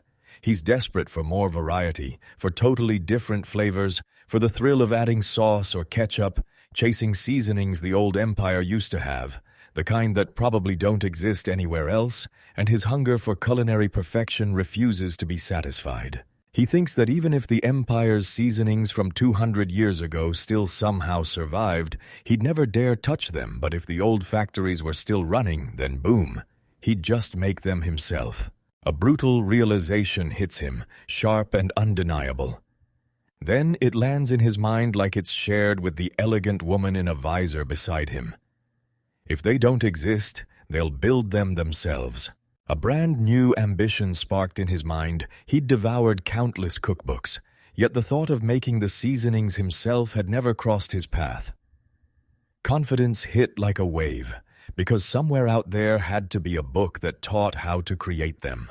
With his mission crystal clear, he slammed down his next goal hunt for a cookbook packed with seasoning recipes and set his sights straight on the Alquamol. His adventure ignited, dragging him deep into the wild as a roaring stream cut through the wilderness beside him. He rushed through the forest and soon reached a hidden clearing where elves were known to gather, then slipped into the thick bushes and scanned the area until he was sure he'd found the exact right spot. Hunched in his hiding spot, he stared as the blonde elf woman slipped into the bath, and Alqual was gone. So worry clawed at him that his plan would get messy. But the elf just drifted into a different kind of thought, saying a peasant might be wonderful. Yet there was one rare spark only elves could offer, and she sealed that claim with a confident confirmation. His mind summoned a bright fantasy of bathing elves, but the riverbank in front of him stayed deadly quiet and empty. Frustration tore through him. He'd worried that tweaking the time and place could backfire, but he never once imagined the elves might not show up at all, and the silence when they didn't appear hit harder than anything. The shock snapped into pure resolve. He shot upright, shouted into the forest to taunt the missing elves, and demanded to know if they really thought they could slip past his watch, before promising he'd track down their new bathing spot. With a gritty roar of resolve, he bolted forward, smashing through the underbrush to hunt for his core. His search screeched to a stop when he tripped over proof that a fight had just erupted, a tree seared by magic, arrows littering the ground, and another trunk split wide open by a brutal sword slash. He studied the scene, and the truth hit hard. This wasn't a simple hunt. An elf wouldn't clash with humans like that, no way. And it was even more unbelievable that elves would attack monsters they were supposed to guard. His mind snapped back to a chat with a blonde elf. She'd said it flat out, elves were so insanely strong that if any monster ever turned into a real threat, they didn't debate or hesitate, they'd be crushed. No questions asked. Back in the present, he stayed concealed, feeling the elves' watch with a sharper, heavier vigilance than ever during any patrol. Footsteps crunched nearer and nearer, and he locked in, counting in his head, guessing there were 15 to 18 of them. The sound finally snapped into view. A squad of elven warriors, bow in hand and stone-faced, marched in tight formation straight toward the woods. As they stomped past his hiding place, he stared at their armor in shock, trying to figure out what kind of monster even made the elves fail. Then his breath caught, because there it was, the blindfolded elf, number 08, marching right among them. He remembered the gut feeling that something was about to explode, and now this crucial figure, 08, was being pulled out right in front of him, proving his premonition wasn't wrong. Yeah, like that. And then, in the tense present, a jolt slammed through him. Number 08 was staring straight at him, and he could feel it. She'd sensed him. Panic locked him in place. She looked terrifyingly capable, and he knew one careless move could ruin everything. He spun his thoughts fast. Did she really sense him, or was it just dumb luck that she turned her gaze his way? Maybe she'd clocked his presence, then shrugged him off like he wasn't worth worrying about. The elves pressed forward without a word, then abruptly halted at the edge of the bathing pool, now deathly silent. But then, out of nowhere, a flash in the corner of his vision snapped his focus like the scenery itself warped for a split second. Ice-cold sweat erupted as the truth hit hard. Something was camouflaged there, sneaking in plain sight. He stayed totally invisible. No slip of a sound, no trace at all. Then it hit him. His camouflage was even better than the shadow viper he'd faced before. He stared at the elves' search, wondering what they could possibly be hunting, since even the sharp-eyed number 08 had no idea he was there. A cold, grim realization snapped into place. If he tried a surprise strike in this mess, it could turn into a deadly disadvantage fast. Right on cue, like his thoughts had teeth, the ground exploded. One brutal tentacle tore free, clamped onto an unsuspecting elf warrior, and yanked her away so hard her scream died instantly. Hearing the chaos, the blindfolded number 08 barked, "Warrant!" The monstrous limb yanked its victim into the thick brush at nightmare speed, and as the other elves went slack with terror, Uno, still crouched in his hiding spot, shifted his worry straight to making sure number 08 stayed safe. More tentacles erupted and snapped around the elven warriors, pinning them in place while he broke down the assault, clocking the magic this creature used, the exact kind elves couldn't shrug off, turning it into a perfect predator for their kind. Even as her comrades got swallowed by the chaos, number 08 stayed locked in, head cocked like she was listening to every scream. One warrior got viciously slammed into a tree trunk, and the impact stole his breath.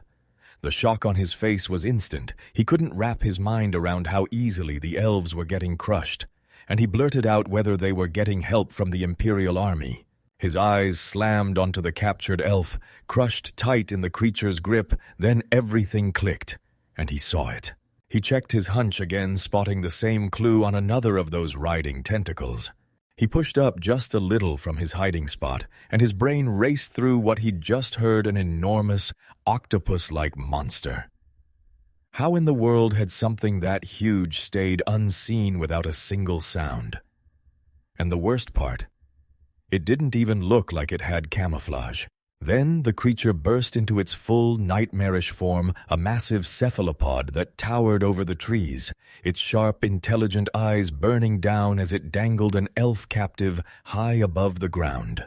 He saw it coming the moment the monster hurled number 8 through the air, and that was all it took. His mind snapped into place. The tentacles couldn't stop him. Saving number 8 became the only goal, and he exploded forward at full speed. He lunged in hard, his armored hand snapping shut on one of the monster's slimy tentacles with a furious grunt. He spat that this was all just tedious work and crushed the appendage in his grip, stopping the elf dead in its tracks. He hauled the secured elf tight to his chest, blindfold pressing against her face, and she sagged limp in his arms while the monster's other tentacles slammed and thrashed around him. Its strike stalled, just for the moment. From far away, a light-haired young man watched the chaos unfold, his expression locked in calm focus, like he was reading every move before it happened. His eyes snapped toward a man in a suit standing nearby, and the question hit him hard. Was that his parent, his father? The man who claimed to be his father flashed a calm, gentle smile, and the young man, already radiating this eerie heat, blurted out an apology, saying the elf was the Empire's enemy. The father figure soothed him, telling him it was fine, but the young man still couldn't let it go, as he insisted she was exactly, painfully, number 08. A hazy memory slams into view. Some guy in a suit, labeled as father, stares at a younger, light-haired man and actually thanks him, and the younger guy snaps his head aside, his profile swallowed by mist. The vision flickers out, and Boom Battle ignites into burning reality. Uno grips the blindfolded elf woman in his arms, his towering body standing between her and the flames like a living wall. Then he makes it crystal clear his resolve is set. He will fight no matter what to protect her. His declaration crashes straight into violence. This colossal octopus monster explodes forward, tentacles snatching them both in an instant. Then one brutal appendage drives into Uno's side. While the elf woman clings on, Uno can only stare in shock, thinking this thing is beyond disgusting, and who in the world would ever dare to eat it? He staggers back, utterly stunned. Then a slick, dark fluid erupts from the wound, splashing over his armored body, and he cranes his neck and stares down like he can't believe what just happened.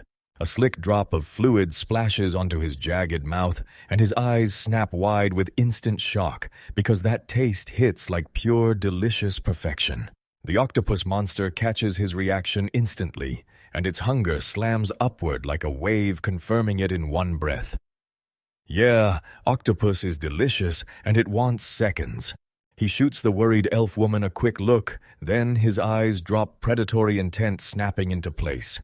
A low growl rumbles out as he snarls for more, demanding to taste again. Uno snarled with a furious roar, claiming the monster as his prey. Then he lunged in and smashed his fist into its head, blasting tentacles back from the raw impact.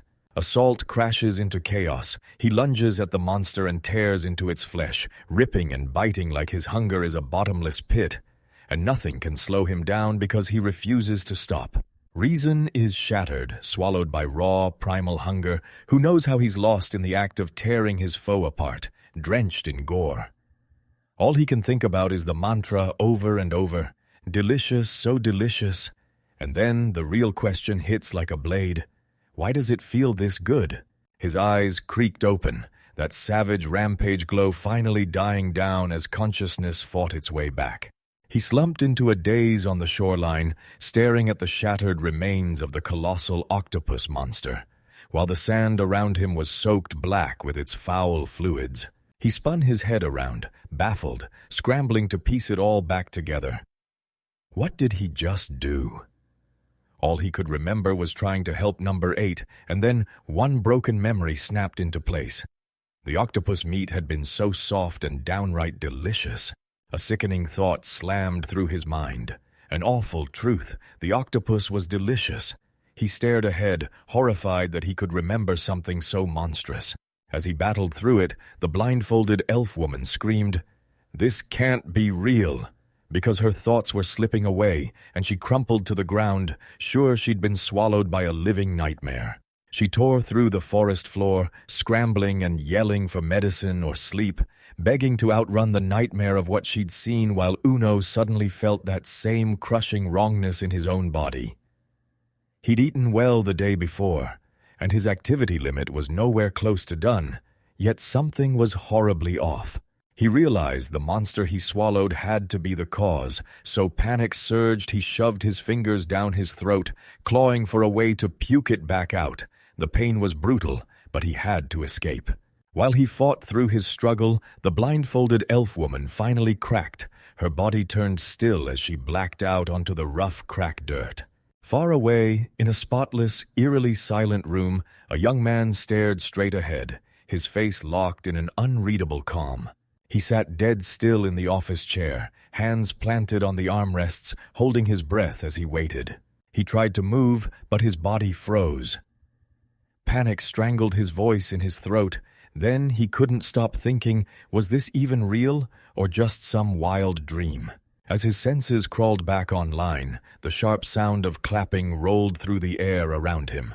He snapped his gaze up and saw a man in a white coat standing right in front of him, clapping slow like a victory march, and the man delivered his congratulations. The scientist grinned and declared that this dream's very existence proved his experiment worked. Then he promised the lucky survivor, a young man, his reward. Confusion curdled into furious rage, and that man's face burned itself into his memory because he was the last researcher he spoke to, back when he was still human. The scientist kept talking, insisting it was only an implanted visual memory. Then he paused with a grim thought. He was probably dead by now, so the young man couldn't change a thing. He tugged his glasses into place, brushed off the fear of dying like it didn't matter at all, and with barely any time left, he snapped that it was time to hit the real point. He revealed the young man had grabbed cells from either the Genetic Enhancement Soldier Project or the Camaro Project, then admitted he was praying it came from the Ultimate Organism Project before pressing, "Do you even understand what this means?" Rage tightened the young man's fist as the scientist brushed him off with a casual smile.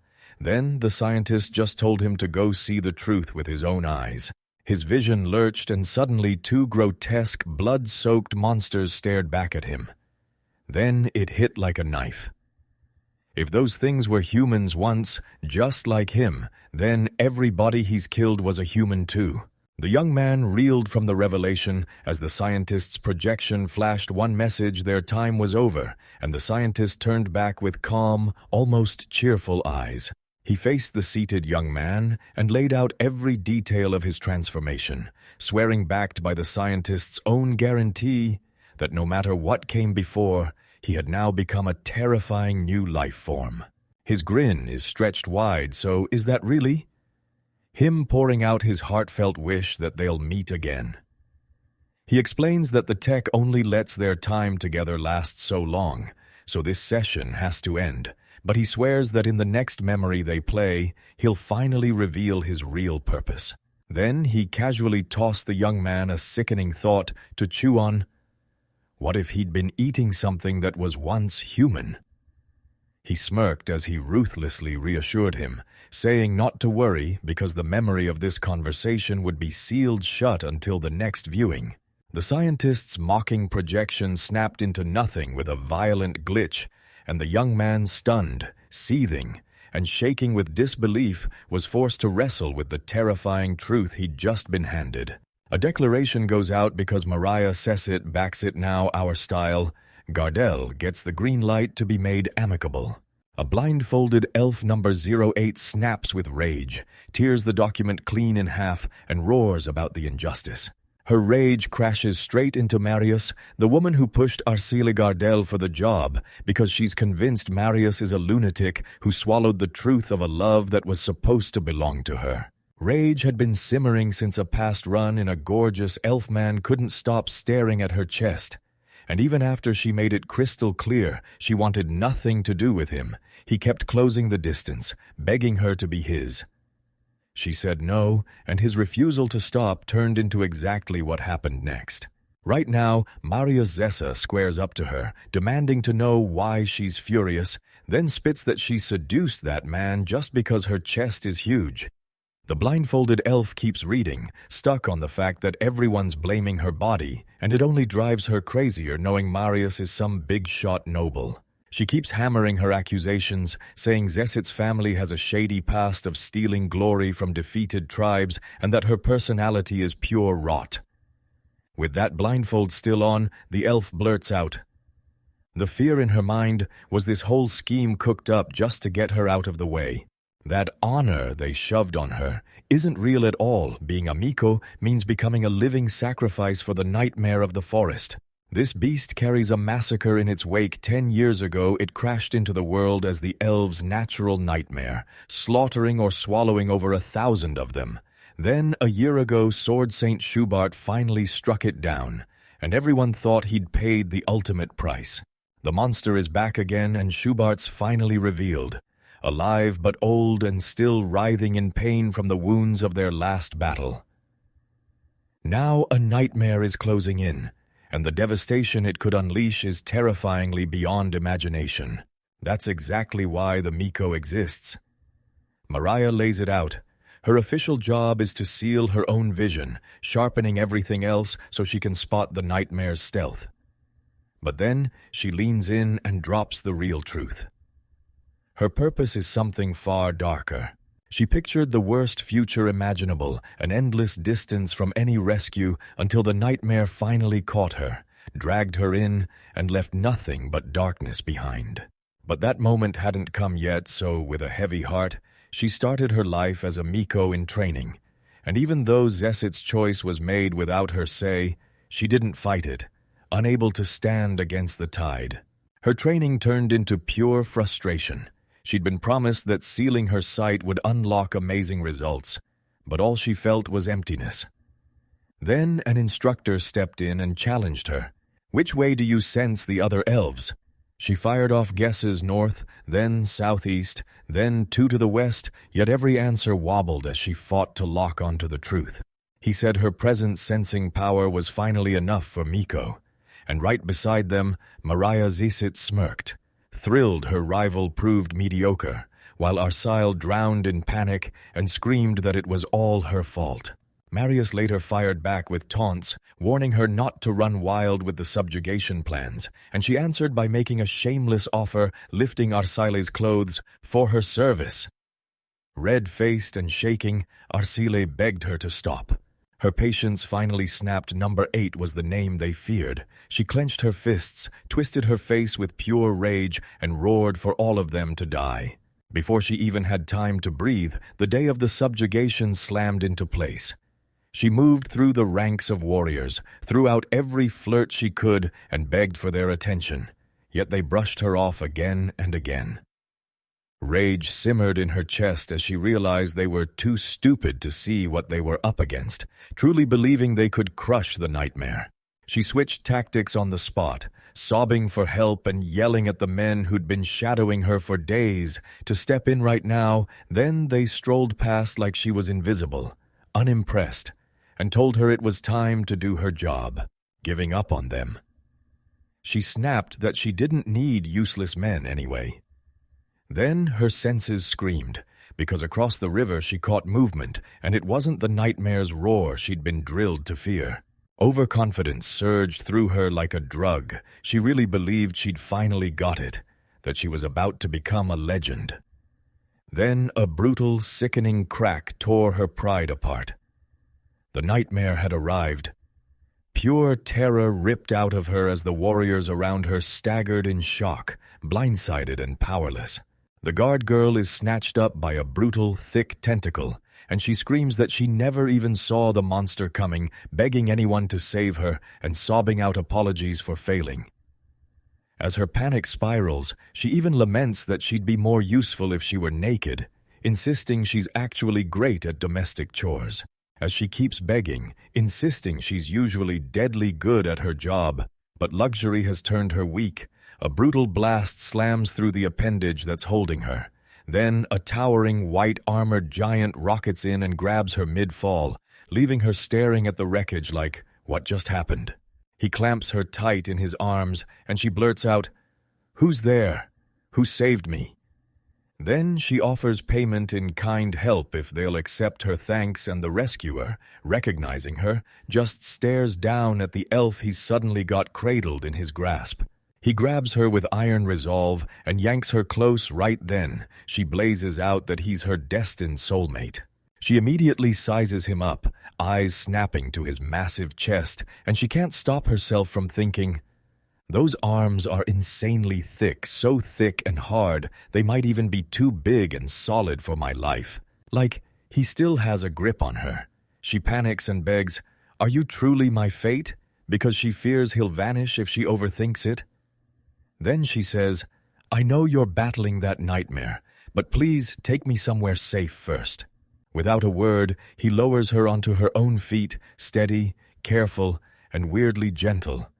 And when she realizes how soft his hands are, surprise hits her hard. He must be a real gentleman. She bows in gratitude to the one destiny chose for her, then dares him if he really crushes that nightmare for her. She'll pull him close, press her chest to his, and whisper love straight into his ear. The clash of steel and screams pounds through the trees. She can't help it. Her mind races. Is that horrifying cry the nightmare itself, and can her fated person really fight on the same level as that monster? From her hiding place, she peers out and watches the huge monster slam against her even bigger rescuer in a brutal fight. Then his power hits her like lightning, and she realizes it's not just strength or manners. It's a charm so wild it leaves even the sword saint in the dust. Her eyes sparkle with pure awe, and before her fear can even breathe, she makes her choice starting right now. He's her husband. A husband lurks at a distance as a reptilian creature watches the chaos unfold, judging the armored fighter's brutal, monster-like style, and wondering right out loud whether it should just ignore such a magnificent specimen. While Arsila's excitement explodes, she snaps that she's done watching and won't waste another second. She's determined to properly see her future husband. With a sudden tug, she rips off her blindfold and her eyes sparkle with heart-shaped pupils.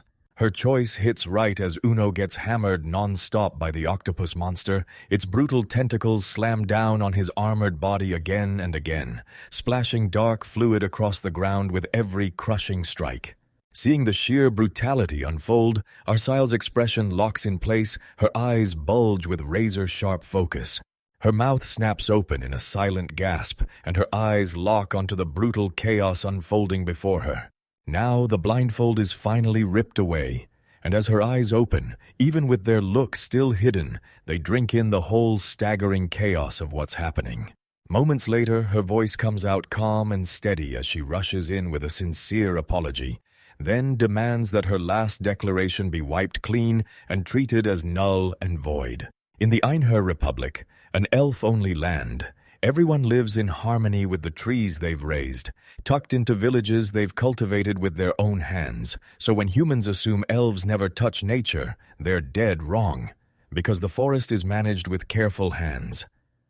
That's why the elves call themselves the guardians of the forest, and why that whole title is more than pride. It's protection. This republic doesn't bow to any king power, belongs to the Council of Sages, where representatives from every tribe and key departments meet to hammer out the nation's policies. And so, in a quiet village, the Council of Sages met on this very day, one reason only.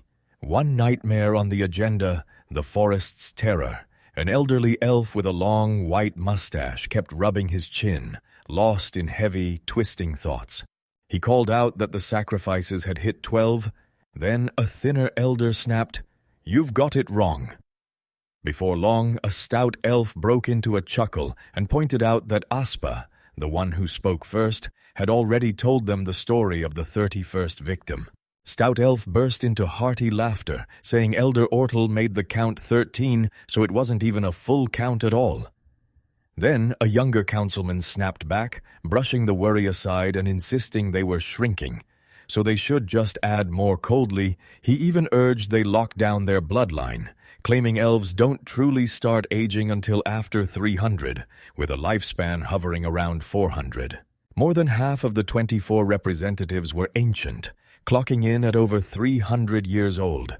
And the youngest councilman didn't slow down. He ranted that his son's wife couldn't bear a child, while his other son's wife already had 10, then sneered at the whole useless youth crowd, until this game-changing meeting about the elves' future crumbled into petty, everyday talk. With a sharp crack of sound, the elder with the white mustache demanded silence, then roared for everyone to snap back to the topic. The command snapped the attention of Manus, a stern-faced woman, and her grim eyes locked onto everything unfolding because right then she could already tell this situation was going to turn bad fast.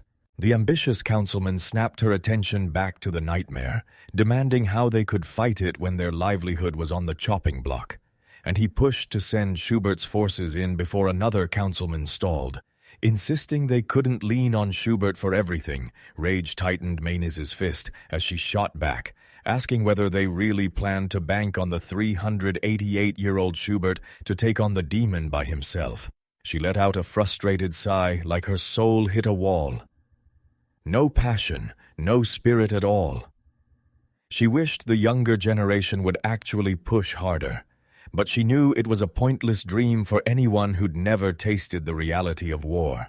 She storms up to the ambitious councilman, calls him out like it's nothing, and demands to know why he's built yet another priestess. Then he just lifts a hand, calm as a blade about to strike, saying they've already lined up the right candidate and there's still time, so she doesn't need to jump to any conclusions. He explains that his daughter has finally found someone with real talent, and he hammers the point that this is a huge win for an ambitious young kid hand the reins to ability, not to some priestess who just sits there and does nothing. Their argument spirals into a silent, electrified standoff. Mina seethes inside that being casual is selfish to the bone, while he swears her Zesif faction would never accept this shift, not with power on the brain. Another council member jumps in and tries to shut the flames down. He explains they've already bought themselves some time and urges them to get back to planning countermeasures for the nightmare, and Manus reluctantly gives in. The meeting kicks back off, and instantly it spirals into reckless ideas no one can use. One person snaps that magic won't work, then the rest start screaming for rocks, a ballista like it's some crude human relic, or laying a trap just to catch whatever's coming. Stuck listening to that pointless debate, Mena pinched the bridge of her nose, rage simmering as she thought about how the elves have grown too comfortable with the peace after the war with the Empire, and how the Council's nightmare talk has gone nowhere for 10 long years since the threat first surfaced. Suddenly, chaos erupts as the chamber doors slam open and a young messenger rockets inside, blurted apologies spilling from his mouth for the intrusion. The stout elder, thrown off guard, finally nods him in. A young elf sprints ahead, terror in his eyes, and blurts out his urgent message and order from Lickle Village about the forest's nightmare. He slams his declaration down, telling the Stun Council the nightmare is officially dead, confirmed. The stout elder snaps, demanding answers about how it happened.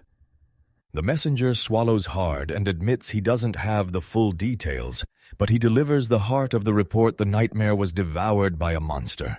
The announcement rips through the room like a thunderclap, and the council instantly implodes into chaos. Members blurt out furious disbelief, demanding to know how any creature could possibly be eaten. The stout elder stiffens and confirms every word of the report, while another counselor snarls for the messenger's name, convinced this is a mistake, and still another panics that this only signals a fresh threat crawling into the world. Amid the uproar, a fist slams down hard on the council table. With tension snapping in the air, Maynez steps in and takes control, her voice steady as steel. She declares they'll confirm the report's truth first, then demand the one who wrote it be summoned to spill every detail.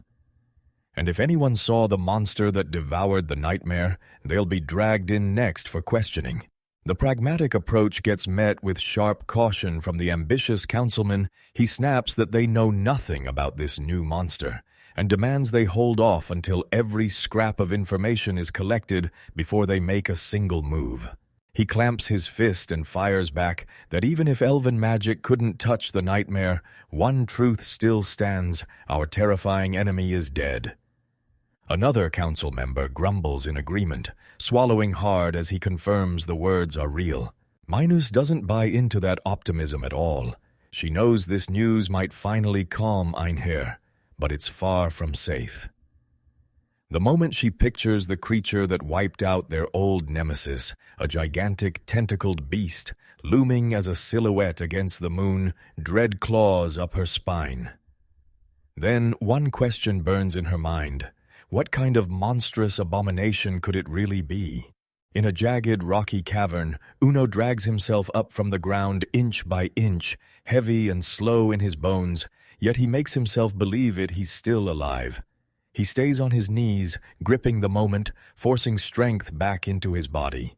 She studies his hands spotless, and wonders if Gister, that Magina-haired woman, slipped him a magic potion. Standing close by, she watches in silence, already weighing her next move. And he makes his decision fast first. He has to bathe. Later on, 3 freshly caught fish hit the crackling fire and sizzle like they're about to steal the spotlight. With strength roaring back into him, Uno tears into the cooked fish and swallows it like it's his lifeline, knowing his appetite's back for real, and that his body is healing fast. He collapses into rest, and his mind drifts straight back to yesterday's battle boom. The colossal octopus monster floods his thoughts. That fight swallowed everything so completely that worry about the elves never even crossed his mind. All that mattered was survival. When he wakes up, he slams the surveillance mission on pause and chases his hunger first, eyeing Arsile the blindfolded elf sound asleep, a tiny slime cuddled right on her chest, and he vows that once he reaches the imperial capital again, he'll finally eat his fill and crash into a real night of rest. The very next day, Uno storms into a city wrecked by war, crumbling buildings, shattered windows, and streets choked with debris, while the broken sign of a bookstore dangles over the ruins. His face tightens, and his eyes knife down as he takes in the brutal wreckage spread out in front of him.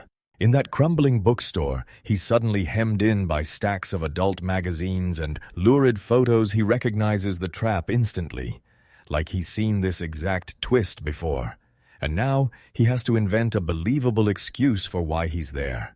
He flips through the magazine, stunned by the absurd price tag, and mutters that the only reason it costs that much is because finding stuff like this is locked to some tiny, limited area. Then he lets out a resigned breath and decides he has to dig deeper.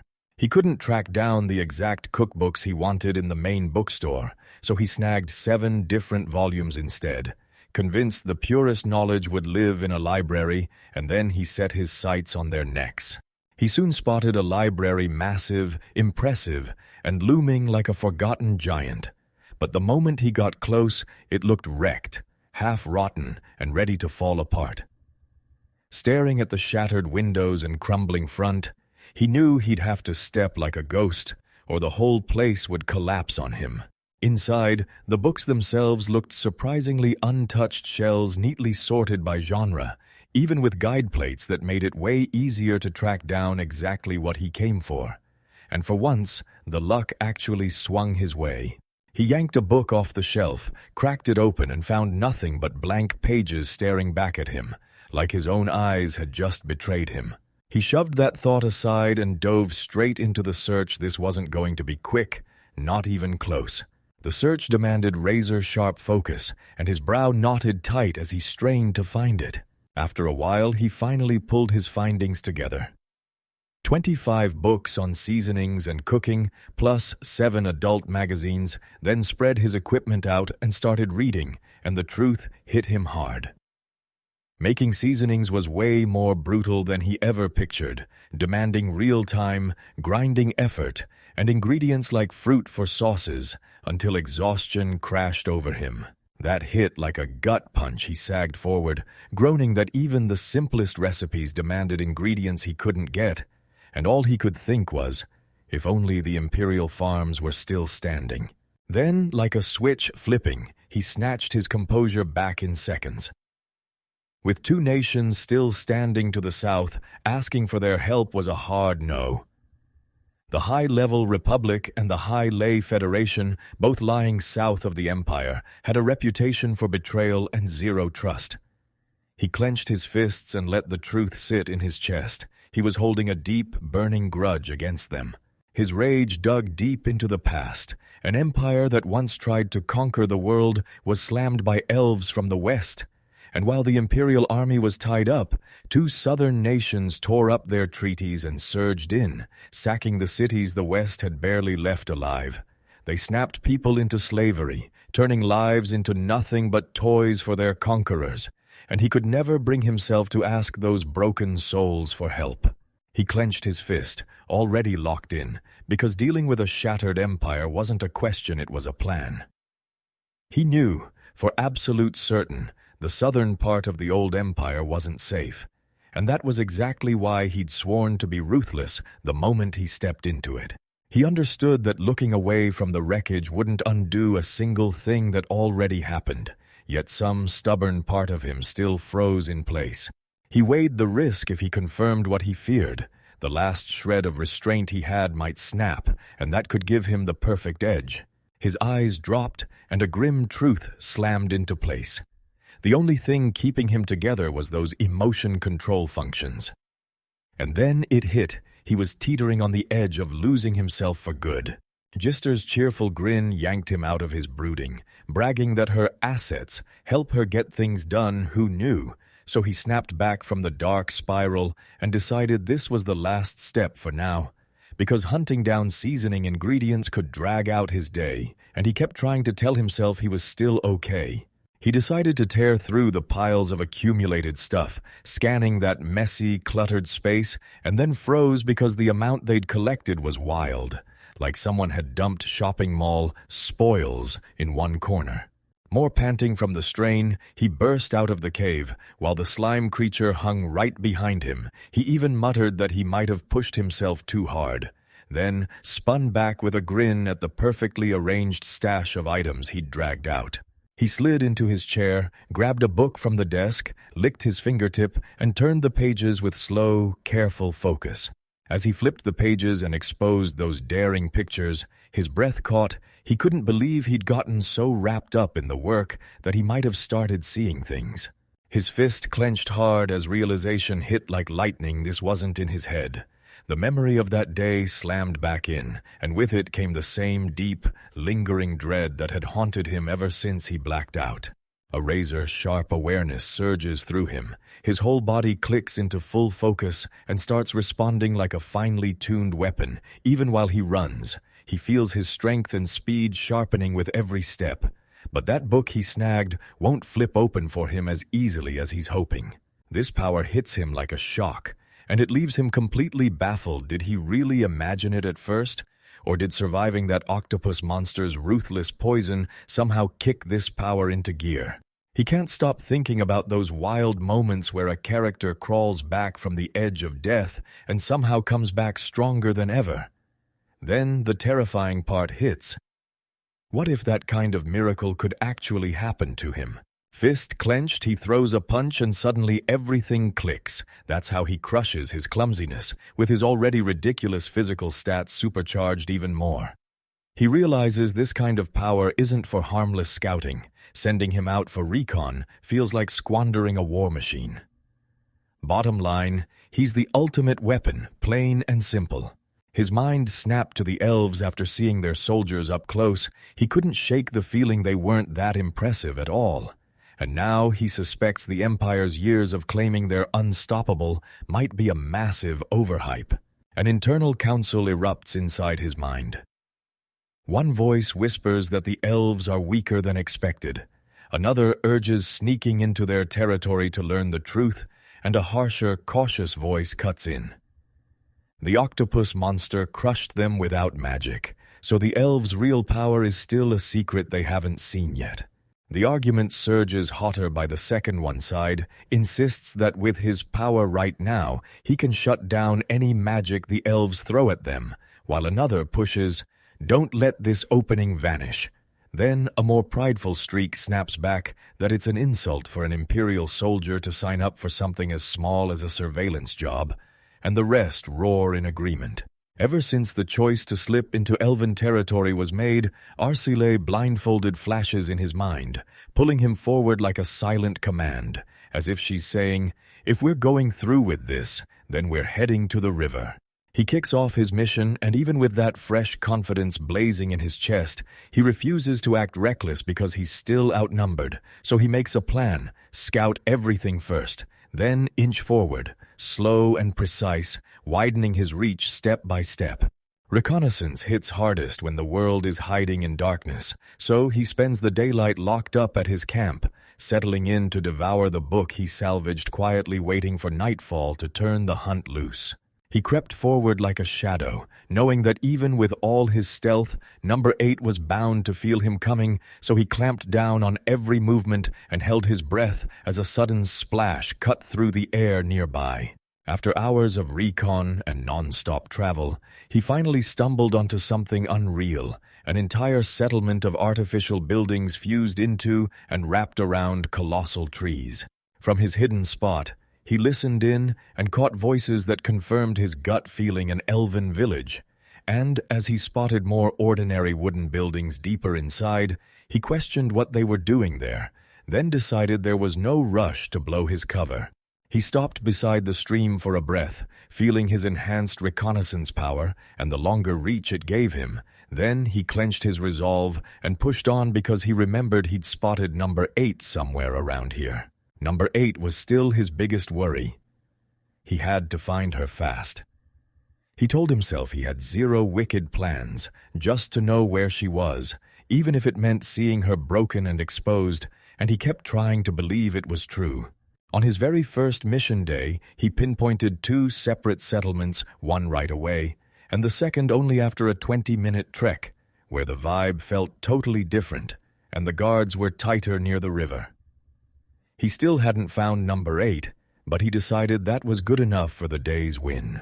On the second day, he sketched the settlement's locations on a rough map and admitted straight to himself that he wasn't born for art. Then he plotted his next move in silence. When dusk finally hit, he would march for the Einhell River. Bursting onto the riverbank, he found everything empty, seconds to spare, and with a hungry craving for fish, he dove straight into the icy water.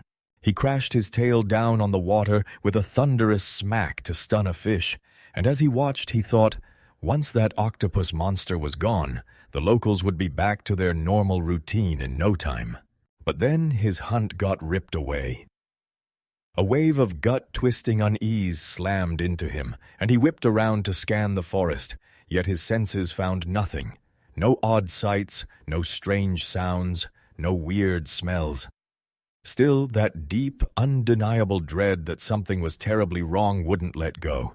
Before he could even register the figure, someone burst out of the tree line, an elf with a crazed grin, swinging his staff down so fast it blurred. It slammed into Uno's arm, the shock tearing through the clearing as the elf barked, demanding to know who had been there just moments earlier. The hit landed, but it did nothing. Uno stood in the water, uninjured, staring like the strike must have glitched, while the elf on the shore blinked in confusion before sneering and calling Unos a fool with a death wish.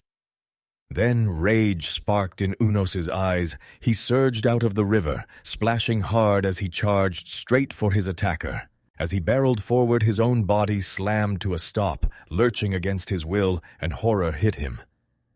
He wasn't steering anymore.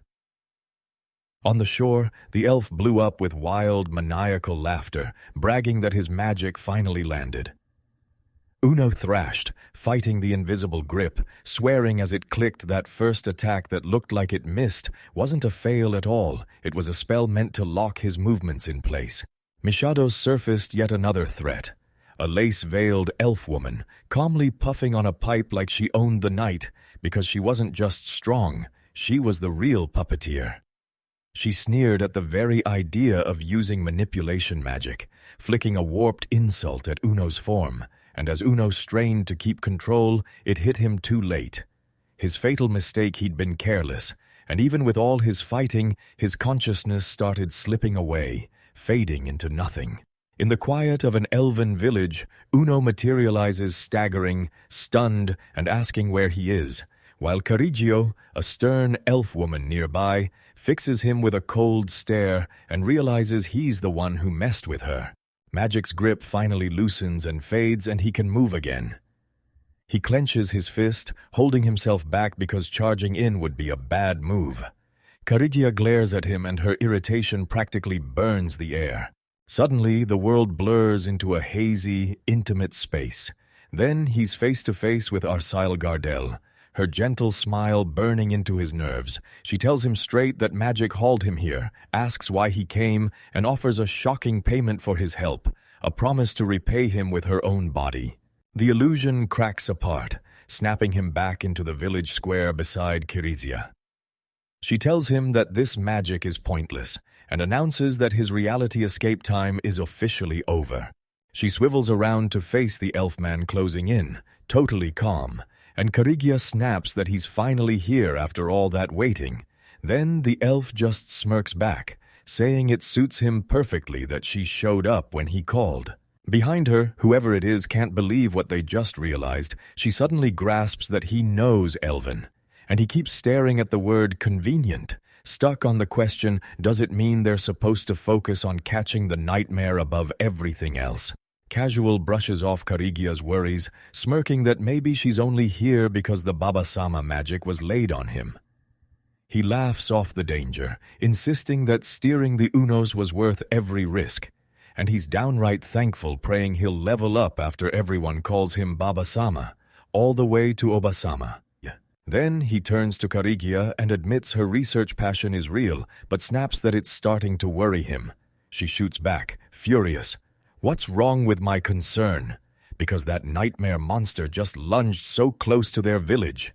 She slams Unos on the chest to make her point, snarling that if you'd stepped into the village, every single elf would already be stuffed in his stomach. Unos just internally scoffs at that nonsense. He doesn't eat elves, and he'd never touch anything that disgusting. The story snaps back to Arsila's vision as she crowds close to Uno, eyes locked on him. She murmurs that, in her own twisted way, she wants to be eaten. Her thoughts spiral into a hot fantasy where she thanks Casual for saving the village, which lets her keep her research going and leaves her with nothing to do but obsess and daydream. He shuts down every other thought, his voice slicing through the air with accusation, and declares that the result doesn't matter. Reviving and unleashing domination magic is a deadly sin. Domination hits Unos like lightning sudden, crystal clear, because now he finally sees it. That was the magic they used on him. A power so deadly that even its name feels heavy. A forbidden art among the elves. Rage surges through Casual as he jabs a finger at Uno, screaming that the brute who craved knowledge shattered the village's sacred order. Then he slams the verdict down. Knowledge is power, and Uno will face judgment for it. A low growl roars from Uno's chest, and he swears right there that he'll make the elf pay for the dangerous magic she forced on him. Then a cold realization hits the power to understand their language. Probably isn't some lucky gift at all. It's a side effect of the same spell that controlled him. His hand tightens into a brutal fist, and for a split second he thinks maybe killing the caster will shatter the spell. Then he slams that idea down. If he loses the power to communicate right now, it's a disaster he can't afford. So he grits his teeth and endures. Right when the tension hits its breaking point, Arsil Gardel slips between them with a calm, serene smile, quietly scolding Casual and tossing his own insult back at him, then promises she'll take care of everything. She muses that if she or someone else had cast the spell, it would have been finished with Morphina's, turns to Karigia and asks if they're okay with letting her take over. She's finally here, and the second she steps into view, everything about her feels magnetic sweet, calm, and still impossible to deny. Karigia steps in with a formal bow and declares her number 6, while Casual can't help blurting how her magnificent presence hasn't changed a single bit, until Karigia's voice turns steel as she snaps at why Honored Fortuna is getting involved, insisting she's only there to speak for the children. Casual's sly grin flashes across his face as he whips around to Karigia and fires off a pointed question. What does she think about using magic to steal a monster's consciousness? Her eyes go troubled, and her confidence starts to crack. Then he throws an arm over Uno's shoulder like they're buddies, smiling through the lie, saying people may label Uno a monster, but the Harmonization Committee would never see it that way.